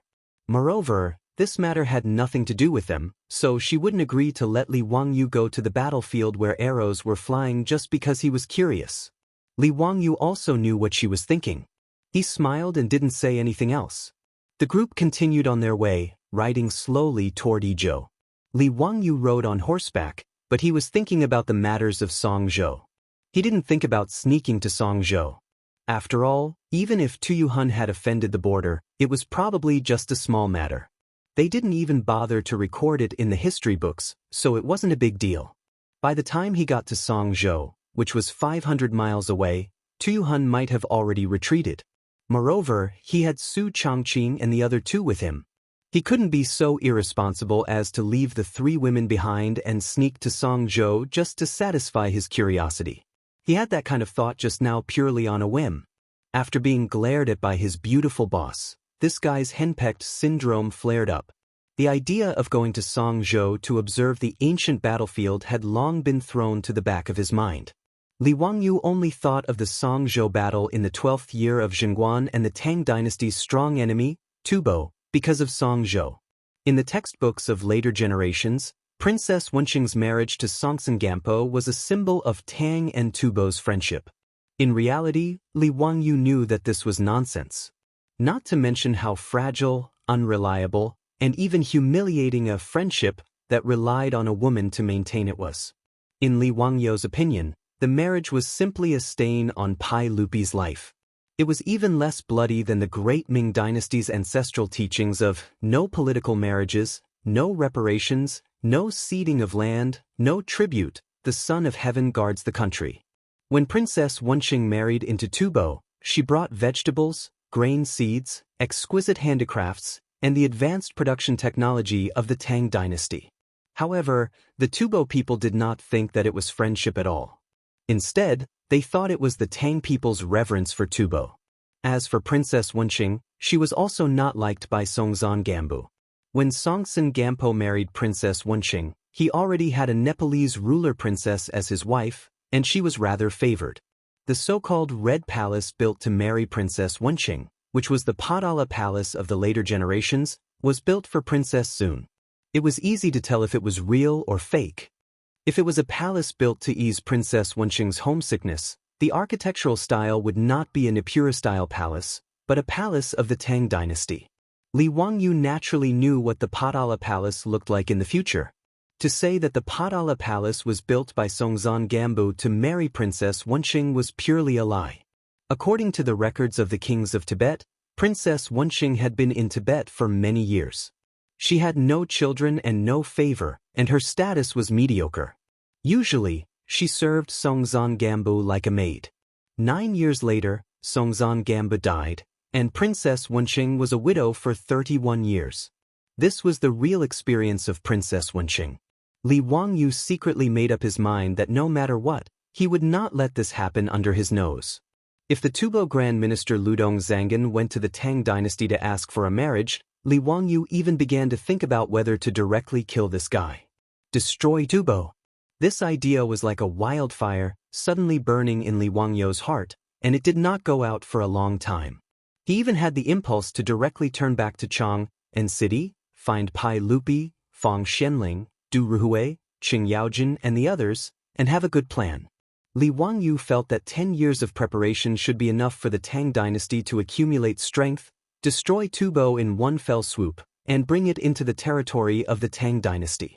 After transmigrating to the Tang dynasty, Li Wangyu, who had been living a carefree life and waiting for death, had a clear goal for the first time. The Tang dynasty and Tubo had been fighting each other for 100 years, and there were more than 190 battles recorded in the history books. However, the powerful Tang dynasty could not do anything to Tubo, let alone bring Tubo into the territory of the Tang dynasty. The reason, besides the strong army of Tubo, was the problem of geography. As everyone knew, the Qinghai Tibet Plateau was due to altitude sickness. In the era of cold weapons, even the cavalry of the Tang dynasty could not do anything about altitude sickness. In particular, the Tang dynasty did not understand the cause of altitude sickness. They only knew that it was a disease called miasma disease, and they lacked effective prevention and treatment methods. In addition, in the Tang dynasty, cotton was not planted and used on a large scale.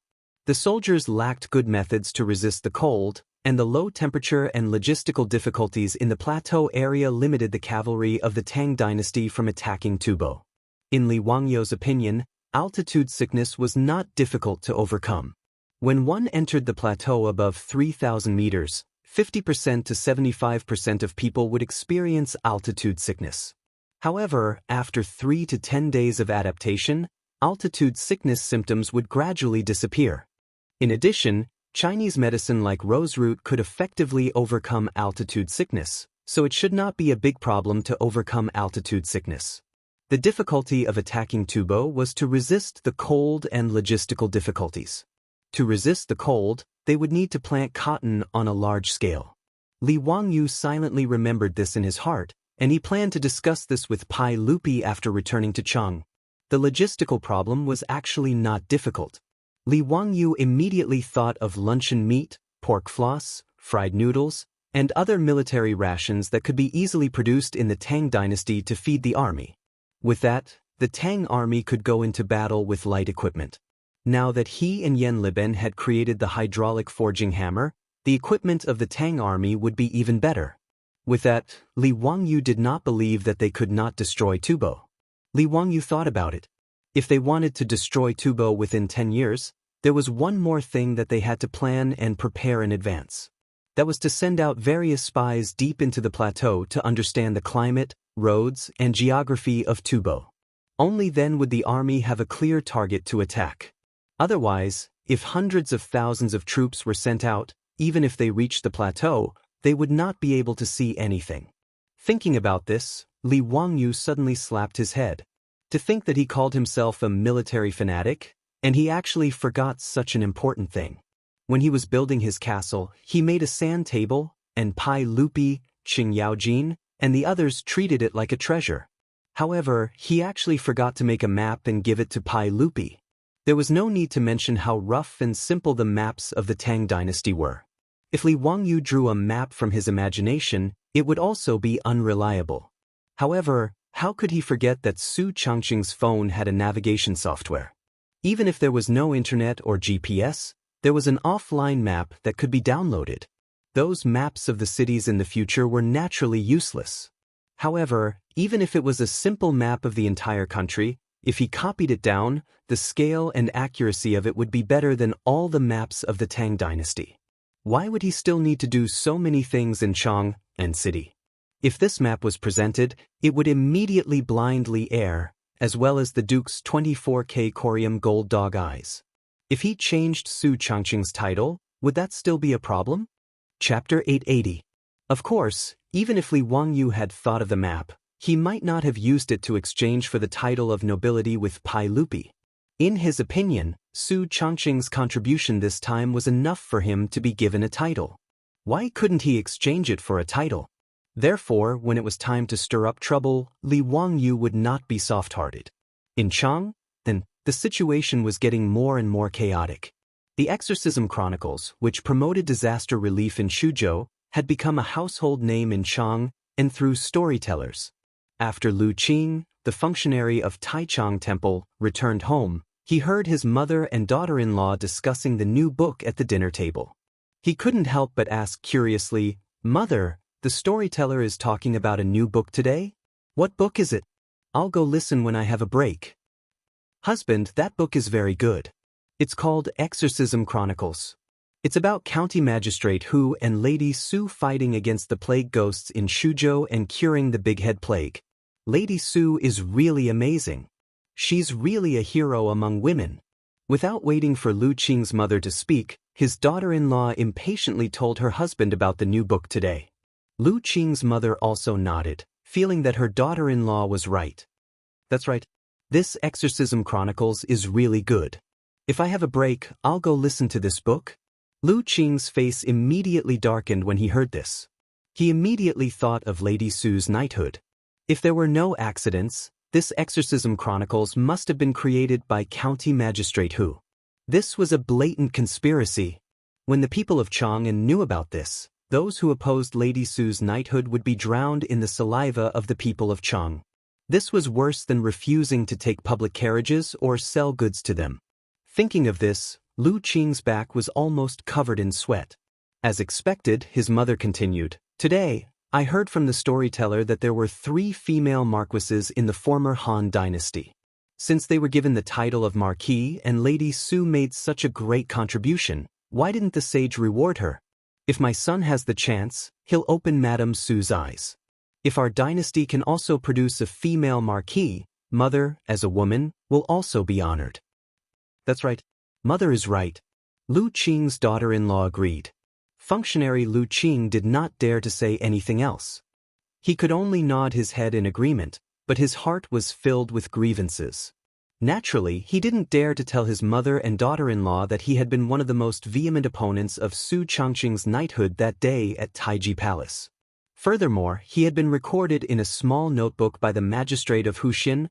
Only now did Lu Qing know what it meant to suffer a double loss. She was so regretful that she wished she could slap herself a few times. But as an official of Taichung Temple, if he changed his tune at this time, he was worried that Taichung Temple's Qing Wangying would hold a grudge against him, then his future would be completely ruined. For a moment, Lu Qing was also afraid of beating a wolf with a hemp stick and did not know what to do. The Exorcism Chronicles became popular in Chang'an, but Wang Ying and the others also felt uncomfortable. How could they have known that there was a method like Li Wangyou's to create hype for someone? In fact, Li Wangyou's method of using storytellers to spread Su Changqing's glorious deeds and glorious image was not even worth mentioning in the future. In the future, when one wanted to create hype for the debut of a little fresh meat on the internet, those methods were brilliant and varied.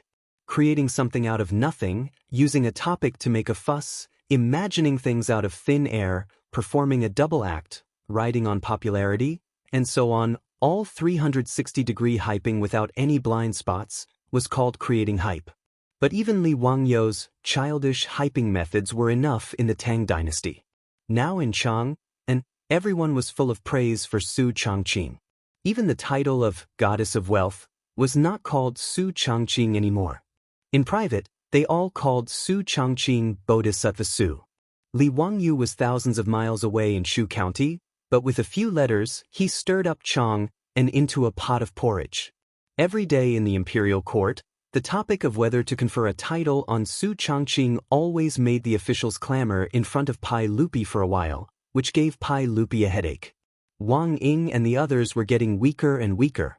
The low-level officials who had previously cheered for them were not of high ranks, but they had the advantage in numbers. With so many officials clamoring, even Pai Lupi had to consider the consequences.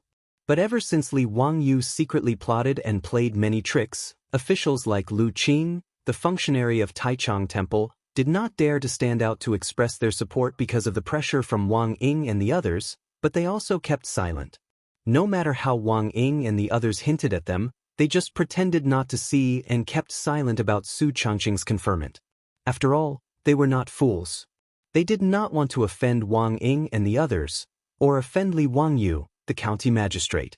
Staying neutral was what smart people should do. Wang Ying and the others did not have the strong support of these low-level officials, so naturally, their voices of opposition were much smaller. After half a month of such chaos, Pai Lupi finally could not stand it anymore. On this day in the imperial court, Pai Lupi ignored the objections of Wang Ying and the others and directly issued a decree, announcing to the world that Su Chang'an would be conferred the title of Marquis of Founding County. The first and probably only female marquis of the Tang dynasty was born. Su Chang'an's title was Marquis Yanling. The purpose was naturally to commend Su Chang'an for fighting the epidemic in Yanling County of Shuzhou. After this matter was made public, the world was in an uproar. A female conferment of nobility was something that had not happened for hundreds of years since the Han dynasty. Moreover, Pai Lupi also conferred Su Chang'an the title of Marquis of Founding County. Who knows how many people's jaws dropped? But other than Wang Ying and the group of stubborn old men, no one said anything. For example, the functionary of Taichung Temple, Lu Qing, and the others secretly rejoiced in their hearts. This unlucky matter was finally over. After Pai Lupi conferred the title of Marquis on Su Chang'an, he immediately ordered people to announce it to the world. When the messenger heard it, he even ordered people to deliver the imperial edict of conferring Su Chang'an the title of Marquis to the 360 provinces of the Tang dynasty. His objective was self-evident. It was to notify Li Wangyu, who was free and unfettered somewhere, to quickly scram back to me. However, at this time, Li Wangyu and the others were still leisurely touring various parts of Yizhou. The distance from Yanzhou to Chengdu County was only a little over 300 li. If they hurried on horseback, it would take them 2 days. However, they were not in a rush and did not feel any sense of urgency. Therefore, they did not directly go from Yanzhou to Chengdu County. Instead, they leisurely traveled to the vicinity of Mengyang County in Pengzhou, preparing to go to Danjing Mountain to admire the peonies. The Tianping peonies of Danjing Mountain were especially blooming and were equally famous as the peonies of Luoyang and Hezi. The Tang people had always loved the peonies. Su Chang'an, Aphrodite, and Perrin were all very interested in them. Li Wangyu was naturally willing to accompany the 3 girls. When Li Wangyu and the others arrived in Pengzhou, although the peonies' best flowering period had already passed, there was still an endless stream of scholars and ladies coming from Chengdu County to admire the flowers. In Jiulong County at the foot of Danjing Mountain, Li Wangyu and the others spent a lot of effort before finding a satisfactory inn and staying there. After dinner, Li Wangyu was chatting with the 3 girls in the room when he suddenly heard screams and cries from outside the inn. Chapter 881. Li Wangyu tilted his head and listened, but he couldn't help but feel a little surprised. Why were the sounds from outside the hostel so frightened? A woman's screams, a child's cries, a man's shouts, and the sound of breaking things were mixed together. Everything was fine and dandy, so what had happened? Li Wangyu stood up and wanted to see what was going on. However, he heard a light knock on the door and Niu Wu's voice came from outside. Lang Jun, something is wrong. You and Miss Su stay in the room and don't come out. I will go and see what is going on. I have asked Zhang Xian and Zhang Xian to guard the door. Lang Jun, you can call them if you need anything. Zhang Xian and Zhang Xian were the two soldiers who followed Niu Wu to protect Li Wangyu. They were brothers from the same mother. Since Li Wangyu kidnapped a group of palace maids from the central part of the mansion to be their aunts, the soldiers of Lai Hot were absolutely loyal to Li Wangyu. Whether it was Niu Wu or Li Wangyu, they were very confident in them. Speaking of which, the Zhang brothers were also quite capable. Not long after their wives married them, they were already pregnant. Both of their wives were pregnant. Originally, Li Wangyu didn't want to take the two brothers with him because their wives were pregnant. However, he couldn't endure the two brothers' strong request and finally took them with him. Go and come back quickly. Take care of yourself. Lang Jun, don't worry. I know. After Niu Wu finished speaking, he instructed the Zhang brothers and quickly walked out of the hostel to see what was going on. Li Wangyu and Su Changqing also looked at each other.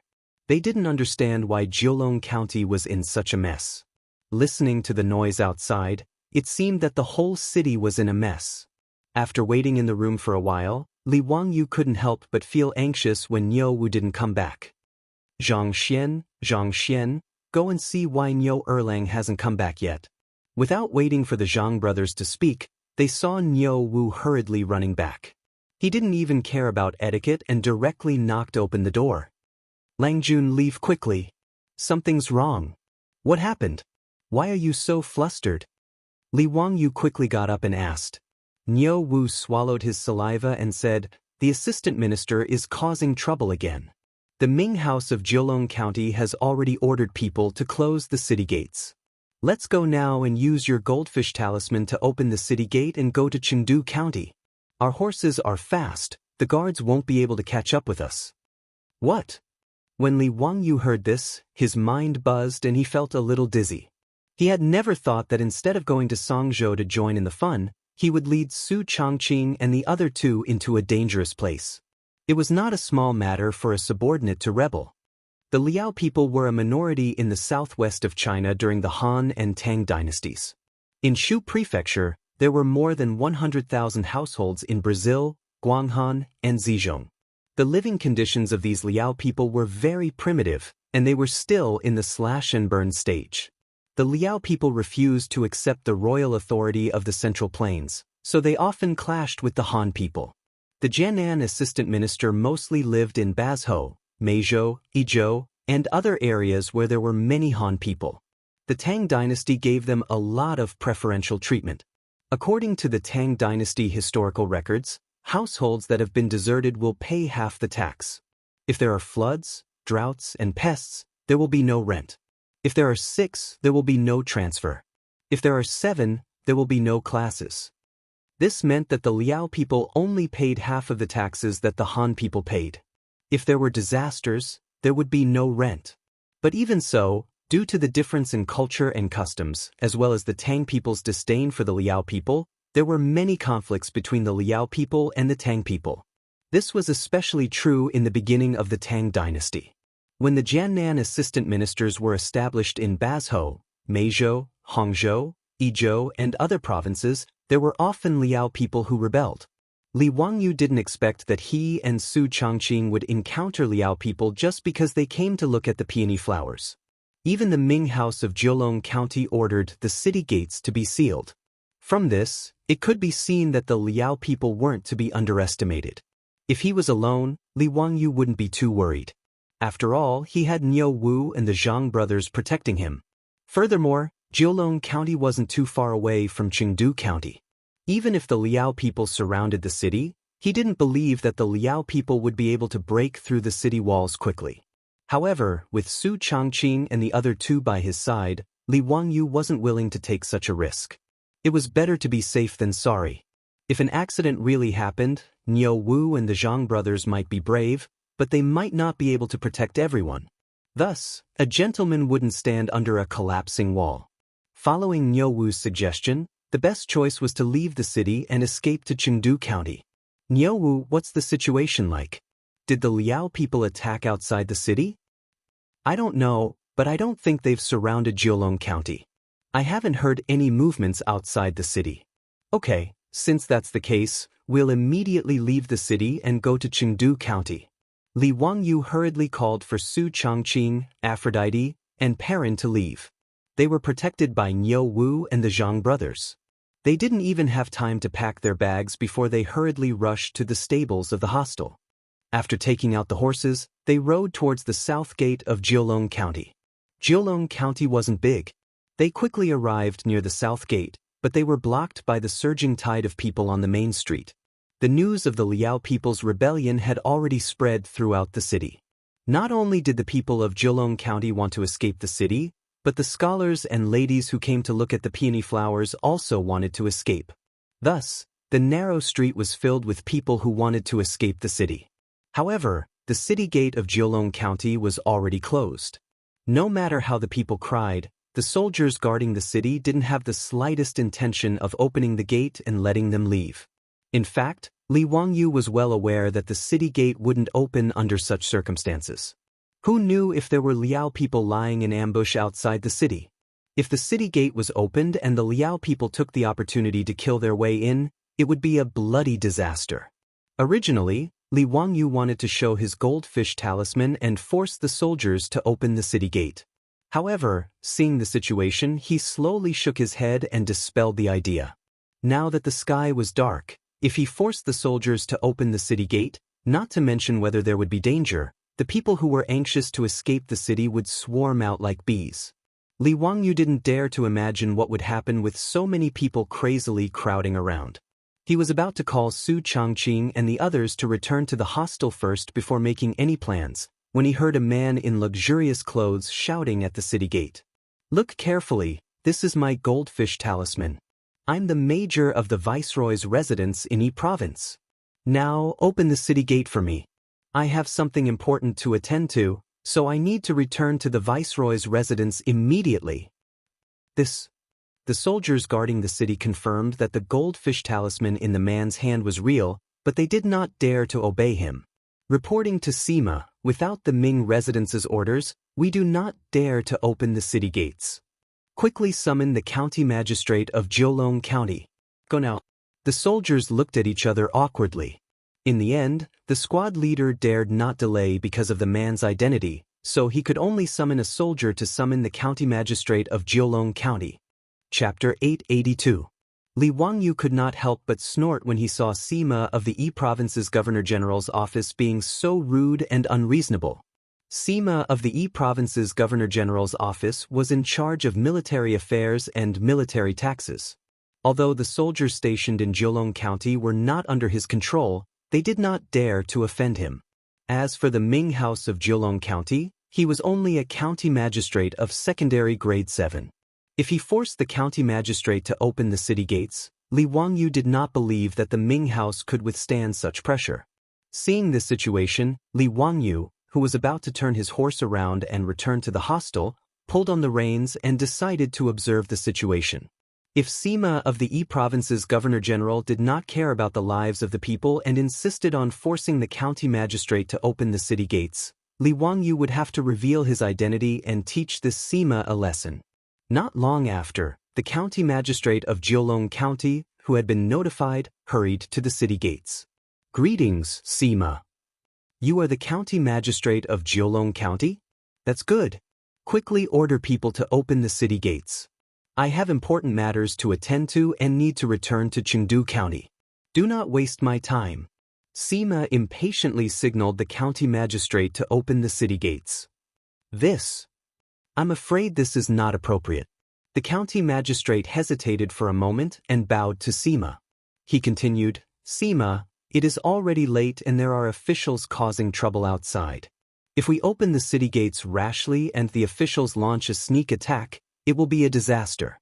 As the county magistrate of Jiulong County, I cannot bear this responsibility. Please forgive me, Sima." The county magistrate's words did not move Sima at all. Instead, he was impatient. "Don't speak nonsense.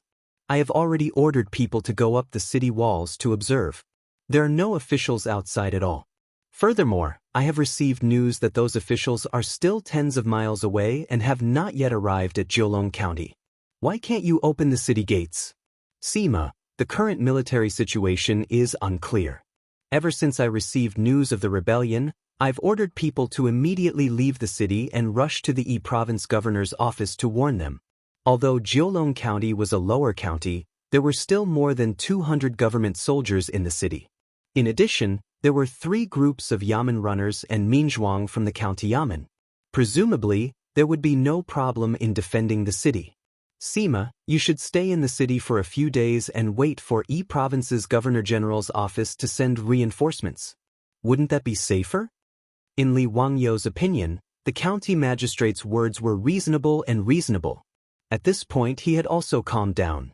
He felt that the equipment of his subordinates was very outdated, and they definitely lacked siege weapons.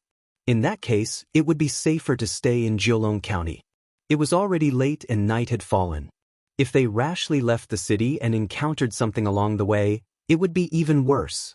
Needless to say, if the city gates were opened rashly, the panicked commoners would rush out of the gates, which could easily lead to a stampede. Whether it was for public or private reasons, the right thing to do was to close the city gates and wait for reinforcements. However, the words of Jiulong County's county magistrate did not calm Sima down. Instead, he raised his voice. Don't speak so much nonsense. I ordered you to open the city gates. Are you deaf? The county magistrate of Jiulong County was also a tough nut to crack. He stretched out his hand and straightened his light green official robes. With a serious expression, he said, Sima, forgive me for not being able to comply with your orders. The more the 2 sides spoke, the more tense the situation became. The county magistrate of Jiulong County did not intend to continue talking nonsense with Sima. Even if Sima was a lower class, rank 4 official, he could not control the county magistrate. There was no subordinate relationship between the two. You are just a rank 7 county magistrate. Are you trying to overturn the heavens?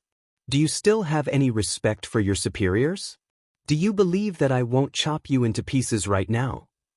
Sima was enraged by the words of Jiulong County's county magistrate.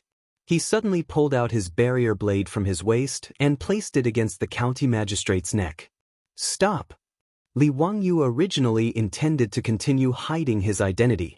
However, when he saw the situation, he could no longer hold back and shouted, Niu Wu, go and take his weapon.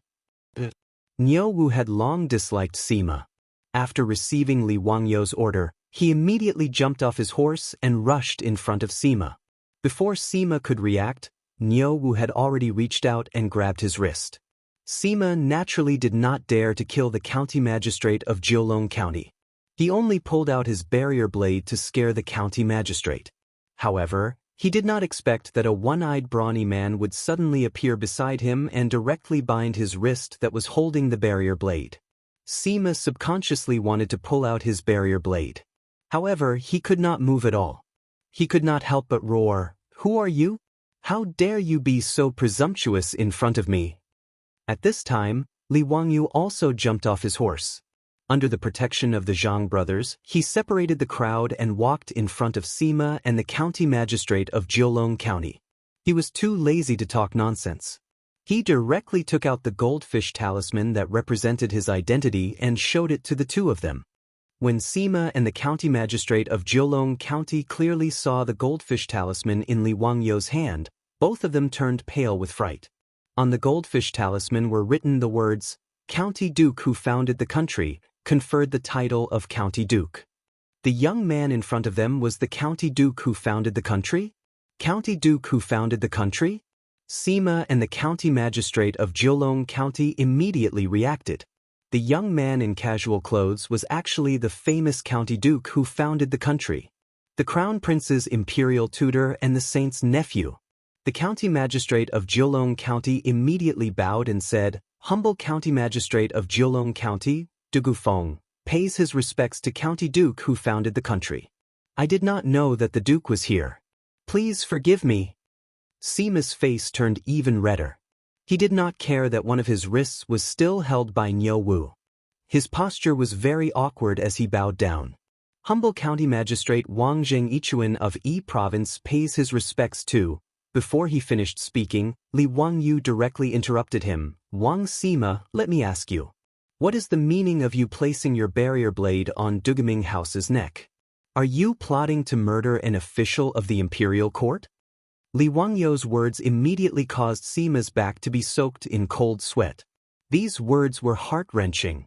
Although Zheng Yichuan was a county magistrate of Yi Province's governor's office and a secondary class rank for executive of Yi Province, he did not have the authority to casually raise his blade or spear against the county magistrate of Jiulong County, let alone threaten to kill him. This matter could be big or small.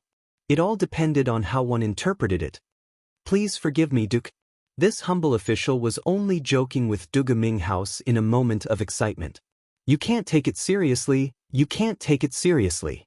How would this humble official dare to plot against Duga Minghouse? It's a misunderstanding, just a misunderstanding. Li Wangyu glanced at him and suddenly asked, "Is Sima Wang from Taiyuan Wang clan?" When Wang Yichuan heard this, he hurriedly nodded. That's right. This humble official is indeed from Taiyuan Wang clan. Does the Duke have a relationship with Taiyuan Wang clan? From Wang Yichuan's point of view, being born from the 7 noble clans was something he should be most proud of. However, Li Wangyou's next words made his heart sink to the bottom of the valley. There is no relationship, but there is a grudge. Wang Yichuan had lived for half his life, but this was the first time he had seen someone who did not put the 7 noble clans in their eyes. It was also the first time he had heard someone who dared to say that he had a grudge with Taiyuan Wang clan. The Duke is joking. Who is joking with you? Your Taiyuan Wang clan has repeatedly opposed this Duke. Who in Chang'an City doesn't know about this? Li Wangyou's words immediately shut Wang Yichuan's mouth. He did not dare to say anything more. Chapter 883. Li Wangyou's words silenced Wang Yichuan and he turned to look at the Jiulong County magistrate. Ever since he transmigrated to the Tang dynasty, Li Wangyu realized that his memory was getting better and better. There were many books that his grandfather had forced him to read, but now he could slowly recall them. Although Li Wangyu did not know the Jiulong County magistrate Du Gufeng, he felt that he had heard of him before. After thinking for a while, he suddenly remembered that there was an essay by Qinzi on the Jiulong County magistrate Dugu Cheng's Monument of Love. Pengzhou's Jiulong County's deputy minister Dugu Jun is a courteous and resolute person. He is dignified, respectful and trustworthy. He is clean and honest, diligent and honest. This essay was about a Pengzhou's Jiulong County magistrate with the surname Dugu. He was conscientious in his duties, loved the people, and was honest. Could it be that the essay was about Jiulong County Minghouse Dugufeng? Although the place names and surnames were the same, their positions were different. In the Jiulong County magistrate Dugu Cheng's Monument of Love, Dugu Jun was a county magistrate. Li Wangyu could not help but ask curiously, Dugu Minghouse, was he also a junior magistrate in Jiulong County? Dugu Feng was slightly surprised, but he immediately replied, Duke is correct. I was originally a county magistrate in Jiulong County. I was promoted to county magistrate this year. Li Wangyu looked at Dugu Feng from head to toe. Although this person was not famous in history, he was able to make Qinzi write an essay for him. This meant that he was a good official. Just by looking at how he was able to resist Wang Yichuan from the Izhou Governor-General's office and refuse to open the city gate, he was worthy of Qinzi Ang's praise. Not bad. Duga Minghouse, you did a good job. Go and pacify the people. Don't let them crowd around the city gate. If they attack the county now, there will be a lot of casualties. Dugu Feng naturally obeyed. He hurriedly led a group of county yamen runners to coax and persuade the crying commoners who wanted to leave the city to escape the disaster of war. After Niu Wu confiscated Wang Yichuan's barrier saber, this chief of staff from the Wang clan of Taiyuan also felt uneasy on the side, not knowing whether he should leave or stay. Naturally, he could tell that he had offended this county duku. He had been in Sichuan for a long time and did not know about the conflicts between Li Wangyu and the Wang clan of Taiyuan in Chang'an. However, as the nephew of the current sage and the imperial tutor of the crown prince, even if he did not get along with the Wang clan of Taiyuan, he was helpless. 5 surnames, 7 Wangs, Taiyuan Wang clan, this golden signboard, could intimidate other people at first glance, but it could not do anything to a noble person like Li Wangyu. Wang Yichuan could only hope that Li Wangyu would not notice him.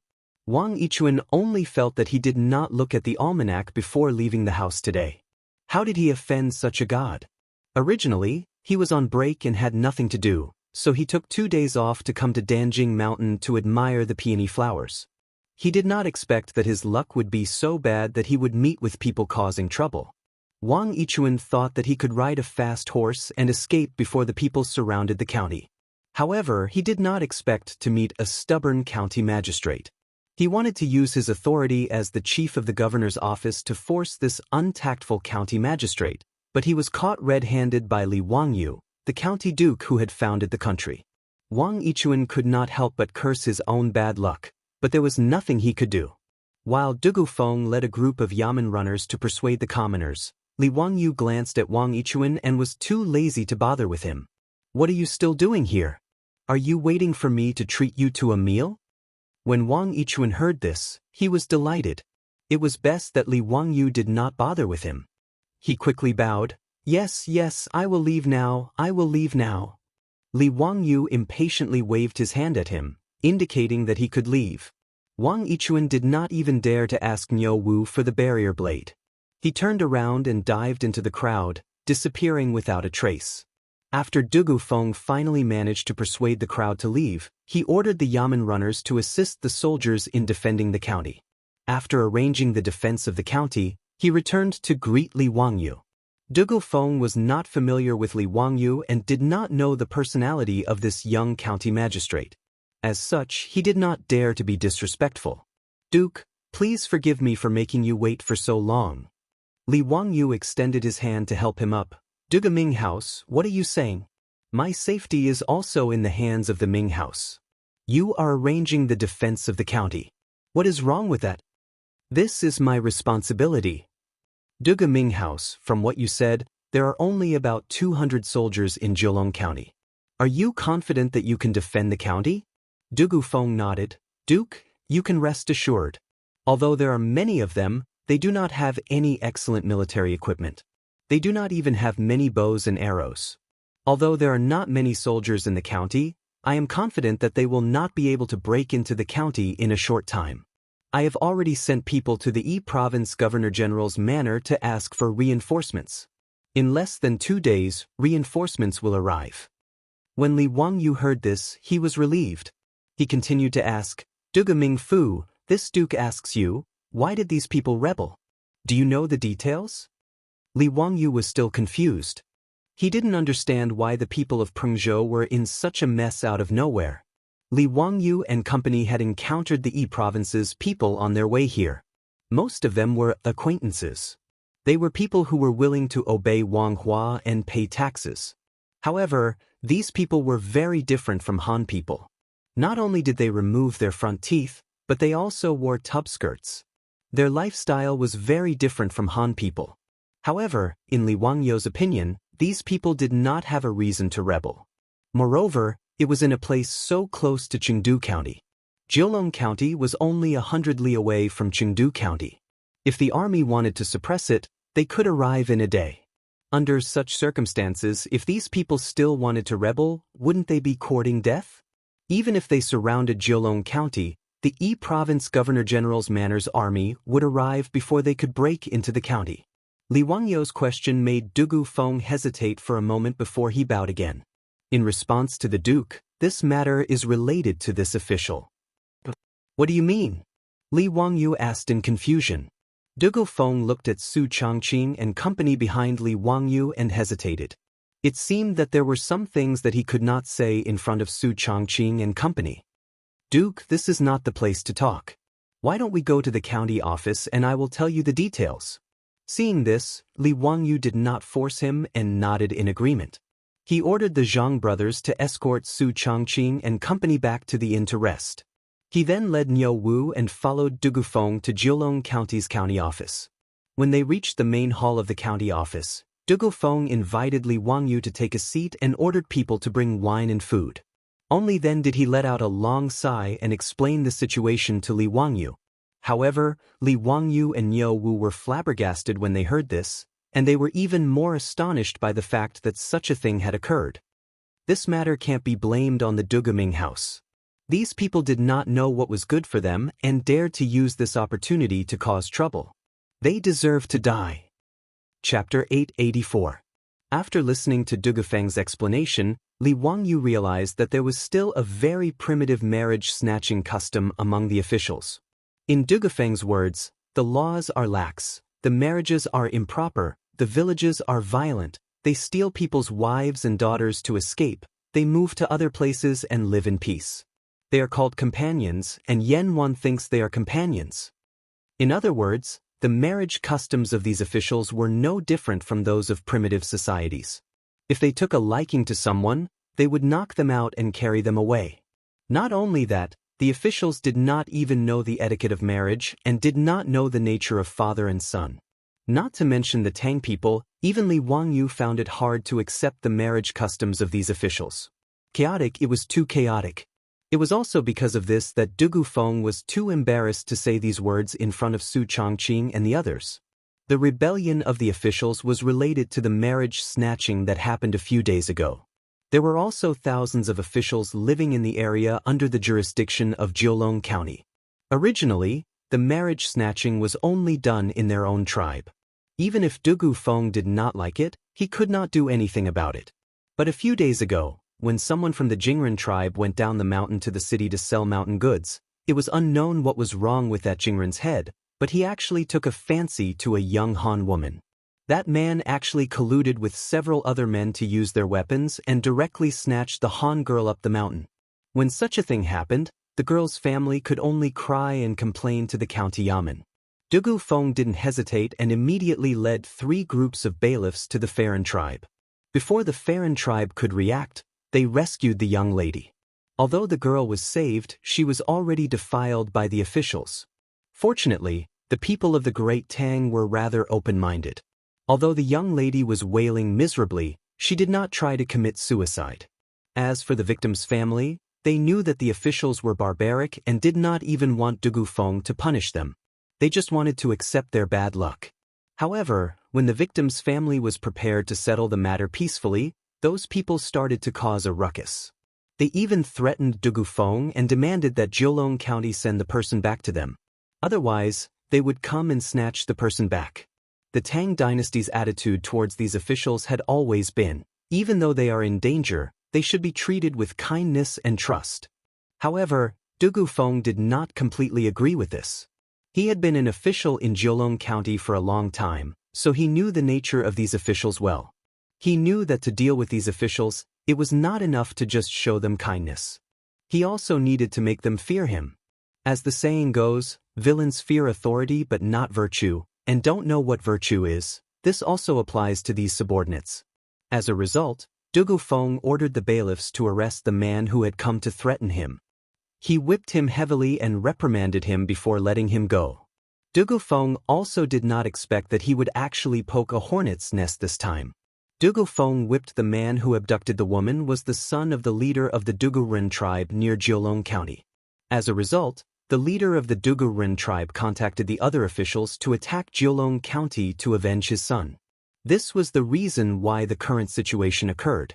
After Li Wangyu heard Dugufeng's explanation, he could only let out a long sigh.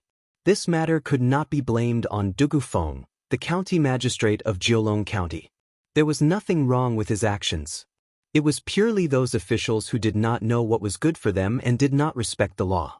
It is this official's fault that the officials started a rebellion. However, I have implicated the Duke. Please forgive me, Duke. When this matter is over, this official will naturally submit a memorial to the imperial court to ask for forgiveness. Dugu Feng bowed and apologized to Li Wangyu. He had never expected that Li Wangyu, the county magistrate, would be trapped in Jiulong County. Dugu Feng didn't even dare to imagine what the consequences would be if something were to happen to Li Wangyu under his rule. He was afraid that when the emperor was angry, the officials of Yi province would be slaughtered by the Tang dynasty's army. Li Wangyu waved his hand. This matter cannot be blamed on the Dugu Ming house. It is all because those officials did not agree with the emperor. There is no need to worry about the Ming house. This matter will not be too big. When the Yi province army arrives, those officials will naturally scatter. Yes, this official is also thinking of this. As the two were talking, a Yamen runner rushed in from outside the county office and reporting to the Ming house, "The officials outside the city have appeared." Li Wangyu and Dugu Feng heard this and immediately stood up. "Let's go and take a look." Although Jiulong County was a lower county, the city walls were very sturdy. The city walls were 20 feet high and 10 feet wide. There was also a horse path connecting the city walls. Li Wangyu and his group rode up the city walls. They looked up and saw torches in the forest outside the city in the east, west, and north of Jiulong County. However, the south gate of Chengdu County was completely dark. There seemed to be no movement at all. Dugu Feng revealed a suspicious expression in response to this. However, Li Wangyu and Niu Wu had mocking expressions on their faces. They smiled and didn't say anything. As Li Wangyu and Dugu Feng were observing the situation of the officials outside the city, they suddenly heard a voice. "Duke, look at how powerful these officials are. Just by looking at the torches outside the city, there are at least a few thousand officials surrounding Jiulong County. There are no officials at all at the south gate. If I knew this would happen, I would have opened the gate and let the people out to take refuge." Li Wangyu turned his head and saw that it was Wang Yichuan from the Yi Province's Governor-General's manor. He had run up the city walls and was pointing outside the city as he complained. Clearly, this fellow still held a grudge against Dugu Feng for not opening the city gates.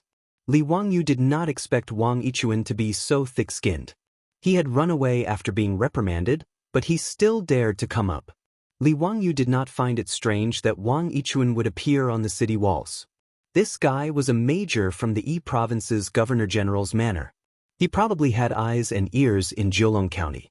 If he wanted to go up the city walls, the Yamen runners and soldiers would not dare to stop him. Li Wangyu could not help but mock Wang Yichuan in response to his complaint. "Major Wang, don't you understand something as simple as surround 3 and guard 1? How did you become a major from the Governor-General's manor? How can you understand something as simple as this? What do you mean by surround 3 and guard 1? Duke, are you saying that there are also barbarians in the south of the city? How is this possible? Do those barbarians know anything about the art of war?" Li Wangyu did not want to waste time with this person. "Niu Wu, explain it to him." Niu Wu also had a mocking expression. He pointed to the south of the city and said, "Major Wang, did you not notice that the forest beside the official road in the south of the city is excessively quiet? There is not even the sound of insects or birds. If there is no one lying in ambush, I will cut off my head and let you kick it like a ball." Major Wang actually doesn't understand such basic military knowledge? Wang Yichuan's face turned red from Li Wangyu and Niu Wu's words, but he did not dare to continue speaking. Li Wangyu and Dugu Feng patrolled around the city walls on their horses. After confirming that there were no flaws in the defenses of the county, they went down the city walls and went back to rest. Tonight, those barbarians would not attack the city. They only needed to see if the reinforcements from the Yi Province's Governor-General's manor would arrive early and disperse those barbarians.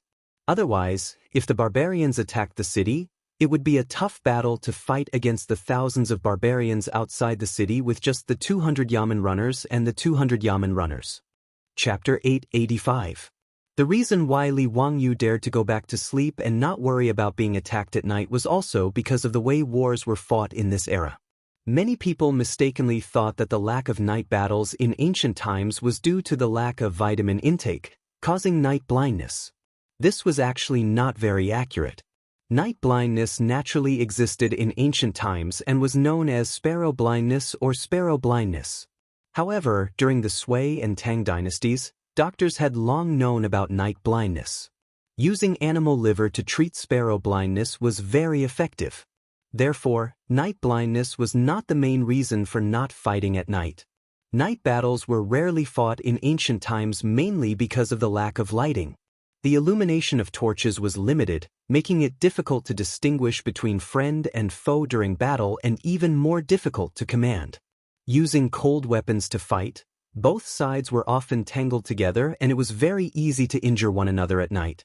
Flag signals and banners were the main methods of command during the cold weapon era. However, at night, both sides could not see the flag signals, greatly affecting the efficiency of command and coordination. Therefore, unless it was a sneak attack, there were very few large-scale battles at night. Jiulong County was protected by tall city walls. Even if the guards wanted to launch a sneak attack, it would be difficult to succeed. Therefore, Li Wangyu was not worried about this at all. The reality was exactly as he had expected. Until the dawn of the next day, the guards outside the city did not launch any attacks on Jiulong County. When the sky gradually brightened, the guards outside the city began to beat the bronze drum, making a loud sound. Li Wangyu was awakened by the sound of the bronze drum. Listening to it, he could not help but reveal a worried expression. Su Changqing was also awakened by the sound of the bronze drum. Seeing that Li Wangyu's expression was not very good, he could not help but ask curiously, "Wangyu, what's wrong? Is there something wrong with the sound of the drum?" "It's nothing. Today you, Aphrodite, and Perrin stay in the inn and do not go out. I've already instructed Dugaming to arrange for 2 bailiffs to stand guard in front of the inn to ensure your safety. I will bring Niu Wu and the Zhang brothers to the city walls to see the situation." Su Changqing knew that he was hiding something, but did not continue to ask. He only nodded to show that he understood. "Be careful and do not try to be brave." "Okay, got it." Li Wangyu got up. With the help of Su Changqing, he changed into a set of capable Hu clothes. He kissed his beautiful superior's face before he pushed the door open and walked out. In the courtyard of the inn, Niu Wu and the Zhang brothers had been waiting for a long time. "Husband, listen to the sound of the drum." Before Niu Wu could finish, Li Wangyu waved his hand, indicating that he understood. The reason why Li Wangyu's expression was somewhat unsightly was because he, Niu Wu and the others could clearly hear that there were at least 5 bronze drums being struck outside the city. The bronze drum was the symbol of the tribe to the winged ones. According to the Wei Shu Zhuan, often an elder is chosen as the king, but he cannot rule from afar. If the father dies, the son will succeed, just like the aristocrats of China. Each king Liao has a pair of horns, so that his disciples can boast about them. The drum among them was the bronze drum. The bronze drums were both musical instruments and war drums. Every Furen tribe had a bronze drum as the inheritance of the tribe leader. If the father died, the son would inherit the drum. These bronze drums were tall and had intricate patterns. When the drums were beaten, it often meant war. According to the Sui Shu geographical records, if you want to attack, sound the drum. Those who arrive are as numerous as the clouds. At this moment, the sound of 5 bronze drums could be heard outside of Jiulong County. This meant that at least 5 tribes were involved in this rebellion.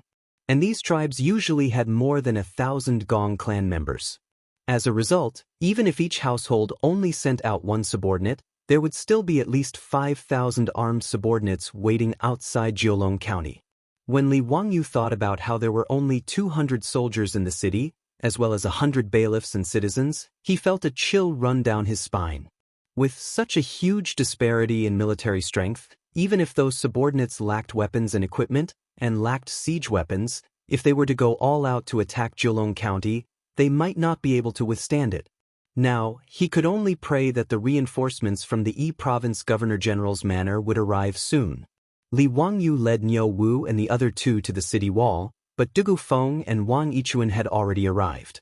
Looking out, many people had already appeared at the foot of the Jiulong County city wall. Meanwhile, from the south of the city, which had been silent all night, close to 1,000 armed men emerged from the forest on both sides of the official road. Needless to say, these subordinates were the soldiers that had been lying in ambush at the south of the city last night. Wang Yichuan originally didn't believe Niu Wu's words, but when he saw these subordinates appear, his face couldn't help but turn pale. He didn't think that these barbarians would be so cunning. They had really set up an ambush at the south of the city and waited for the people of Jiulong County to fall for it. When they opened the south gate to escape, they would ambush them. Even Li Wangyu and Niu Wu felt a wave of fear.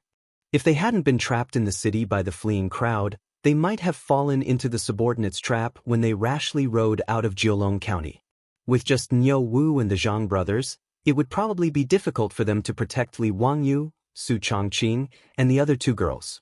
Dugu Feng's face was also quite ugly.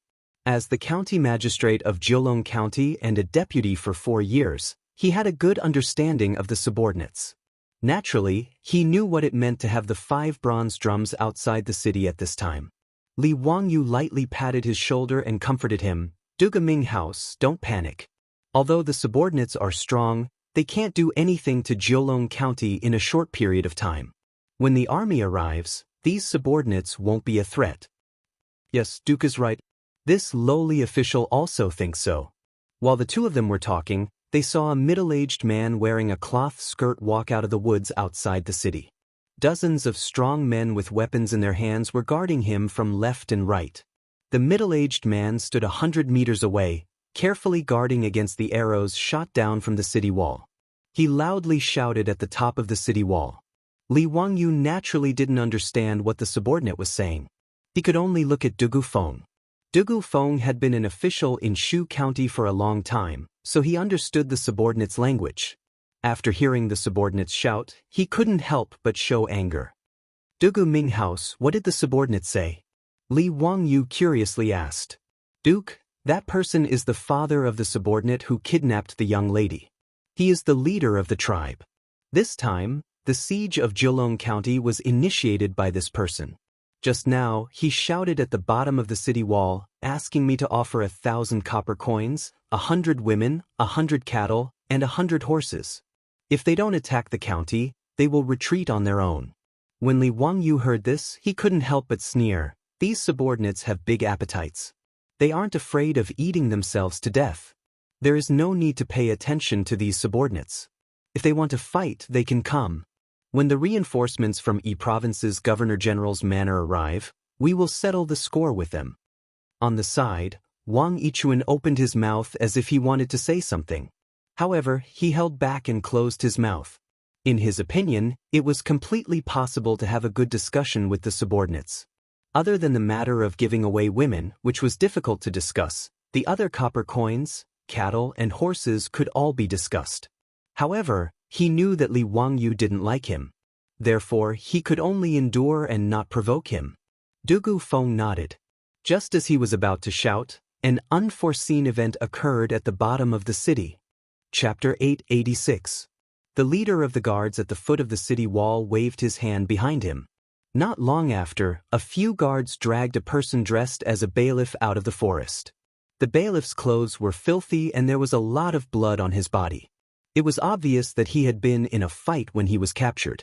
When Dugu Feng saw the bailiff, his face was filled with fear. How is this possible? When Li Wangyu saw his panic, he quickly asked, "Duga Ming House, what happened? Is the bailiff that was captured one of your men?" Dugu Feng's face was as if he had seen a ghost and he stuttered. Yes, sir. That person is one of the bailiffs in the county office. Yesterday, I ordered him to leave the city and go to Chengdu County to ask for help." "What?" Li Wangyu and Wang Yichuan exclaimed at the same time. Everyone understood the meaning behind Dugu Feng's words. The bailiff that he sent to ask for help was captured by the guards. It was obvious that the reinforcements that everyone was looking forward to would not come. The Izhou Governor-General's manor located in Chengdu County would not know about the guards' rebellion in Pengzhou's Jiulong County. The situation was getting worse. Li Wangyu could not help but turn to look at Niu Wu and the Zhang brothers to see if they had any suggestions. Without reinforcements, Li Wangyu was not confident that he could defend Jiulong County. 2 or 3 days was fine, but if the guards attacked for too long, it was only a matter of time before the city was breached. After all, 300 against 5,000 was too much of a disparity. Niu Wu, a soldier of the Sui dynasty's White Army, and the Zhang brothers, 2 veterans of the Golden Guards, were frowning as they looked down at the city without saying a word. They knew better than Li Wangyu and Dugu Feng, the county magistrate, how dangerous the present situation was. Niu Wu began to look around, trying to find a weak point in the guards' defense. He also did not have much hope that Jiulong County could be defended. Although the guards lacked siege weapons, they had the advantage in numbers. The 300 soldiers and bailiffs would be able to hold the fort for a while, but without reinforcements, it was only a matter of time before the city was breached. Even if those subordinates were to waste time, they would be able to exhaust all the soldiers in the city to death. Therefore, if something went wrong and the city really couldn't be defended, Niu Wu couldn't care less about others. He could only fight with the Zhang brothers to open a bloody path and rescue Li Wangyu and Su Changqing. Therefore, when Li Wangyu looked at him, Niu Wu's face sank. He shook his head slightly at Li Wangyu, indicating that there was nothing he could do. Just as everyone was looking at each other, they heard the people outside the city shouting for a while. Dugufeng's face turned even paler. Duguming House. What did that official say? He said that he wanted to sacrifice that bailiff to the owl. Li Wangyu did not understand. What is offering to the owl? Dugufeng gritted his teeth and said, it is a human sacrifice. After killing him, he will peel off his skin and put it in a bamboo cage to offer it to the gods. Dugufeng's words caused an uproar and everyone started cursing. Bastard! How dare he do that? How dare he do that? Preposterous! Aren't you afraid that the heavenly army of the Tang dynasty will crush all of you into powder? Li Wangyu pointed at the leader of the subordinates and said angrily, Niu Wu, shoot that bastard to death. Hearing this, Niu Wu didn't say anything else. He took the bow from his back and knocked an arrow. With a so sound, he shot an arrow towards the leader of the guards. However, those subordinates were already on guard against the soldiers on the city wall. Therefore, they did not get close to the city wall. Although Niu Wu's arrow was fast and fierce, the distance of more than 100 meters was enough for the subordinates to react. The subordinates beside the leader of the subordinates had been paying attention to the movements on the city wall. When Niu Wu shot the arrow, they had already raised the simple shield in their hands and protected the leader behind them. The arrow made a soft sound and hit the shield. However, it did not hurt the leader of the subordinates at all. In fact, this was within Niu Wu's expectations. At such a distance, he could only try his luck. After being shocked by Niu Wu's arrow, the subordinates immediately became rowdy again. They waved the weapons in their hands and made all kinds of strange noises towards the city wall of Jiulong County. The bronze drum of the subordinates was beaten again. The subordinates were shouting and praying with unknown meaning. The captured bailiff was forced to kneel on the ground by several subordinates. Immediately, the subordinates stood behind the bailiff with sharp swords in their hands. On the city wall, everyone, including Li Wangyu, was enraged by the scene in front of them. They were shouting and cursing loudly. There were even some excited soldiers who did not wait for orders from Dugufeng and the commandant. They all drew their bows and pulled back their bowstrings at the subordinates 100 meters away. However, even the strong bow in Niu Wu's hand was unable to do anything to the distant bailiff, let alone the ordinary bows in the hands of the soldiers. After the arrows flew over 100 meters, they fell weakly on the ground in front of the bailiff. They did not pose any threat at all. This made the guards even more excited. Many of them even began to surround the unfortunate bailiff and dance to the beat of the drum that was becoming more and more urgent. The bailiff, who was forced to kneel on the ground, seemed to realize what was about to happen and immediately began to struggle with all his might. However, it was obvious that the poor bailiff's struggle was futile. After being held down by several subordinates, the subordinate holding the blade behind him slit his throat like he was killing a chicken. Blood immediately spurted out. Li Wangyu clenched his fists so tightly that his nails dug into his skin. He was completely unaware of it. His eyes were red as he stared at the subordinates. It was as if he wanted to engrave their every move into his mind. On the city wall of Jiulong County, the bailiffs let out heart-wrenching cries. How could the bailiffs of Jiulong County not feel grief and indignation when they saw their fellow bailiffs' throats slit like a chicken in front of them? The blood spurting out of the bailiffs' throats seemed to have stimulated the subordinates even more. They shouted even more excitedly outside the city wall and danced faster and faster. After the subordinates killed the bailiff, they actually did as Dugufeng said. They used a small knife to skin the bailiff's entire face. Li Wangyu never imagined that he would actually see such a bloody scene with his own eyes. He also did not expect such a primitive and barbaric human sacrifice to appear in front of him. However, he did not feel nauseous. Instead, he felt a sense of grief and indignation in his chest. He pulled out his blade from his waist and slashed it on the city wall in front of him. He roared and suddenly sang the song, "Serve the country with loyalty." The smoke of war rises, the mountains and rivers look to the north. The dragon rises and the horse neighs. I am so angry that I want to go crazy. Where my blade points, how many brothers and sisters are buried in their hometown?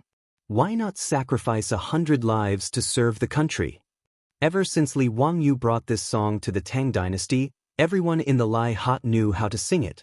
Niu Wu and the Zhang brothers immediately unsheathed the sabers at their waists and hacked at the bricks of the city wall, producing a dong dong dong sound, just like the sound of war drums. Following Li Wangyu, they loudly sang this tragic song. Soon, the soldiers and bailiffs on the city wall of Jiulong County all pulled out their blades and slashed the wall to suppress the sound of drums. They followed Li Wangyu and Niu Wu and sang the song, "Serve the Country with Loyalty." Chapter 887. The solemn atmosphere at the top of Jiulong County's walls did not affect the officials outside the city. After killing the bailiffs and stripping off their skulls to sacrifice to the heavens, the officials' bronze drums sounded once again. The officials dragged out many wooden ladders from the forest and prepared to attack Jiulong County. These so-called wooden ladders were simple and crude to the extreme. After removing the branches and leaves from the tree trunks, they would tie some short sticks to the tree trunks and step on them to create a set of wooden ladders. However, even with such crude wooden ladders, Li Wangyu and the others did not dare to underestimate them. When Li Wangyu saw that the officials were really preparing to attack the city, he turned around and looked at Jiulong County behind him. His expression immediately changed. Jiulong County was a lower county and was very small. However, no matter how small the county was, the square city walls were close to 4 kilometers long. At this moment, all the soldiers, bailiffs, and able-bodied citizens were preparing to defend the city. However, there were only 300 of them. A simple calculation showed that there was only one government soldier or yamen runner guarding the parapet of the city wall every 10 meters or so. When Li Wangyu looked at the thousands of officials below the city walls, he felt his scalp go numb. He pulled Du Gufeng over and said, "Dugaming House, gather all the citizens in the city and mobilize all the able-bodied citizens to assist the soldiers on the city walls. We won't be able to defend the county with just the soldiers." Du Gufeng was stunned for a moment before he reacted. His expression also changed greatly. Since ancient times, it was necessary to mobilize the citizens in order to defend a city. Although Du Gufeng was an honest official, he had never been on the battlefield. This was the first time he had experienced something like this. He actually forgot to mobilize the citizens to help defend the city. After being reminded by Li Wangyu, he realized his mistake. Wait, aside from mobilizing the able-bodied citizens, gather all the doctors and prepare the medicine to treat the injured. Requisition all the servants of the major clans in Jiulong County and have them immediately come to the city walls to assist in the battle. Li Wangyu continued to give out orders. Although he had never experienced war, he was familiar with such things. After Du Gufeng left with the order, Wang Yichuan sneaked over to Li Wangyu's side. "Duke, in this official's opinion, why don't you agree to the conditions of those officials? How could they defend Jiulong County with only 200 soldiers? With the Duke's precious body, why should he take the risk to fight those barbarians head-on?" "Shut up!" Before he could finish, he heard Li Wangyu's shout. "A great battle is about to begin. If you dare to speak such nonsense again, be careful that this Duke will directly chop off your head and use it as a sacrifice." Wang Yichuan's face turned pale after being scolded by Li Wangyu, but he didn't dare to say a word. He could only bow and apologize. Li Wangyu couldn't be bothered with this person, so he simply sent him down the city walls to assist Du Gufeng in mobilizing the citizens. After Wang Yichuan walked down the city wall, his eyes were filled with resentment. Jiulong County wasn't big, but like Chang'an, it was divided into several squares. Apart from supervising the taxes and labor of the citizens, the square also had the job of supervising illegal activities and maintaining law and order. After Du Gufeng ordered the bailiffs to go to each square to inform the square, the sound of gongs could be heard all over Jiulong County. Each square began to gather the youths in the square to prepare to participate in the defense of the county. This wasn't voluntary. Every household's youth, regardless of gender, had to participate. The men carried weapons and went up the city walls to assist in the defense. The women began to move resources under the guidance of the county yamen scribes. Outside the city, the drums of the officials became more and more urgent. The war was about to begin. Li Wangyu stood on the city walls and coldly looked at the officials preparing to attack the city. Obviously, the equipment of these subordinates was extremely simple and crude. Needless to say, they definitely didn't have any armor. The weapons in their hands were mostly short blades that were about the same length as the barricade sword. As for long-range weapons, only a few of them had bows and arrows in their hands.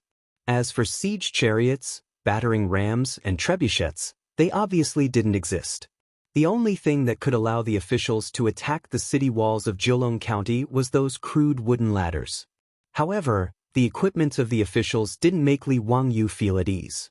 After all, the difference in numbers between the two sides was too big. Furthermore, he still had a question in his heart. Why did these officials rebel and attack Jiulong County?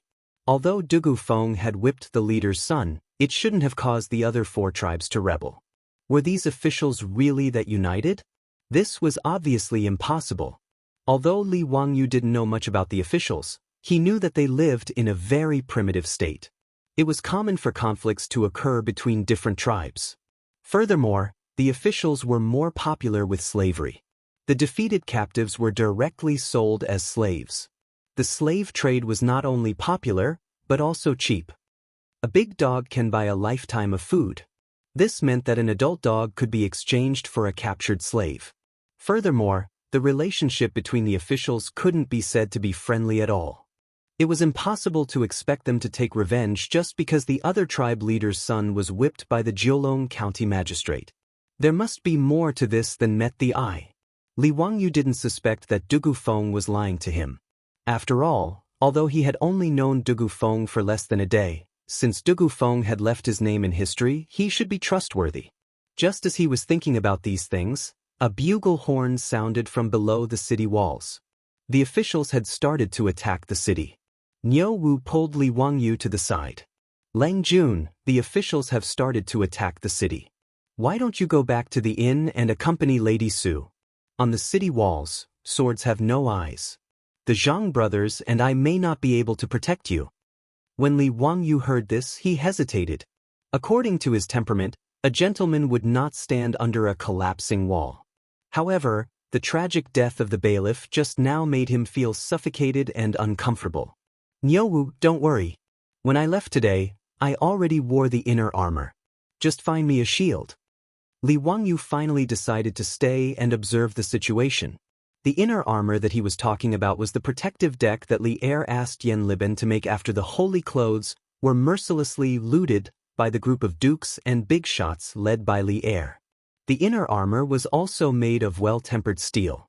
It was the same as when Niu Wu used it for his experiments. It was lined with silk and cowhide. The armor was divided into 2 parts, one protecting the chest and the other the back. The middle was connected by a cowhide buckle. When worn under clothes, it was like a bulletproof vest in the future.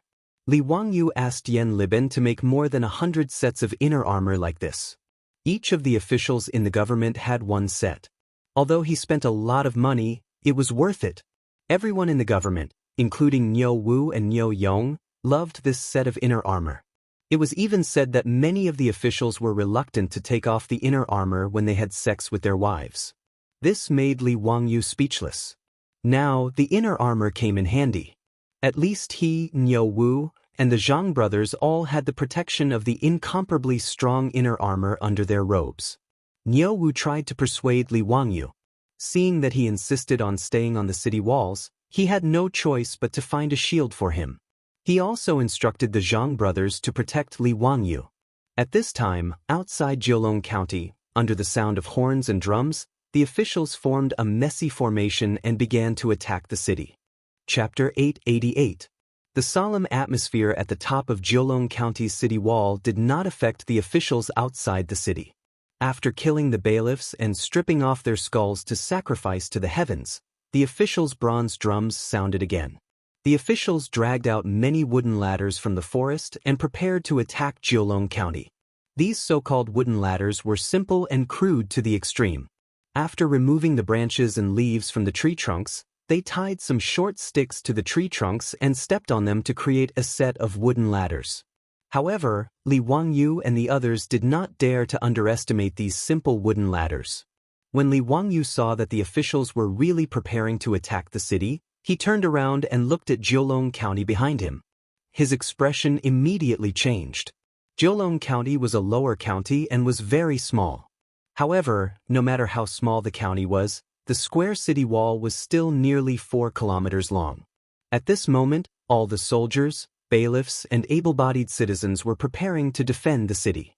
However, there were only about 300 of them. A simple calculation showed that there was only one government soldier or yamen runner guarding the parapet of the city wall every 10 meters or so. When Li Wangyu looked at the thousands of officials below the city wall, he felt his scalp go numb. He pulled Du Gufeng over and said, "Du Ming House, gather all the citizens in the city and mobilize all the able-bodied citizens to assist the soldiers on the city wall. We won't be able to defend the county with just the soldiers." Du Gufeng was stunned for a moment before he reacted. His expression also changed greatly. Since ancient times, it was necessary to mobilize the citizens in order to defend a city. Although Du Gufeng was an honest official, he had never been on the battlefield. This was the first time he had experienced something like this. He actually forgot to mobilize the citizens to help defend the city. After being reminded by Li Wangyu, he realized his mistake. Wait, other than mobilizing the able-bodied citizens, gather all the doctors and prepare the medicine to treat the injured. Requisition all the servants of the major clans in Jiulong County and have them immediately come to the city wall to assist in the battle. Li Wangyu continued to give out orders. Although he had never experienced war, he knew this common sense. After Du Gufeng left with the order, Wang Yichuan sneaked over to Li Wangyu's side. "Duke, in this official's opinion, it would be better to agree to the conditions of those officials. How could they defend Jiulong County with only 200 soldiers? With the Duke's precious body, why would he take the risk to fight those barbarians head-on?" "Shut up!" Before he could finish, he heard Li Wangyu shout. "A great battle is about to begin. If you dare to speak such nonsense again, be careful that this Duke will directly chop off your head and use it as a sacrifice." Wang Yichuan's face turned pale after being scolded by Li Wangyu, but he didn't dare to say a word. He could only bow and apologize. Li Wangyu couldn't be bothered with this person, so he simply sent him down the city walls to assist Du Gufeng in mobilizing the citizens. After Wang Yichuan walked down the city wall, his eyes were filled with resentment. Jiulong County wasn't big, but like Chang'an, it was divided into several squares. Apart from supervising the taxes of the citizens, the squares also had the job of supervising illegal activities and maintaining law and order. After Du Gufeng ordered the bailiffs to inform the squares, the sound of gongs could be heard all over Jiulong County. The squares started to gather the youths to participate in the defense of the county. This wasn't voluntary. Every household's youths, regardless of gender, had to participate. The men carried weapons and went up the city walls to assist in the defense. The women started to move resources under the guidance of the county government clerk. The beating of the drums outside the city became more and more urgent. The war was about to start. Li Wangyu stood on the city walls and coldly looked at the people below preparing to attack the city. Obviously, the equipment of these subordinates was extremely simple and crude. Needless to say, they didn't have any armor. The weapons in their hands were mostly short blades that were about the same length as the barricade sword. As for long-range weapons, only a few of them had bows and arrows. As for siege vehicles, battering rams, and trebuchets, they obviously didn't exist. The only thing that could allow the people to attack Jiulong County's city walls was the crude wooden ladders. However, the equipment of the people didn't make Li Wangyu feel at ease. After all, the difference in numbers between the two sides was too big. Moreover, he still had a question in his mind. Why did these people rebel and attack Jiulong County? Although Du Gufeng had whipped the leader's son, it shouldn't have caused the other 4 tribes to rebel. Could it be that these people were really so united? This was obviously impossible. Although Li Wangyu didn't know much about the people, he knew that they lived in a very primitive state. They were naturally aggressive and liked to kill each other. It was common for different tribes to fight each other. Moreover, the people of the Gong tribe were more popular with slavery. The defeated captives were directly sold as slaves. The slave trade was not only popular, but also cheap. A big dog can buy a lifetime of food. In other words, an adult dog could be exchanged for a captured slave. Even when Li Wangyu was in Chang'an city, he had seen slaves with their front teeth chiseled off for sale in the human market. Moreover, the relationship between the people of the Gong tribe couldn't be said to be friendly at all. It was impossible to expect them to take revenge just because the other tribe leader's son was whipped by the Jiulong County magistrate. There must be something hidden in this. Li Wangyu didn't suspect that Dugu Feng was lying to him. After all, although he had only known Dugu Feng for less than a day, since Dugu Feng had left his name in history, he should be trustworthy. Just as he was thinking about these things, a horn suddenly sounded from below the city wall. The people of the Gong tribe had begun to attack the city. Niu Wu directly pulled Li Wangyu to the side. Lang Jun, the people of the Gong tribe have begun to attack the city. Why don't you go back to the inn and accompany Miss Su? On the city wall, swords have no eyes. The Zhang brothers and I may not be able to protect you. Li Wangyu was a little hesitant when he heard this.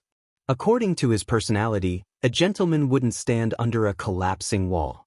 However, the tragic death of the bailiff just now made him feel uncomfortable. Niuwu, don't worry. When I went out today, I already wore the inner armor. Just find me a shield. Li Wangyu finally decided to stay and observe the situation. The inner armor that he was talking about was the protective deck that Li Er asked Yen Liben to make after the holy clothes were mercilessly looted by the group of dukes and big shots led by Li Er. The inner armor was also made of well-tempered steel. It was the same as when Niu Wu used it for experiments. It was lined with silk and cowhide. The armor was divided into front and back, protecting the chest and the back. The middle was connected by a cowhide buckle. When worn under clothes, it was like a bulletproof vest in the future. Li Wangyu asked Yen Liben to make more than 100 sets of inner armor like this. Each of the soldiers in the Gong tribe had one set. Although he spent a lot of copper coins, it was quite worth it. Everyone in the Gong tribe, including Niu Wu and Niu Wu, loved this set of inner armor. It was even said that many of the soldiers were reluctant to take off the inner armor when they were with their wives. This made Li Wangyu speechless. Now, the inner armor came in handy. At least he, Niu Wu, and the Zhang brothers all had extremely sturdy inner armor under their robes. Niu Wu tried to persuade Li Wangyu again, but when he saw that Li Wangyu insisted on staying on the city wall, he had no choice but to find a shield for him. He also instructed the Zhang brothers to protect Li Wangyu. At this time, outside Jiulong County, under the sound of horns and drums, the people of the Gong tribe formed a messy formation and began to attack the city. Chapter 889. Zhang Dalong Erlang, quickly take Lang Jun down the wall. Niu Wu slashed a subordinate who had just poked his head out of the wall. Seeing that a close combat was unavoidable, he immediately shouted at the Zhang brothers. The Zhang brothers responded and stepped forward to support Li Wangyu, ready to run down the wall. At this moment, Li Wangyu suddenly felt a surge of courage. He shook off Zhang Xian and Zhang Xian's arms and pulled out his saber with a backhand motion. Bullshit. I've also seen blood before. Zhang Dalong, don't worry about me. Go help those bailiffs. The wounded wailing beside him and the blood flowing everywhere on the wall aroused the ferocity in Li Wangyu's bones. Just like that day in the prison, Li Wangyu now had a fierce tiger in his heart. With bloodshot eyes, he held the saber with both hands and strode to Niu Wu's side. He raised the saber above his head and aimed at the gap in the parapet wall in front of him, ready to slash down at any time. He couldn't retreat, and he didn't dare to retreat. Behind him was Jiulong County. Li Wangyu might not be so noble as to risk his life to protect thousands of people of the Tang dynasty, but behind him were Su Changqing, Aphrodite, and Perrin, when a subordinate with a steel saber in his mouth had just poked his head out of the parapet wall. Li Wangyu let out a beast-like roar from his throat. He aimed his saber at the subordinate's head and slashed down. The saber in his hand was also made of well-tempered steel. It was extremely sharp and could cut iron like mud. Li Wangyu used all his strength to slash down and instantly split the subordinate's head in half. Blood and white brain matter immediately burst out and splashed everywhere. Li Wangyu's face and body were also splashed with blood. Coupled with his ferocious expression, it was terrifying. Niu Wu pulled Li Wangyu behind him and grinned. "Lang Jun, I'm afraid you'll scare Lady Su to death like this. Ha, be careful that Miss Su won't let you enter her room." Li Wangyu's muscles had become incomparably stiff after personally chopping down a person.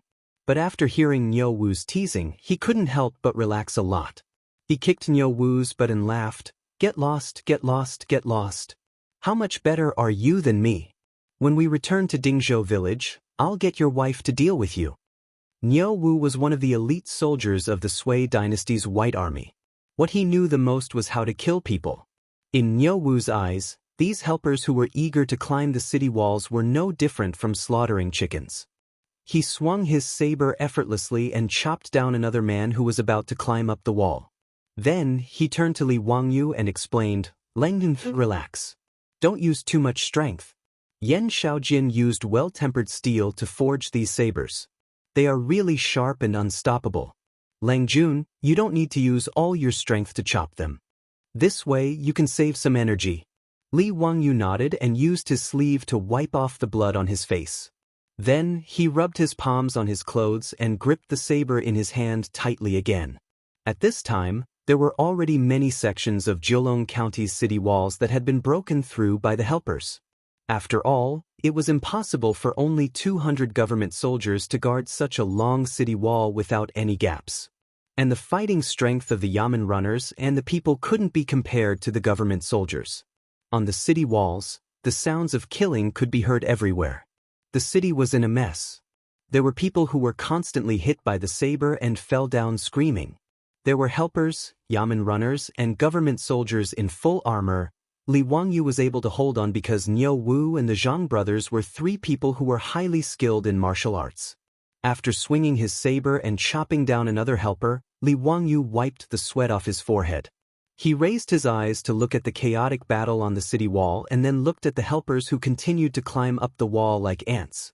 He couldn't help but feel a sense of despair. The disparity in strength between the two sides was simply too great. At this critical moment, a deafening sound of gongs and shouts could be heard from below the city walls. A black mass of people wielding all kinds of weapons charged up the city walls. Li Wangyu was overjoyed. This was clearly Du Gufeng. He had finally gathered the youths of the city to help defend the city. The Tang people loved martial arts, and the common people didn't lack weapons. The youths mobilized by Du Gufeng were not completely powerless against the helpers. After all, these helpers were just ordinary mountain people. In terms of physique and weapons, these youths were even stronger than the helpers. Moreover, these youths knew that if they didn't fight with all their might today, their families and children in the city would definitely be slaughtered by the helpers after the city was breached. Jiulong County was a lower county with a population of less than 1,000 households. Even so, Du Gufeng had mobilized nearly 2,000 people to help the city walls. Almost every family had their father, son, or brothers. With the aid of these fresh soldiers and the fact that the helpers weren't all that strong, the precarious situation on the city walls was instantly reversed. Under the command of the estate soldiers, the common people began to surround and attack the helpers who were lucky enough to scale the walls. Even more commoners picked up rolling logs and stones and threw them down the city walls. The heavy objects falling down like hail instantly smashed the helpers who were trying to besiege the city walls, breaking their limbs and causing them to howl as they fell off the walls. This turn of events naturally caused the helpers to panic. They jumped off the wooden ladders and fled into the forest. Even those helper archers who had dared to stand below the walls and exchange fire with the estate soldiers also turned and fled. In just a few moments, the helpers were like frightened rabbits, fleeing into the forest. As for the helpers on the walls, they had nowhere to run even if they wanted to. Other than those who stubbornly resisted and were cut down to the ground, even more helpers threw down their weapons and kneeled in surrender. The small-scale siege came to an abrupt end with the retreat of the soldiers. In the battle just now, Li Wangyu had personally cut down at least 3 helpers. He panted heavily and used the saber in his hand as a crutch. Only then did he realize that the fierce battle hadn't lasted long, but it had caused his muscles to ache all over. Looking up, he saw corpses all around the city walls. Most of the corpses were helpers, but there was no lack of bailiffs and commoners.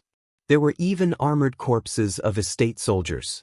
At this time, Dugu Feng had also scaled the walls. When he saw Li Wangyu covered in blood, he was also quite frightened. This lowly official deserves to die. I actually let the Duke take such a risk. Please forgive me. Are you injured? This lowly official will immediately inform the physician. Li Wangyu didn't even bother to speak. He waved his hand at Dugu Feng and said softly, "All right, I'm fine. Quickly arrange for people to treat the injured and clean up the corpses." Dugu Feng didn't dare to delay and immediately agreed. Just as he was about to turn and leave, he was stopped by Li Wangyu. "Wait, look after those helper prisoners. Lock them up in the county prison. I'll interrogate them later." Yes, this lowly official obeys. Although Dugu Feng was a little surprised and didn't know why Li Wangyu wanted to interrogate these rebellious helpers, he didn't dare to disobey. After Dugu Feng left, Li Wangyu smiled bitterly at Niu Wu and said, "Niu Wu, come and help me. My leg is cramping. I can't walk." Chapter 890. After a fierce battle, the wingmen temporarily retreated to the forest outside the city and continued to besiege Jiulong County. Dugu Feng and his men busied themselves for more than half a day before they finally settled the injured prefecture soldiers, yamen runners, and youths. They also rearranged the guards on the city walls and divided the citizens according to the different houses, leaving them under the command of the prefecture soldiers' sergeants and sergeants. They would take turns to guard the city walls to prevent the wingmen from launching a sneak attack. The corpses of the wingmen were all thrown down the city walls and shouted from the top of the city walls for the wingmen to come and collect the corpses.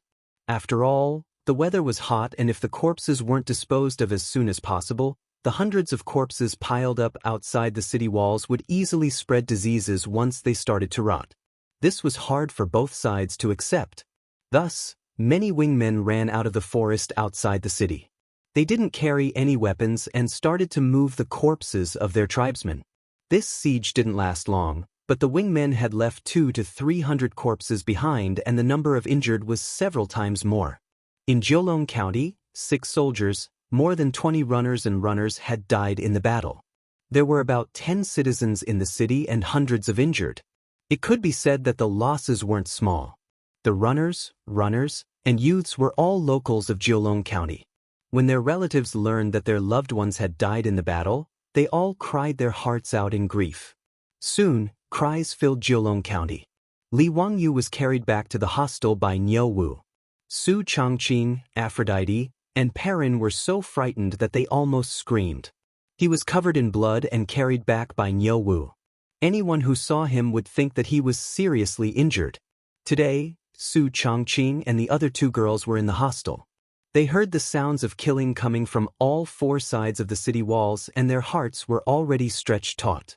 Not to mention Aphrodite and Perrin, even Su Changqing couldn't care less about the fact that she didn't believe in gods and bodhisattvas. She just silently prayed that the gods and Buddhas would protect Li Wangyu and that nothing would happen to him. Therefore, when he saw Li Wangyu appear in front of him like this, Su Changqing almost had the illusion that the world was falling apart. Li Wangyu hurriedly climbed down from Niu Wu's back and smiled at the 3 women, indicating that he was fine. I'm fine. I'm not injured. The blood on my body belongs to those subordinates. Just now, I was just a little tired and my leg cramped. Niu Wu carried me back." Hearing Li Wangyu's explanation, Su Changqing did not care about the gazes of others. She rushed forward and hugged her man tightly. Li Wangyu never knew that his beautiful boss had such great strength. She even hugged him so tightly that he felt like he couldn't breathe. But before he could say anything, Su Changqing had already released him. Then, the ancestral craftsmanship was used on him again. With Su Changqing's slender fingers pinching the soft flesh below his ribs, Li Wangyu could only raise his hands and surrender. "Changqing, it hurts, it hurts. Be gentle, be gentle. I was wrong, I know I was wrong." "Humph, what did you do wrong?" Li Wangyu was dumbfounded by his beautiful boss's words. I was wrong. What did I do wrong?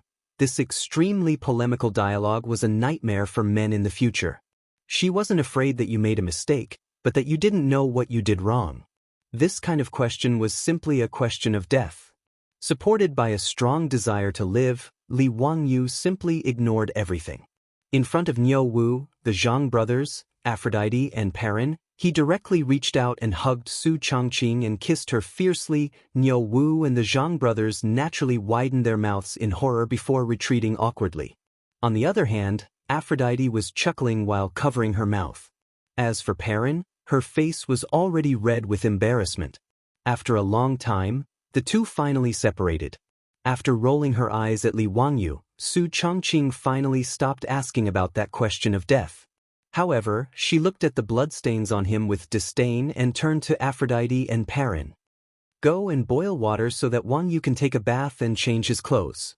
Look at how dirty he is. Aphrodite and Perrin responded with a smile and immediately went to prepare a bathtub for Li Wangyu. In fact, there were naturally chores in the hostel who were in charge of this. Before long, the bathtub in the wing room was filled with hot water. Li Wangyu didn't have to hide anything now. After taking off his blood-stained clothes in front of the three women, he soaked his naked body in the hot water. Stimulated by the warm water, the pores all over his body relaxed. Li Wangyu buried his head in the water and felt the strong beating of his heart in his chest. It wasn't until he couldn't hold his breath that he jerked his head up and took in deep breaths of fresh air. Li Wangyu couldn't help but heave a long sigh of relief, feeling that he was finally alive. It was great to be alive. 3 pairs of smooth palms landed on his body and began to help him rub off the dried blood on his body. Li Wangyu closed his eyes and silently enjoyed the massage from his women while thinking about what to do next. Although Jiulong County wasn't under Li Wangyu's rule, as the founding county duke of the Tang dynasty, he enjoyed a salary from the imperial court and was supported by the people of the Tang dynasty. Therefore, he naturally had to be responsible for the people of the Tang dynasty.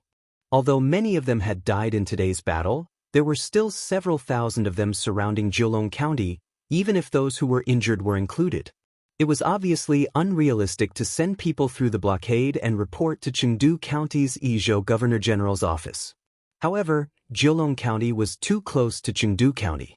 Moreover, there were many scholars and scholars trapped in Jiulong County. Even the chief of the Izhou Governor General's office was trapped here. As time passed, the officials might not be able to seal off the news even if they wanted to.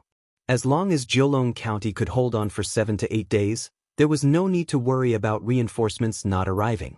However, the problem was that it was too difficult to defend Jiulong County for so many days with the current strength of its defenses. If the officials attacked a few more times like today, Jiulong County would probably fall. The reason was simple. After today's battle, most of the remaining soldiers were injured. If they continued to fight, their battle strength would be affected. Moreover, the bailiffs and citizens had suffered even more losses and needed to rest. As for the youths in the city, they were only normal citizens and could only assist the soldiers. They could not truly be used as soldiers.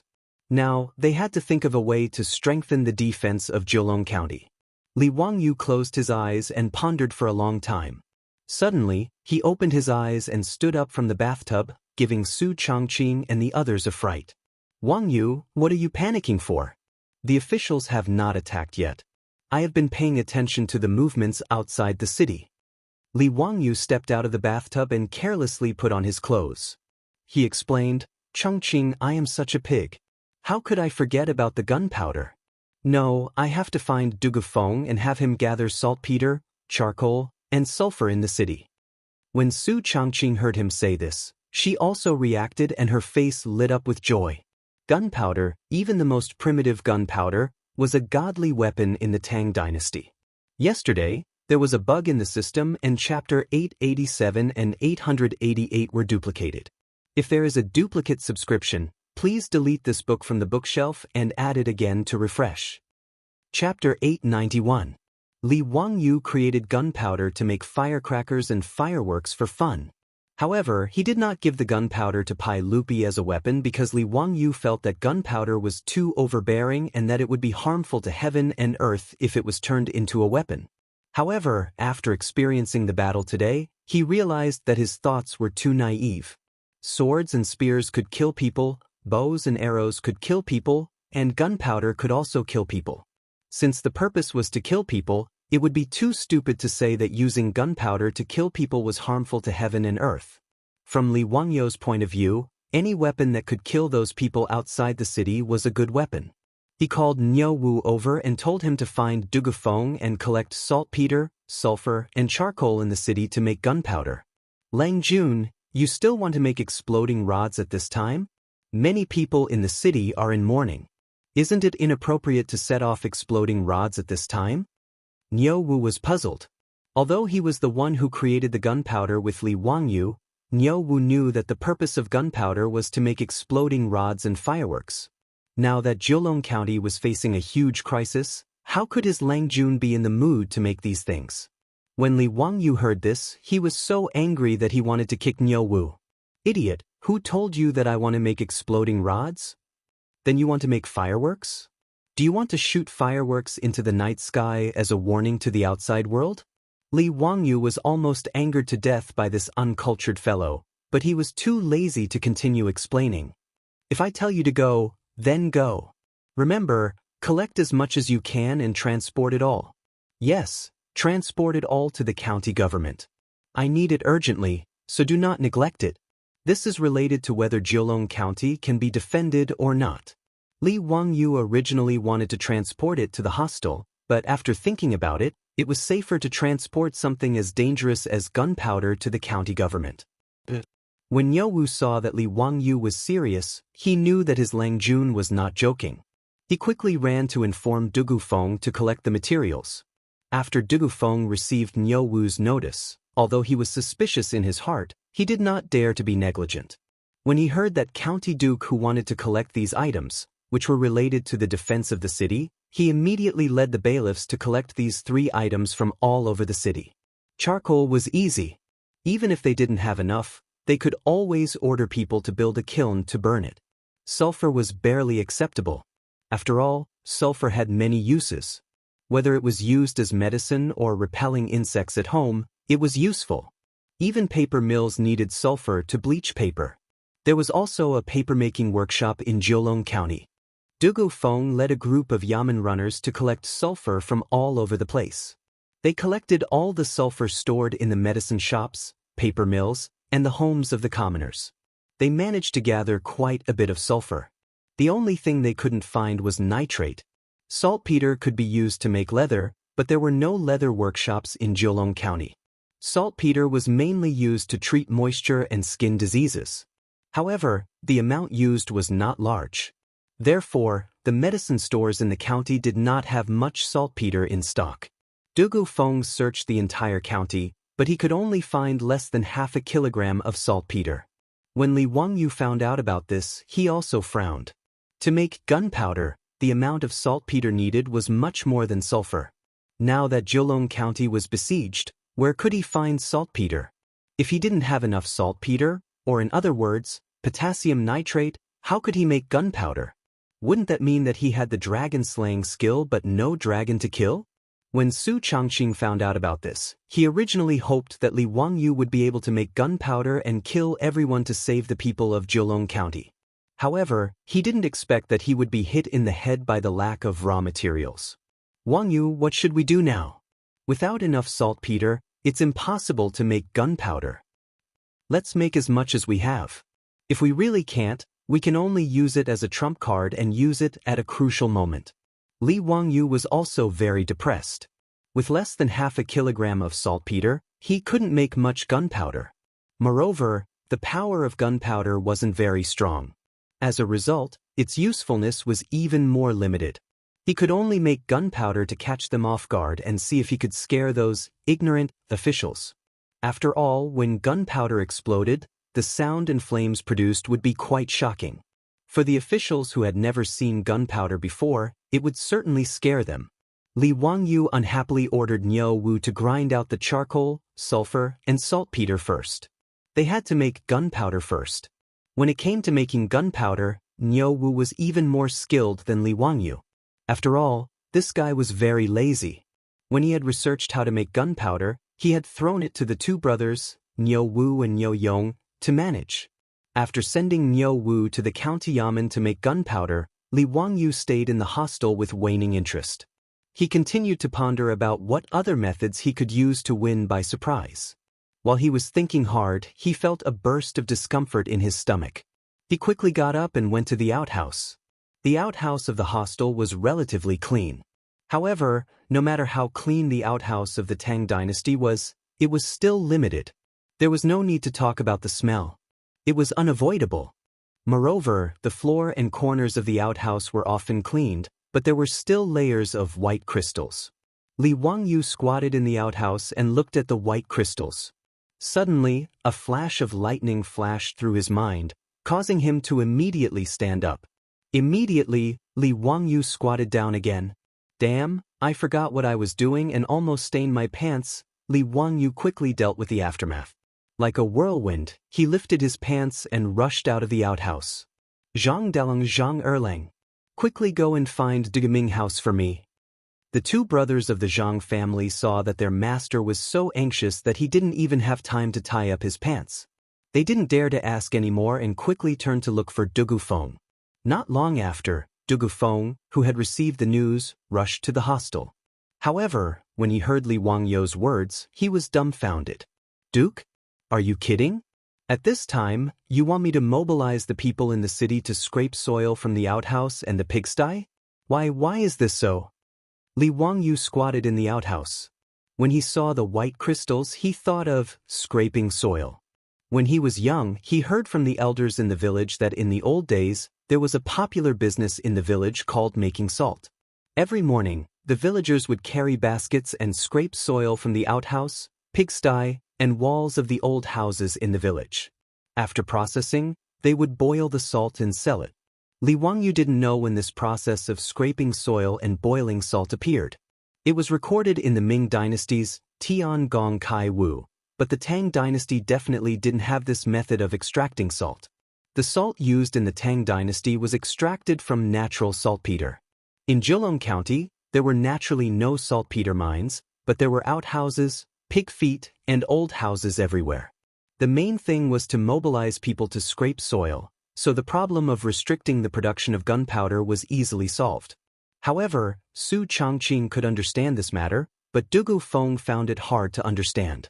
The dignified county duke who founded the country actually wanted to mobilize the people in the city to scrape white crystals from the outhouse at this time. Wasn't this a waste of time? Could it be that this county duke had some special hobby? Dugu Feng cursed in his heart, but he didn't dare to refuse. He could only brace himself and agree. Chapter 892. As the county magistrate of Jiulong County, Dugu Feng was clearly a capable official. Even though he did not understand why the citizens were asked to scrape the white crystals, Li Wangyu said that this matter was related to the survival of Jiulong County, so he carried it out seriously. Thus, everyone in Jiulong County, from the elderly to the children, carried baskets on their backs and squatted in the latrines, pigsty, and old houses to scrape the white crystals. Regarding this, the commoners in the city complained. Who would be willing to go to such a dirty and smelly place to get these useless things? What's more, the sword of Damocles was still hanging over everyone's heads. At this time, they were still asked to do such ridiculous things. Naturally, it would cause the common people in the city to complain. At this time, Li Wangyu did not care about how the citizens complained about him behind his back. He ran to the Jiulong County Yamen and ordered people to dig a saltpeter pond in the yard. He was going to extract the saltpeter from the saltpeter soil. This method was heard from the elders in the village. Because they were in a hurry, digging the saltpeter pond turned the perfectly fine yamen into a muddy mess. At this time, Dugu Feng wanted to cry but had no tears. How could his perfectly fine yamen be ruined by this county magistrate who? The pond was half a meter deep and the four walls were built with bricks. The bottom of the pond was pounded with wheat straw to ensure that it would not leak. At one end of the pond, a hole was dug and a small urn was buried in it. At the bottom of the pond, A small hole was made and a clay pipe connected to the small urn. After everything was ready, Li Wangyu ordered people to mix the saltpeter soil with plant ash and put it into the saltpeter pond. After stepping on it, the pond was filled with water. After the water in the saltpeter pond seeped through the saltpeter soil, it would bring out the saltpeter from the soil and enter the small urn through the clay pipe. The dark red water was the saltpeter water.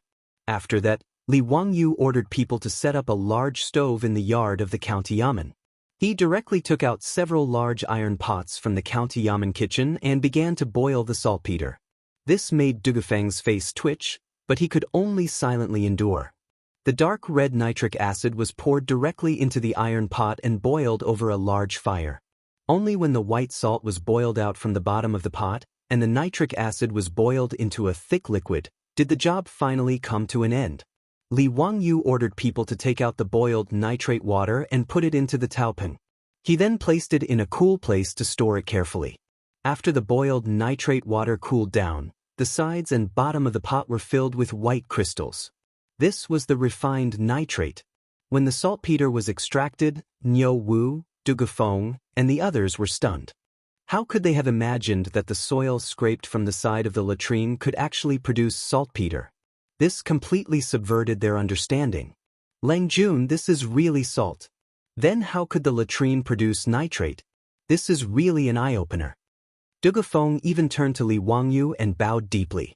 This lowly official only knows now that Duke knows everything from the heavens to the earth. You are truly a learned man.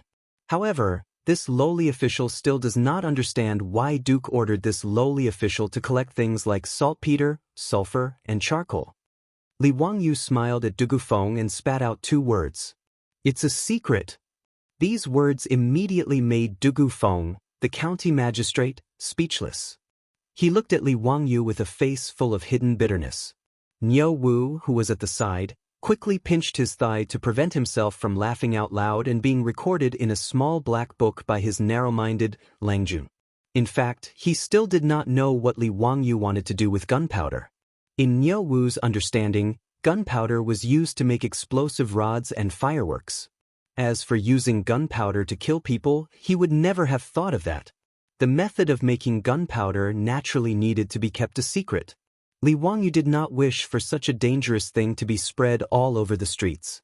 Originally, only the 2 brothers, Niu Yong and Niu Wu, knew how to make gunpowder. Li Wangyu had also repeatedly warned the 2 of them not to leak any information to the outside world. Now that they were in Jiulong County, Niu Yong was not by his side and he could not trust anyone else. Li Wangyu could only summon the 2 brothers, Zhang Xian and Zhang Xian, and instruct them to learn how to make gunpowder with Niu Wu. Li Wangyu was not worried about his own troops. After repeatedly warning the 3 of them to pay attention to their safety and avoid using metal tools, Li Wangyu had Dugufeng prepare a secluded courtyard for Niu Wu and the other 2 in the county yamen and began producing gunpowder. In less than half a day, Niu Wu and the other 2 used a roller to grind sulfur, charcoal, and saltpeter into powder. They carefully mixed them together according to the ratio that Li Wangyu had taught them. After making a few caddies of gunpowder, Niu Wu went to ask Li Wangyu for instructions on what to do with the gunpowder. Li Wangyu had already thought about how to make these gunpowder into killing weapons. Making guns and cannons was out of the question. If he wanted a second-rate electronic business student to know how to make guns, it would be impossible unless Lao Zi appeared. Moreover, with the current level of metal smelting and processing in the Tang dynasty, Li Wangyu estimated that he would have to ask a deity to help him bring over a set of machinery from the future. Only then would he be able to make firearms. This was a complete industrial system. It was impossible for it to be as easy as it was written in novels, where the Tang dynasty of over 1,000 years ago could achieve industrialization. However, although he could not make guns and cannons, Li Wangyu still had other ways to make use of the gunpowder. Making explosive packs was one of the simplest ways. In movies and TV dramas, the kind of explosive that often appeared on screen, wrapped like a quilt, was actually also called a group of explosives. Spread loose powdered explosives in the middle of a cloth or paper, wrap it up like a package, and then tie it up with a rope. A must-have explosive pack for home, traveling, murder, and arson would be complete. If one was a little crazy and buried some broken stones and tiles in the explosive pack, the effect would be even better. Li Wangyu directly asked Du Gufeng to bring silk and instructed Niu Wu and the others to tightly wrap the gunpowder in it. At the same time, he also, accidentally, sprinkled some broken stones inside. The several caddies of gunpowder that Niu Wu and the others ground were all wrapped in a square explosive pack. Lang Jun, what the hell is this thing? If it explodes, it will be too big. How big of a brazier do you need to light this thing? Until now, Niu Wu still thought that this thing that Li Wangyu had made was just a weird-looking explosive rod. Seeing Niu Wu throw the several caddies of gunpowder up and down like a toy, Li Wangyu's back was covered in cold sweat. *CK. This bastard Niu Wu who could scare people to death, did he really think that the thing in his hand was just for listening to the sound? Stop! Li Wangyu shouted loudly, scaring Niu Wu. The explosive pack in his hand almost fell to the ground, scaring Li Wangyu so much that his heart almost stopped beating. Although he knew that the gunpowder wouldn't explode even if it fell, who could say for sure about this kind of thing? If the several caddies of gunpowder in front of him exploded, there was no need to think about the consequences. He wouldn't even have to collect the corpse. He, Li Wangyu, could only pray that the heavens would let him transmigrate again. Li Wangyu could only angrily kick Niu Wu who had almost scared him to death. With a dark face, he signaled the Zhang brothers to carry the explosive pack and follow him. He had to find a place to test the power of the explosive pack,